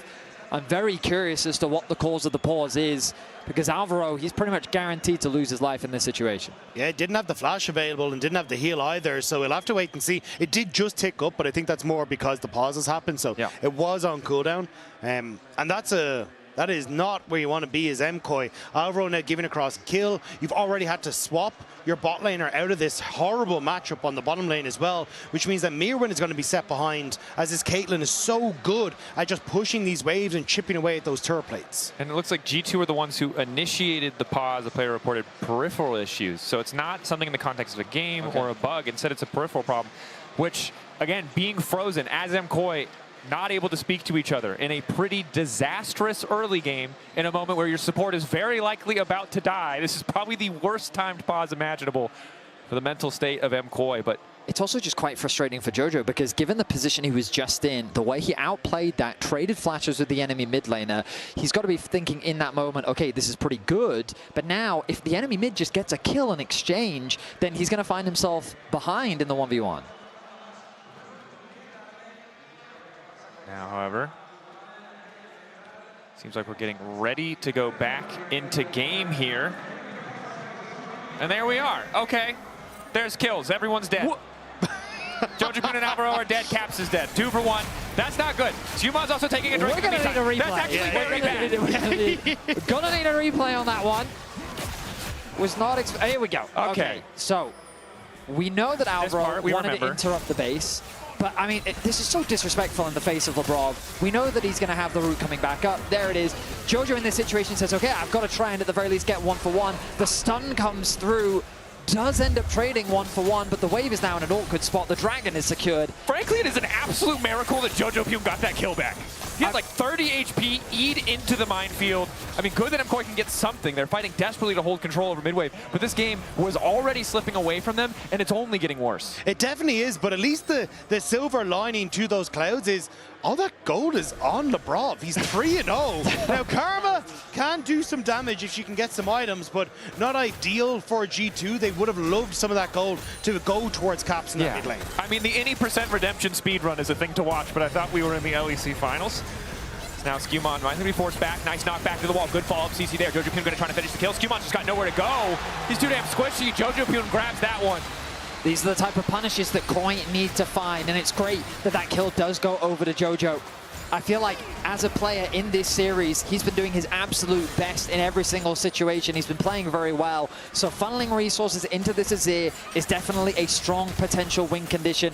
Super not in a bad spot thanks to the swap, able to avoid the Caitlyn matchup, and he's doing pretty well in terms of farm. Total damage dealt to champions. Labrov top of the charts there, well earned. Only a slight bit of damage ahead of Jojo, but I do agree with you, Vetty. Like, this Azir can be a major threat. Dark Seal even picked up as well in the early stages. If Jojo can start to get some of these assists, he can be a major difference maker. With 30 seconds left on the objective, it looks like G2 shifting Hans Sama mid should net them with the control they need to get the objective. And I think part of the reason they did this is there's a small difference in the flash timers. Jojo's will be up first. He has access to that ultimate. It is so easy to kill Caps in mid lane in the isolated play if Elyoya shows up. Instead, it's Hans Sama, it's Labrov. Not an easy target. Easy to get that prio, however. Just want to highlight, you can see in the bottom left, the timer of the flash of Azir is a little mismatched with what we're seeing on the icon. So just keeping track of that 2 minutes based on what we're seeing in the bottom left until that flash is available for Jojo. And we imagine that it's around the same time for Caps as well. A good call out. Overlay a little bit misleading there. Still a lot of time to that flash available, but G2 leveraging the mid prio. This is why they put Hans Sama back in the mid lane. Easy to keep that push going, but Jojo Pume now coming in. Elyoya ready to go through the wall if necessary. 2 grubs already down. Broken Blade in the area. They have to be careful. The angle for Broken Blade's ulti could be devastating. Super Free firing. 1 more auto to proc the plasma. Broken Blade walking away. The grit now starting to fade as well, but G2 again, they got 2. They're walking away. They don't want to commit too much more.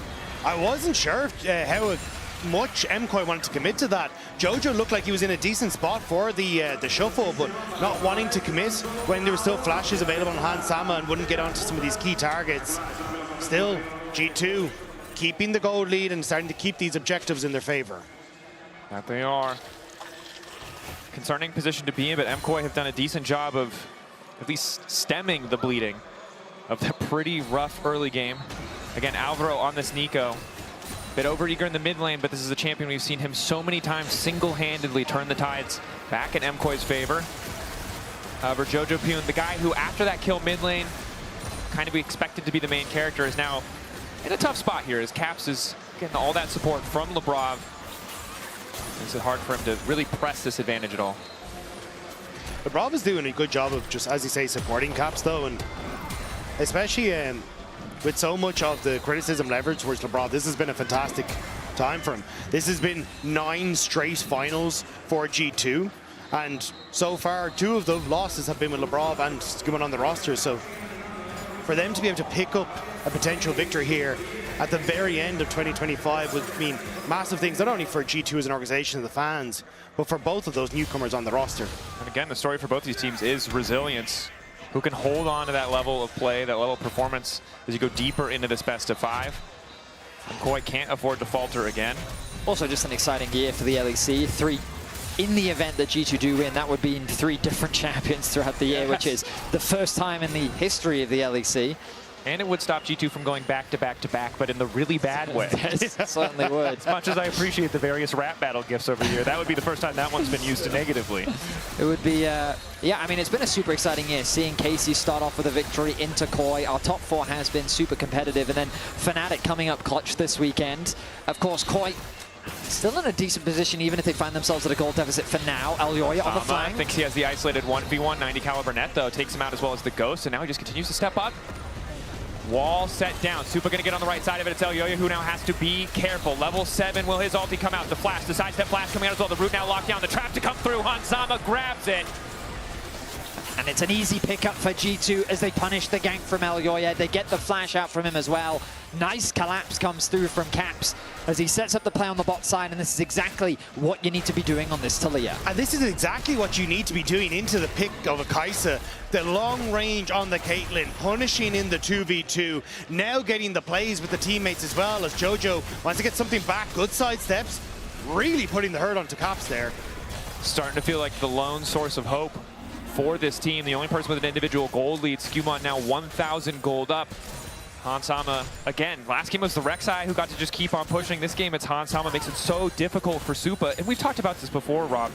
This Kai'Sa looks so good for us in LEC, but we see the Corkis and they never entirely shut her down. The Caitlyn's a different story. Kai'Sa is not an infallible pick. She can fall really far behind and feel useless if this gold lead continues to extend for Hansama. I mean, credit to Koi, they have been able to get Supa out of this matchup as much as possible, and he's doing pretty good in the farm, but the fact that now that early kill has come through, the plate's being funneled into Hansama as well, he's built up about a 600 gold lead. Remember, a lot of the gold lead that G2 had, Dagda mentioned it earlier, it's sitting on the support. It is true. So I don't think it's all doom and gloom just yet for Koi. I think that they still have solid side lane threats, thanks to both Jojo on the Azir and Mirwin on this Yorick. The Drake situation isn't ideal, though, as so far in this series, the first dragon has come quite late. Oh, that's redemption as well, through the barrier. Trying to snipe. Flash in. There's just no getting away from the Volibear. He's going to ult, but Skewmon also has access to his own ultimate. Can just go right under the tower. Does he want to risk it? The answer is no. They've delayed the reset. Very likely that Hansama can at least get another plate. Exactly. I think it might even be the towers out now because able to escape away from that one, but G2 putting the hurt on this bottom side, and Hansama is picking up plate after plate. He's eating good. Broken Blade focused on taking down the Ghoul on the top side, but you can see the fans of MKOI looking to rally their supporters. The players definitely need that energy now. And this is where the resets come through. Hansama, Yuntal is now completed, going to enter up to mid, but hold on. Alvaro gets hit by the flick. Threaded volley continues to come out. Oh, the big one. The extra large rock to finish the kill. G2 again just keeping this pressure up. Jojupyun doing what he can, but it's just not enough. An uncharacteristic performance from Alvaro. We've seen him getting caught out, well, twice now so far in this series. Of course, the early skirmishing, not really his fault at what happened at level 1, but a player that we consider one of the key parts. You mentioned earlier, Dracos, part of that engine, the heart of what makes Koi work. Elyoya and Alvaro, the way they work together, the way they make early game things happen.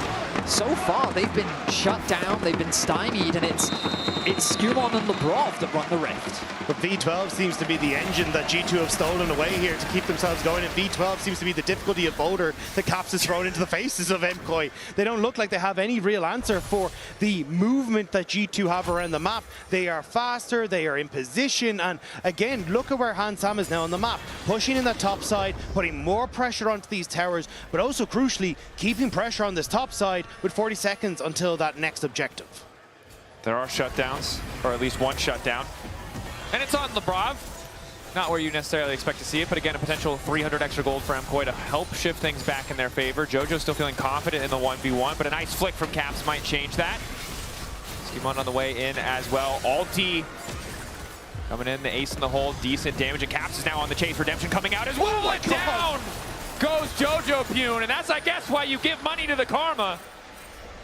Pick after pick. Caps is definitely waking up here in game 3.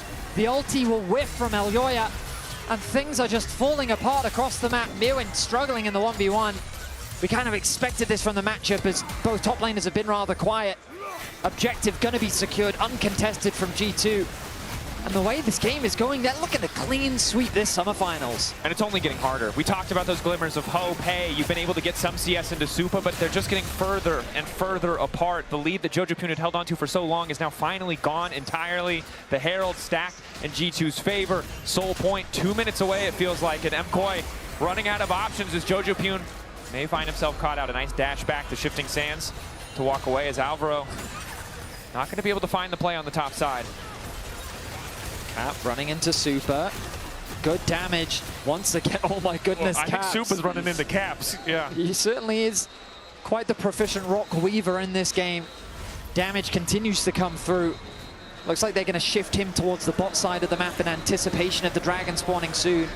Set can go back to the top lane with the TP available. Jojo setting up a slow push that Broken Blade's going to be more than happy to catch.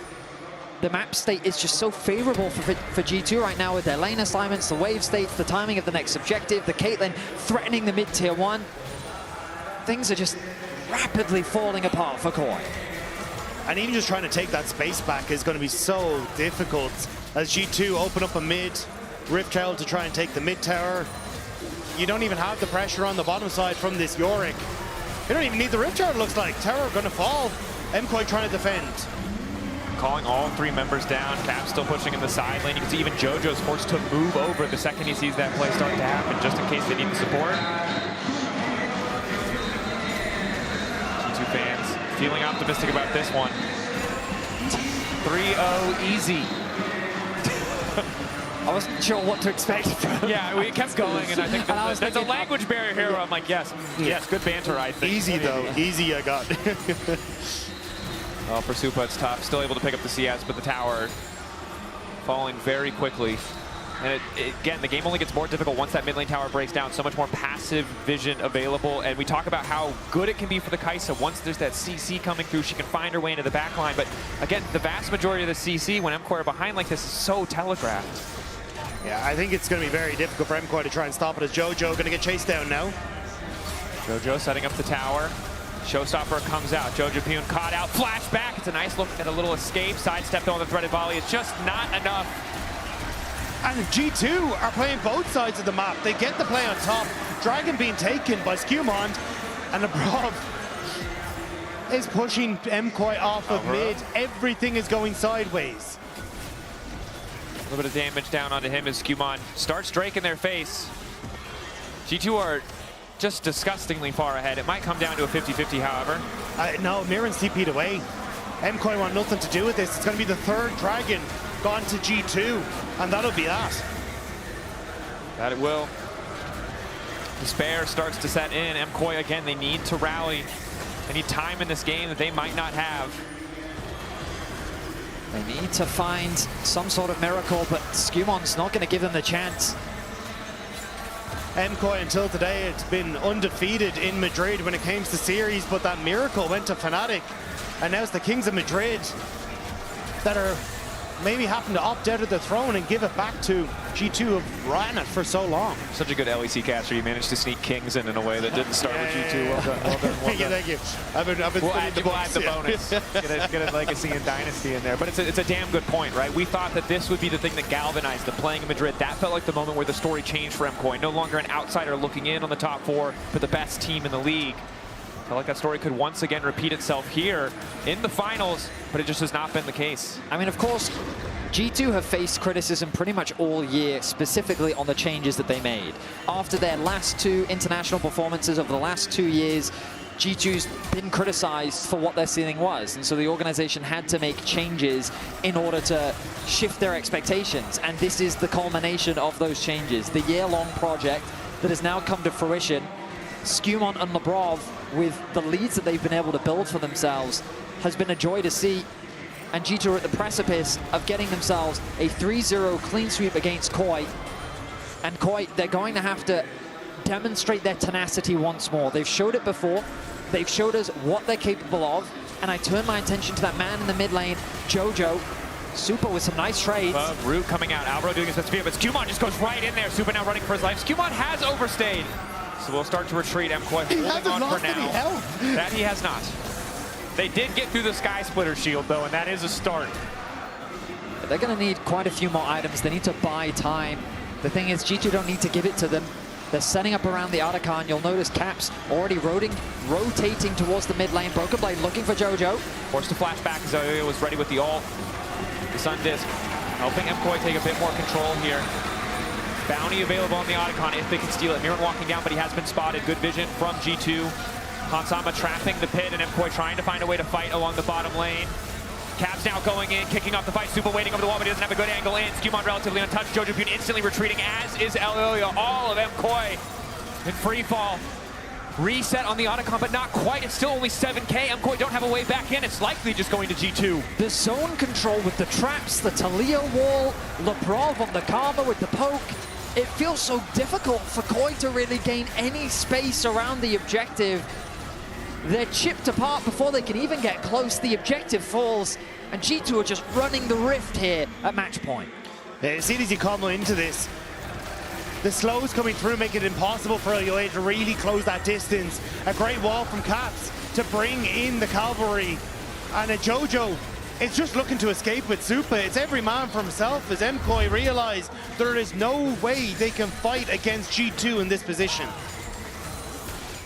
Super doing what he can to, again, to just hoover up those waves. 2 items now for Jojo, but they're continuing to fall further and further behind. 30-19 the score in Flowers. Extra XP coming in for G2 as well. Caps close to ticking over to level 15. Jojo only approaching 14 now. I mean, the gold tells the 2 players who have not participated in the game, essentially Mirwin and Broken Blade, are even. Everything else is in favor of G2. Absolutely. And again, Hans Sama, I mean, the word quiet carry isn't really quite accurate because he hasn't been quiet at all. He flashed forward on Silverface first. That's what I'm saying. He's had a fantastic series, and it all comes back to that analogy we were using earlier, which is that his team is kind of setting him up, but at the end of the day, he's the guy that hits it home for his team in this series. He's the guy that swings for the home run, dunks the ball into the net, and he's looking to do the same thing again. Hell yeah, American sports betting. Hell yeah. Yeah, I think if I bring in hurling, nobody's going to follow. Probably so not, but I'll just say, I know about as much about curling as I do about any other sport, Rob, so I'll just respond the same way I did to Betty. Hell yeah. He runs the wickets. Sure, those are words. I didn't know we were bringing Harry Potter into it, but okay, fair it's enough. Cricket. Yeah, I'm sure he gets Here we go, Elioya. Elioya. Bit of a catch here onto Broken Blade. Have to be careful. A lot of grit stacked up. Ulti back from Broken Blade. Gets the grit down. Decent damage, but it looks like he is likely to fall. The Super Blast Cone! With Super there to follow. A shutdown. Perhaps the start of something for MKOI. They need to get everything they can, but look at the mid, look at the top. They need to now move back to try and defend, but I think G2 are willing to call this bluff. A Dragon, they're just going to take the towers. I mean, at the very least, it's something for MKOI. Getting that gold into Super's pockets, denying the soul away from G2, getting the bounty on the bot tower as well. Like, it's a good sequence of play to reduce that gold gap. It was a 6.5k gold difference. It's reduced to 4.2. Oh, they stuck around again, Betty. Jojo wants extra. Yeah, but now he's been spotted. He doesn't have TP. Does not have TP. This is looking like he's going to be done. Lebrov shepherding him for Skewmon to finish the job. Hans Sama likely to be donated the kills. He does have the ace in the hole available. Jojo Pune going in for a bit of tower damage. Push back onto Skewmon, but he knows it's done. Ace in the hole finishes it. Hans Sama on a killing spree. Again, though, still got the gold a bit closer, despite what it cost them. Yeah, I mean, it's the best thing you can do in this situation for KOI. I like that they're still looking for punishes where they can. They catch Broken Blade without his flash on the bot side of the map. Mirwin able to push out that top wave. He's been able to build up a very healthy CS lead now, largely because of the slow push that he had on the top side. And you can see that there are avenues with which KOI could come back into the game. If G2 overstay their welcome, have poor positioning, and KOI can continue to find these picks, that is a way in which they can fight back here in Game 3. I want to share that hope with you, Betty, but I'm just looking at a rapid fire cannon now completed on Hans Sama. He's a full item ahead of anyone on MKOI, and it just becomes so difficult from this position. You can see how strong G2 are pushing through here. I mean, don't get me wrong, the odds are not in KOI's favor. Yeah, it's my optimism is dwindling here pretty rapidly. And you just have to hope that MKOI have more faith in themselves than you do in this situation. Because you're right, the math of League of Legends is stacked against them. The avenues of attack, the angles of approach are few to none, and it's going to take an incredible play from the side of MKOI to bring this one back. But that's the thing, that math is probability, right? And to Betty's credit, we've seen teams throw bigger leads than this. So we'll have to see if G2 can close this out cleanly. I mean, it was KOI that threw against G2 with a lead bigger than this. We'll see if they can find that same punish onto G2 in this match. TP's coming through. I wonder if the Baron Force is finally going to come through from G2. Oh, that trap line. No vision, no setup, no flanking ward angles. And here we go, the moment of truth. It's so hard. This game feels impossible to play if you give this Baron up. They have a Caitlyn. Weathering the siege will be a tall task. Jojo Pune has to face check. 2K getting lower. G2 take the Baron. MKOI trying to sprint out as quickly as they can. Jojo Pune, the ace in the hole. Elio is going to body block. Quick flash back from Jojo to stay standing as G2 just keep the pressure on. A clean Baron with Koi given no room to respond. No objectives for them to play for right now. Remember that they've already gotten all of the tier 2 towers. The Wave Clear still holding strong for now on the side of Koi. G2 going to reset, spend what gold they can, and then they'll threaten the base of Koi, potentially for the last time of summer. And that's where it just gets so tough. The Weaver's Wall from Caps, incredible at using this siege potential across 3 lanes. Hans Sama with the rapid fire cannon, being able to take pop shots at both turrets and people underneath those structures. MKOI need to get creative. They need to fish for picks. They need to try and catch G2 before they set up outside the base. And it's not enough to survive 2 minutes of siege. You need to survive a soul fight if you even want to contest it, or live on to face a G2 with a massive lead, a Baron buff, and a soul. We're only a minute 20 from that objective. We're going to find more and more ways to say everything is stacked against MKOI. We're short an Elder, but we're getting pretty close to everything else. As Skewmon face checking. I mean, the thing with G2 is their siege is good, especially with Caitlyn. But Jojo is doing his best to wave clear. They're going to overstack on the bot wave. They have the members to keep this wave from getting to the tower, or maybe not. Weaver's Wall comes in from Caps. Keeps Hans Sama safe so we can start to auto this tower. So much damage going in as Elio flashes in. Ulti back coming in for Broken Blade, though, and it's Elio who's been caught out. Alvaro! 4 members, but the follow-up damage is just not there. He finally found the engage, but it's too damn late. MKOI getting run down in their base. G2, again, unrelenting, poised to take the series. G2 still have a wave, and there's only 3 members of MKOI left to hold against the onslaught. G2 pushing in, closing out. Supa not enough in the face of this lineup with a 10K gold lead. A perfect 3-0-2 finals. They fell flat, but in summer, it is resilience. It is redemption as G2 return to the top of the LEC.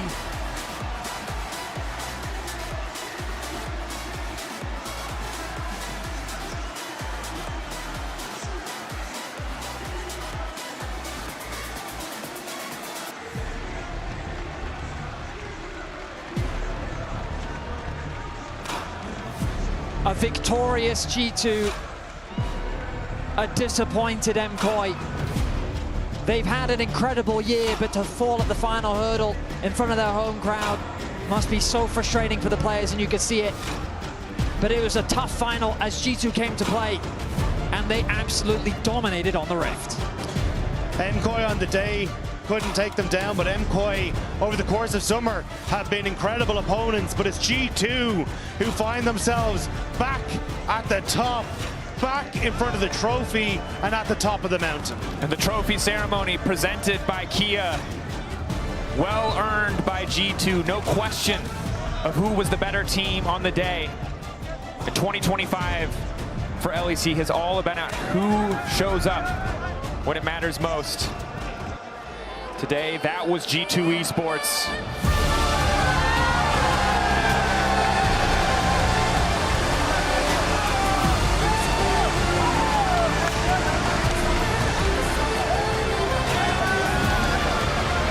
For LeBron holding that trophy, this is the 4th finals that he has been to. It has been a Yoy who's denied him before, but him with the rest of the team stepped up massively today. G2 putting Skewmon and LeBron at the forefront of the trophy lift. The roster changes that they made to put G2 at a higher level in the hopes of showing that they can still compete internationally and they can still be the top dogs of Europe. It took them all year to do it, but they do win a title here in 2025. And they do it in Madrid in a clean 3-0 fashion. And again, that man, so much vitriol, so much hate thrown his way. He himself knew that he did not live up to the expectations put on his shoulders the second he put on that jersey and stepped into those finals. But today was a different story. The start of a different era. A Lebrov who's a champion.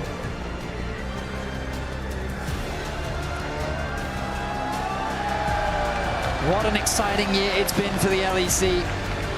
3 different champions across the year. G2 in every single final. And today, they really came to play. That man on your screen absolutely delivered. And huge credit to the organization and the growth that they've been able to make throughout 2025. We now send G2, MKOI, and Fnatic to this year's World Championship in China. And we see how they stack up against the international competition.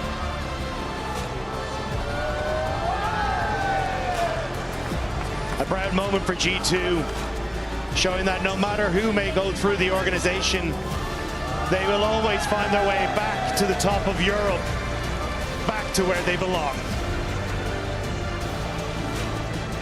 For the first time in a long time, though, it was not an easy path.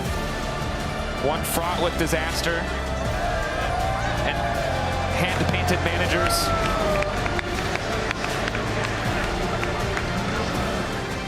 Beautiful body paint as always. Yeah, as always, very impressive from Romain. And I mean, what else is there to say? It's been an absolutely awesome year of competition here in the LEC. Backs and forth, highs and lows. And now there's only the World Championship left. G2 will be representing Europe as the first seeds. And as we return to international competition, all of Europe will be rooting for our 3 teams to perform in Beijing. The beginning of something great for the LEC internationally. G2 finally achieving their domestic ambitions. See if they can deliver on the world stage as well. But that's a story for another day. Today, about a victory hard fought and well earned.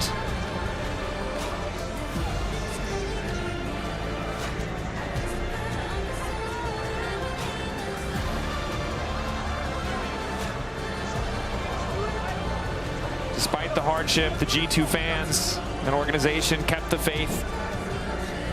Did not balk in the face of 2 finals where they fell short. Madrid coming alive for Skumont. And shout out to the crowd. Naturally, a lot came out in support of MKOI today, but they were still an absolutely awesome arena. Spain always have such an amazing audience. But G2 relishing in their victory, doing a lap around the mountain. A 3-0 is not what many people predicted, but with the performance today, that jungle support combo really coming in clutch.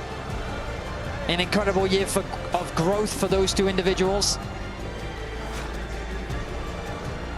And a surprisingly quiet series for Caps, all things considered. Game 3 he came alive, but yeah, game 1, 2 were like, wait a second. What do you mean someone's carrying you? That's backwards. But I think it does say a lot about everything that has happened to G2 over the course of this year. The fact that Caps can be quiet, yet still G2 roar so loud. A well-earned spot at the top of this mountain. And if this can continue, it's just a case of how far can this journey go for G2, not only this year, but for many years to come. Boys, we kind of said all there is to say.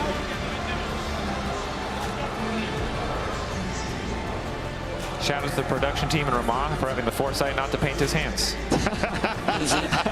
That could have been bad. All right, that is enough from us. We've said it all. Let's hear from the victors themselves as Laura is standing by with Nut and Caps. It is G2 once again who stand at the top here in Madrid. Madrid, please, one more time for G2 and Caps!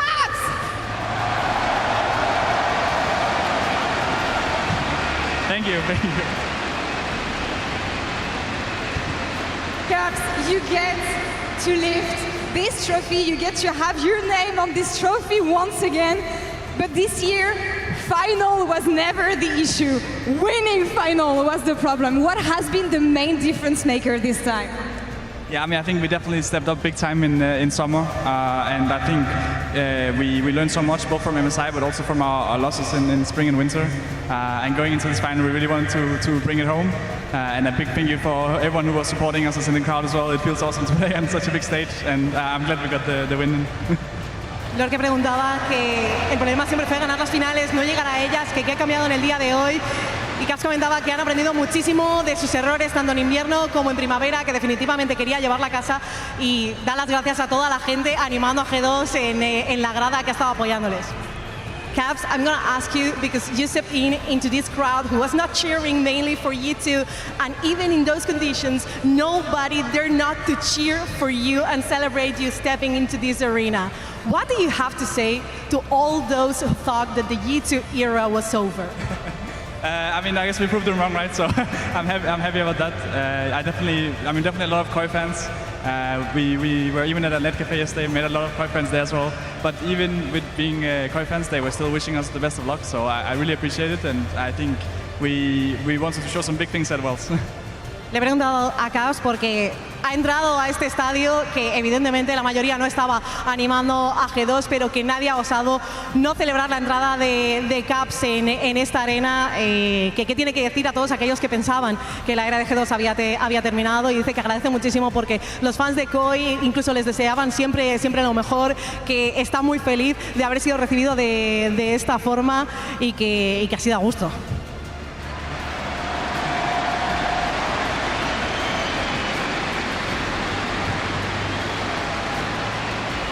You said it just now, coming back from MSI, coming back from those international events, you understood a lot about yourself and about what you guys were missing as a team. What do you think you were missing to get this success that you got today? I think we were playing very passive, to be honest. I think we were not playing as aggressive as we could be, and I think this summer we've just been trying to become more and more aggressive. Really happy about the third game especially. We drafted very aggressively, and we managed to pull it off as well. So big step up from the last two splits, and we still have a long way to go, but we will do everything we can to improve. Caps, que comenta que quizás en el estilo de juego habían estado siendo demasiado complacientes, no jugando todo al agresivo que deberían jugar, que ha sido un gran cambio en diferencia, ¿no?, a los anteriores splits, y que es lo que les ha hecho, ¿no?, volver a ser el equipo que debían ser desde el principio.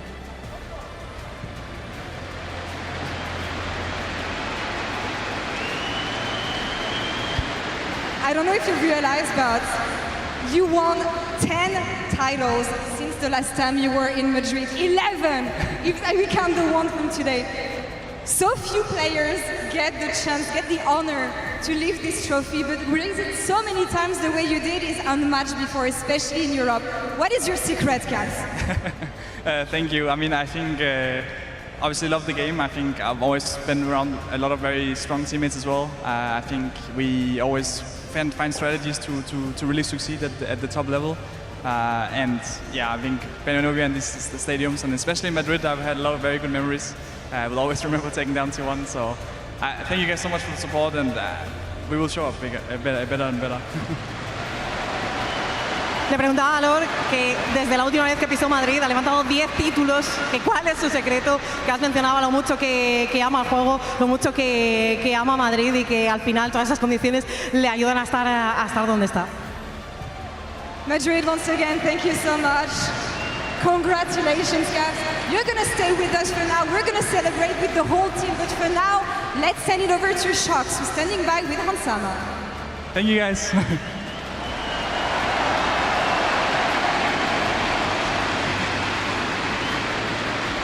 Thank you very much. I'm here standing on the sidelines with Hansama and with Fernando to assist in the translation. Yeah. Félicitations, congratulations, Hansama. What possessed you today? Because honestly, you were playing so aggressively, so forward. You were really leading from the front. Tell me about your motivation today to win this title. Thank you. I think, maybe more game 1, game 2, I was aggressive. I think, I just had to focus to make sure that I'm really proactive, having fun, and being confident that we can beat them up today. And I think the whole team had a really good vibe going to today, so I'm really happy about what we showcased today. Preguntaba Sox a Hans Sama que cuál era su motivación para esta partida porque ha jugado de manera muy agresiva y ha dicho Hans que ha tenido que ser muy proactivo en todo momento, que también ha intentado pasárselo bien, intentar seguir todos los esfuerzos del equipo que ha jugado a un nivel increíble. Congratulations Hans on the victory. Of course, I wanted to ask you if you honestly expected it to be this easy.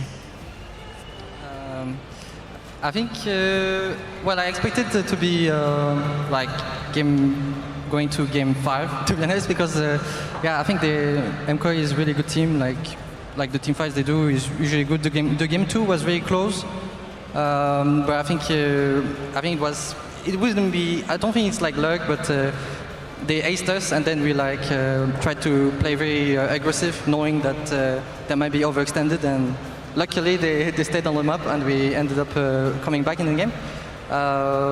But yeah, I think 3-0, I didn't expect that, but MKOI is such a strong opponent. I think my team stepped up a lot today, so there's that. Preguntaba Hans Sama si honestamente esperaba que fuese tan sencilla, porque creo que nadie tiene en las papeletas un tercero y él tampoco. De hecho, dice que su pronóstico era un 3-2 porque Movistar COI es un equipo muy potente, un equipo que teamfightea muy bien y que de hecho la segunda partida les ha puesto en muchos apuros, sobre todo con esa jugada que han ganado la fight, pero por suerte se han sobreextendido y han podido darle la vuelta y mantenerse agresivos durante todo momento. I know that Lebrov is probably waiting on the other side as well, and he played so incredibly well today, and we all know that he had some confidence issues perhaps in the past in those finals. Can you share how it was to prepare for this match with your support, and what did you think of his performance? I mean, going to this match, I was way more confident going to this match as a bot lane than the other finals. It's because I feel like we came a long way, to be honest, me and Lebrov. And yeah, for sure, both of us were maybe we are strong, we're descending lane, but sometimes maybe we don't jump forward, we don't go more than we just do. And I think we've talked a lot together, made sure that both of us have a lot more confidence, and yeah, that's really important. Also, have fun. I think that's like some of the values that we, I guess, like try to replicate all the time. And yeah, I think going to these finals, me and him were just very ready to really play aggressive, really take any opportunity. There's no hesitation. I think we're struggling a lot with hesitation, but we worked a lot on that as a team, and it's much better. Preguntaba a Sox sobre Labrov, que ha tenido algunos problemas de confianza quizá en las finales, le llamaban choque incluso en ocasiones, y dice Hans que se sentían mucho más confiados de cara a esta final, que han trabajado mucho porque quizá en otras ocasiones no terminaban de estar en la misma vibra, que se han centrado mucho en que no hubiese ningún tipo de duda a la hora de apretar el gatillo, por supuesto también disfrutar, pasárselo bien, que son parte de los valores que tiene este equipo para llegar tan lejos. Thank you so much for co-hosting the interview with me, Fernando, and thank you so much, Hans Sama. Congratulations on yet another title as we kick it over to PGL. And we are back here, top of the mountain, with the winner, with G2, and with Romain and the staff. Also, Lebrov, you're the first one I want to ask this question to, because Shox was just with Hans Sama, talking about your progress the whole year, talking about the fact that you always had this potential, but it was always hard to show it in finals. What was the difference for you today? How were you able to perform so well? Yeah, I mean, well, to be honest, I'm not really sure what was the difference between the previous finals and today. I think lately I have been feeling like very well, and I think it shows. I think it's also, yeah, thanks to my wonderful teammates and staff for helping me be my best and always do my best. And also I think the Spanish crowd is amazing, and maybe it's also because of that. Thank you, Madrid.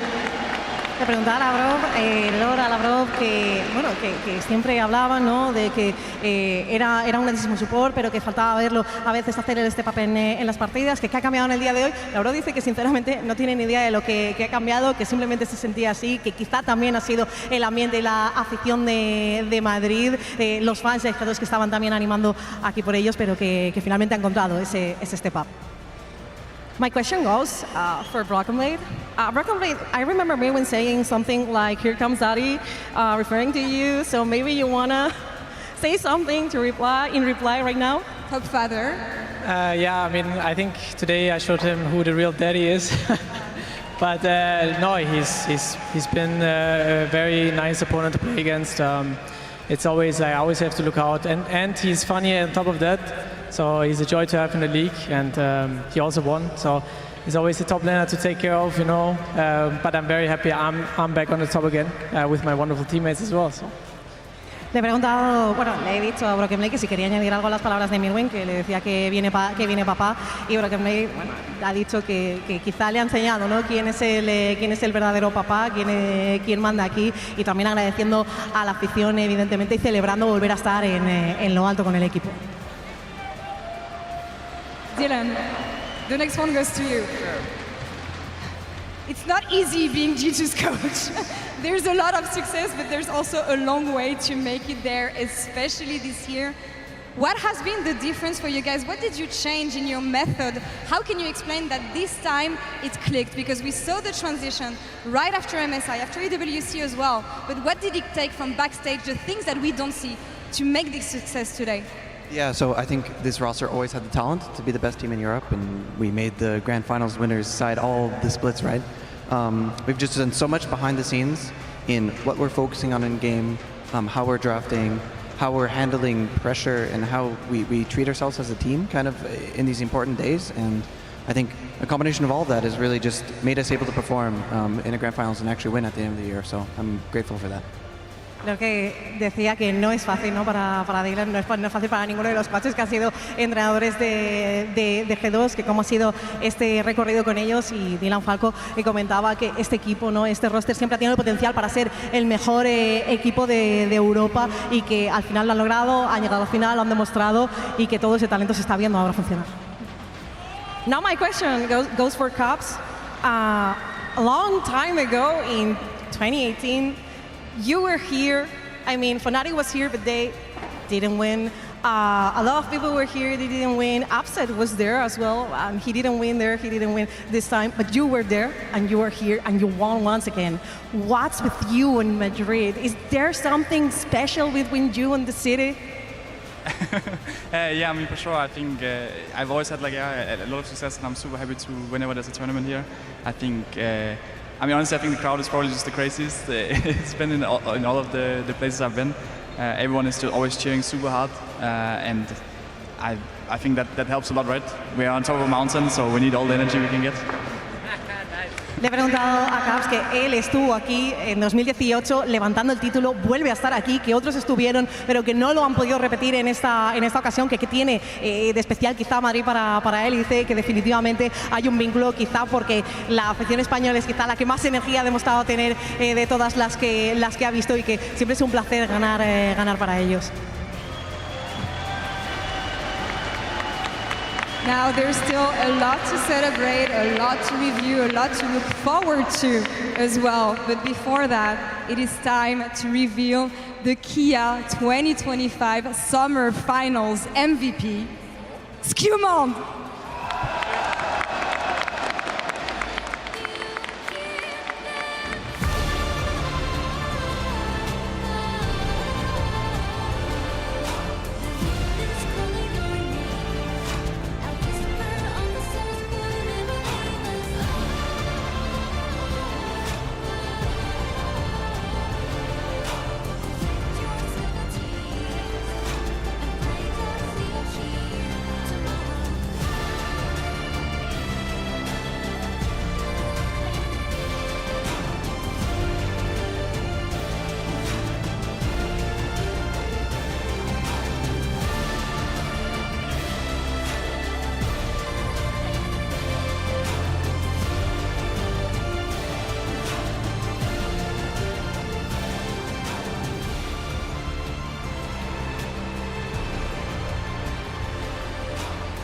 I'm here with the man himself on the sideline, your Kia Finals MVP, Skewmond, and here you go.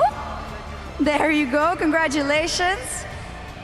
Your Kia Finals MVP, Skewmond. Skewmond, after the year that you've had, after no doubt, the doubt that must have crept in after that winter final, after that spring final, to come here in the house of the Lion and take them down 3-0 off the back of a superstar performance of yourself. What does it all mean?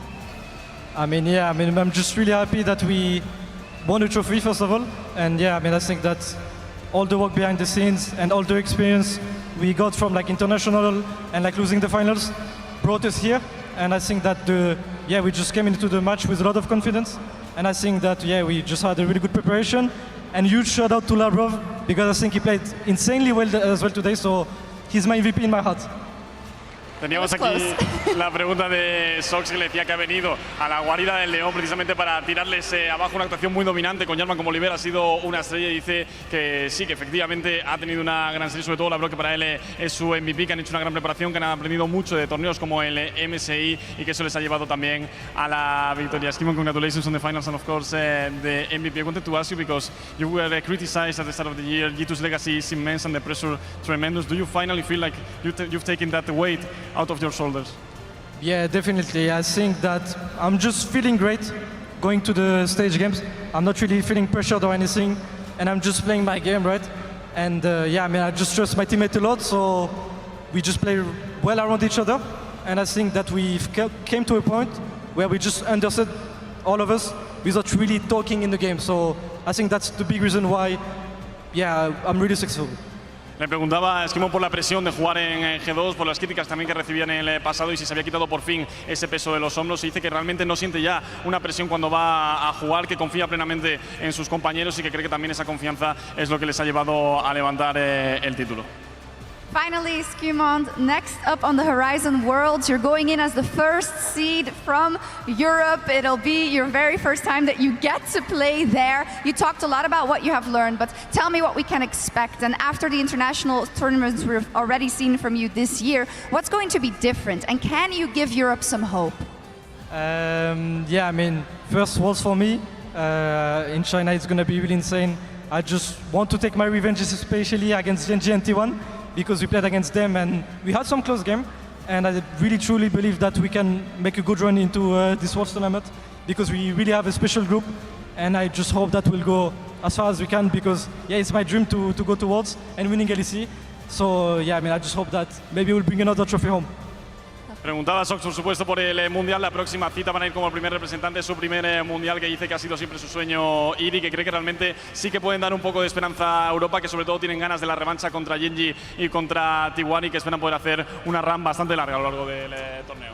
Awesome. Thank you both so much. Merci beaucoup. Félicitations. And back to you, ma princesse.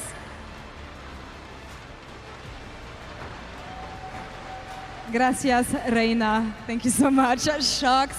We have a lot to discuss here because it has been a year in the LEC. I think my first question is going to come to you, Labrov.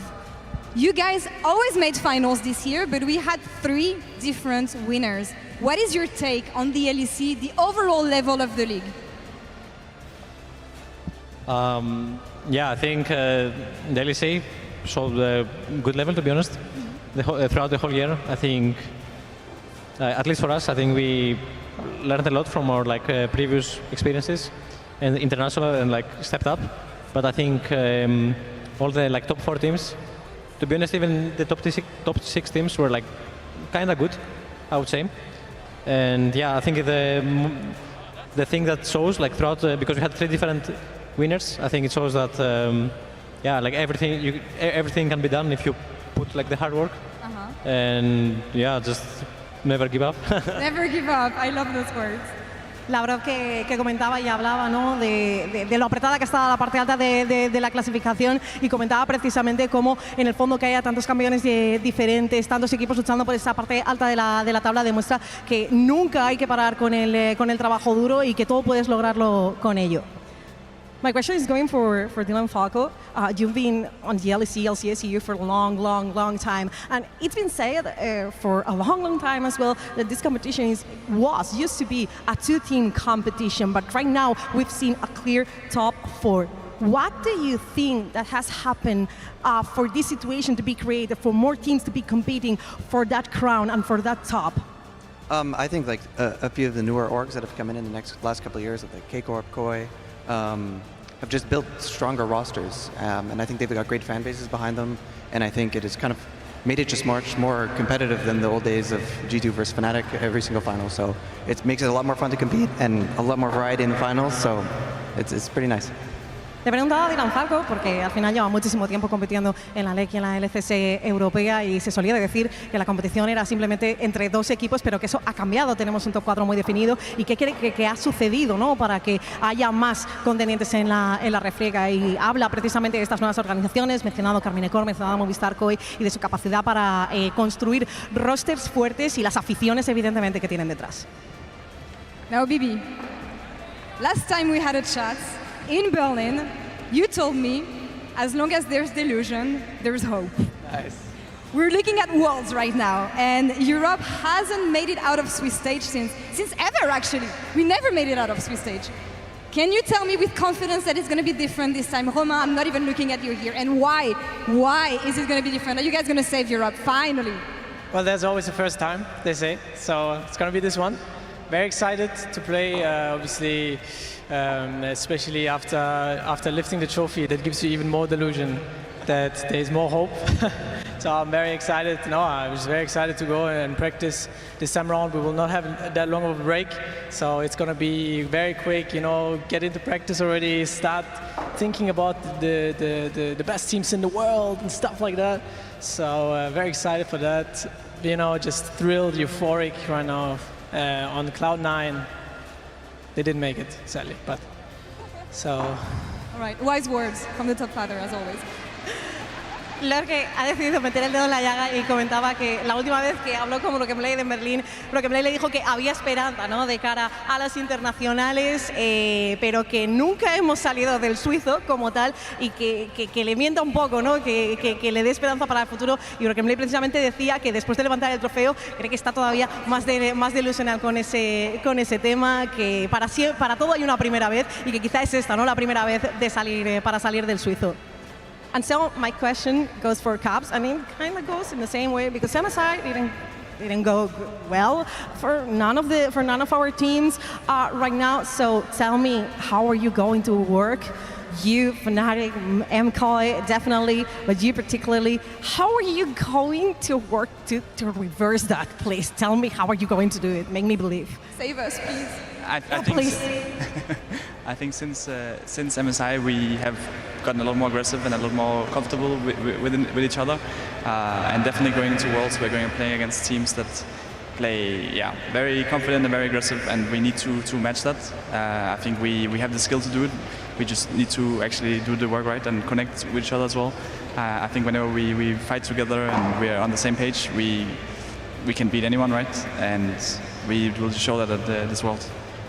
Le preguntaba a Caps un poco por lo mismo, ¿no?, porque al final el MSI no fue muy bien para ninguno de los implicados, y que cómo van a trabajar para revertir esos resultados, por favor, que lo necesitamos. Y dice que, bueno, que al final han estado mejorando muchísimo desde primavera, trabajando en esa agresividad, jugando contra equipos que tienen mucha confianza en sí mismos, y que se ve bien, ¿no?, precisamente para luchar contra todos ellos de cara a los mundiales. Please be right, we need that.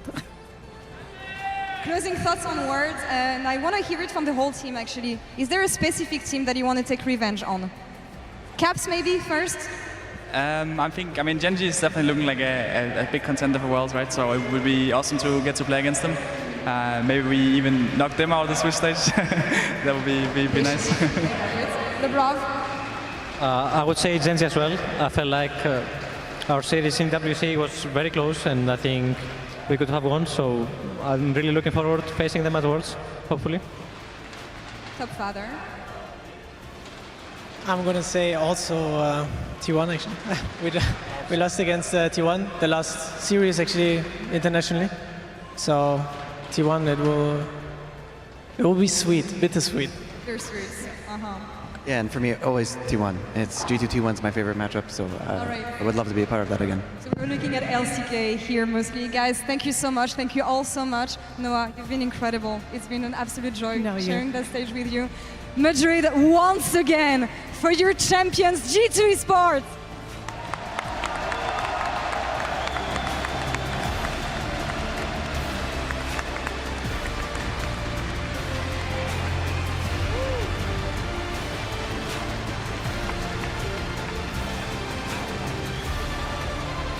And that's all for us here now in the LEC. The season comes to an end.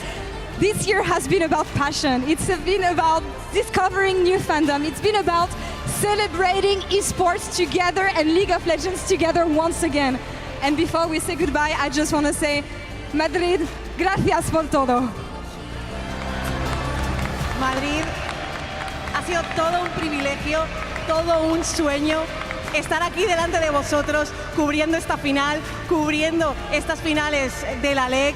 La verdad que no tengo palabras para Lord, para los equipos. Lord, you and Shox, you made it so easy for me. I have no words for that.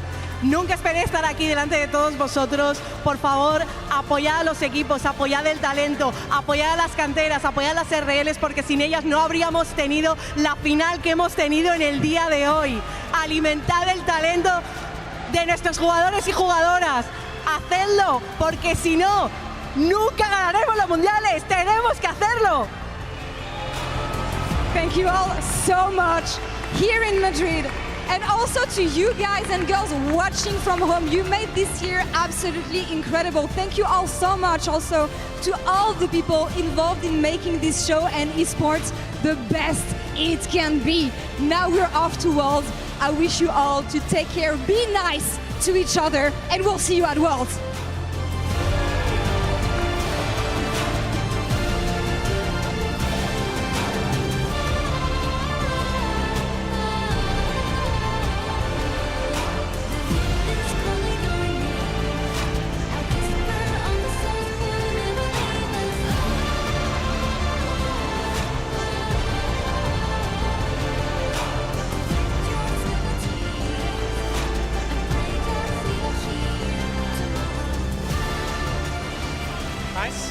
He's not flashing. We can fight with me, fight me. A bit slow. RTB as well. Look, kill him. Okay, Sams. Guys, chill. Next track. I flash. Give me dust. Nice. Go into Nash. Maybe okay. Nice. No. Go into Nash, guys. Good warm-up game. Yeah. Can flag and drag. Alvaro looking to retreat. Flash in from LeBron. Ulti coming in from Caps. Well layered. You're now caught in the midst of the fight, but they don't quite have the damage to finish it. Jojo standing off on the side, but here comes Hansama. Right in time to find these kills. Check this side. I'm split it. Look on me. Sorry, one shot. Nice. Play. Look on us. I'm taking it, guys. Look on us. Oh, the back. I'm moving. Very good. Kill Sandy. Yeah. Nice. Good call, guys. Nice. Kill him. Nice. No, at least if you want to fight, just look at each other. Shut the f up. It's actually what he's saying. You are scared to fight for the spots that you need to fight. Yes. It's not about fighting like you don't need to give them up for free. Yes. You need to move your to fight. Super and Hansama on the way as well. Sky Splitter means Q1 manages to grab the red buff, and that means it's probably just a dead man walking. First blood. Absolute disaster! 2 minutes in! It's game 3! MKOI needed to win! Azia! Beuchan! That's it, bro! Let's go! Nice, guy! Beuchan! Nice! Nice! Redemption, bro! That's it, bro! Let's go! Beuchan! Good shit, guys. Good shit. Go, you deserve this shit. Nice!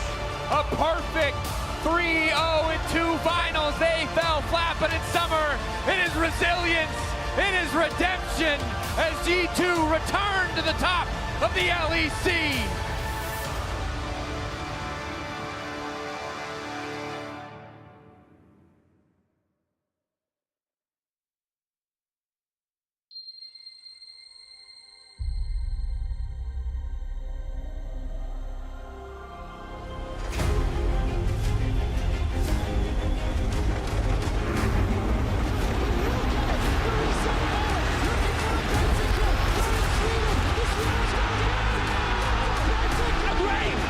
G2, the perfect teammate! They take it all! Here comes the Crow's storm! Knockback, instant call, puts a crap! This people, oh my God! Claps! Everybody, you know the story, you know the legend!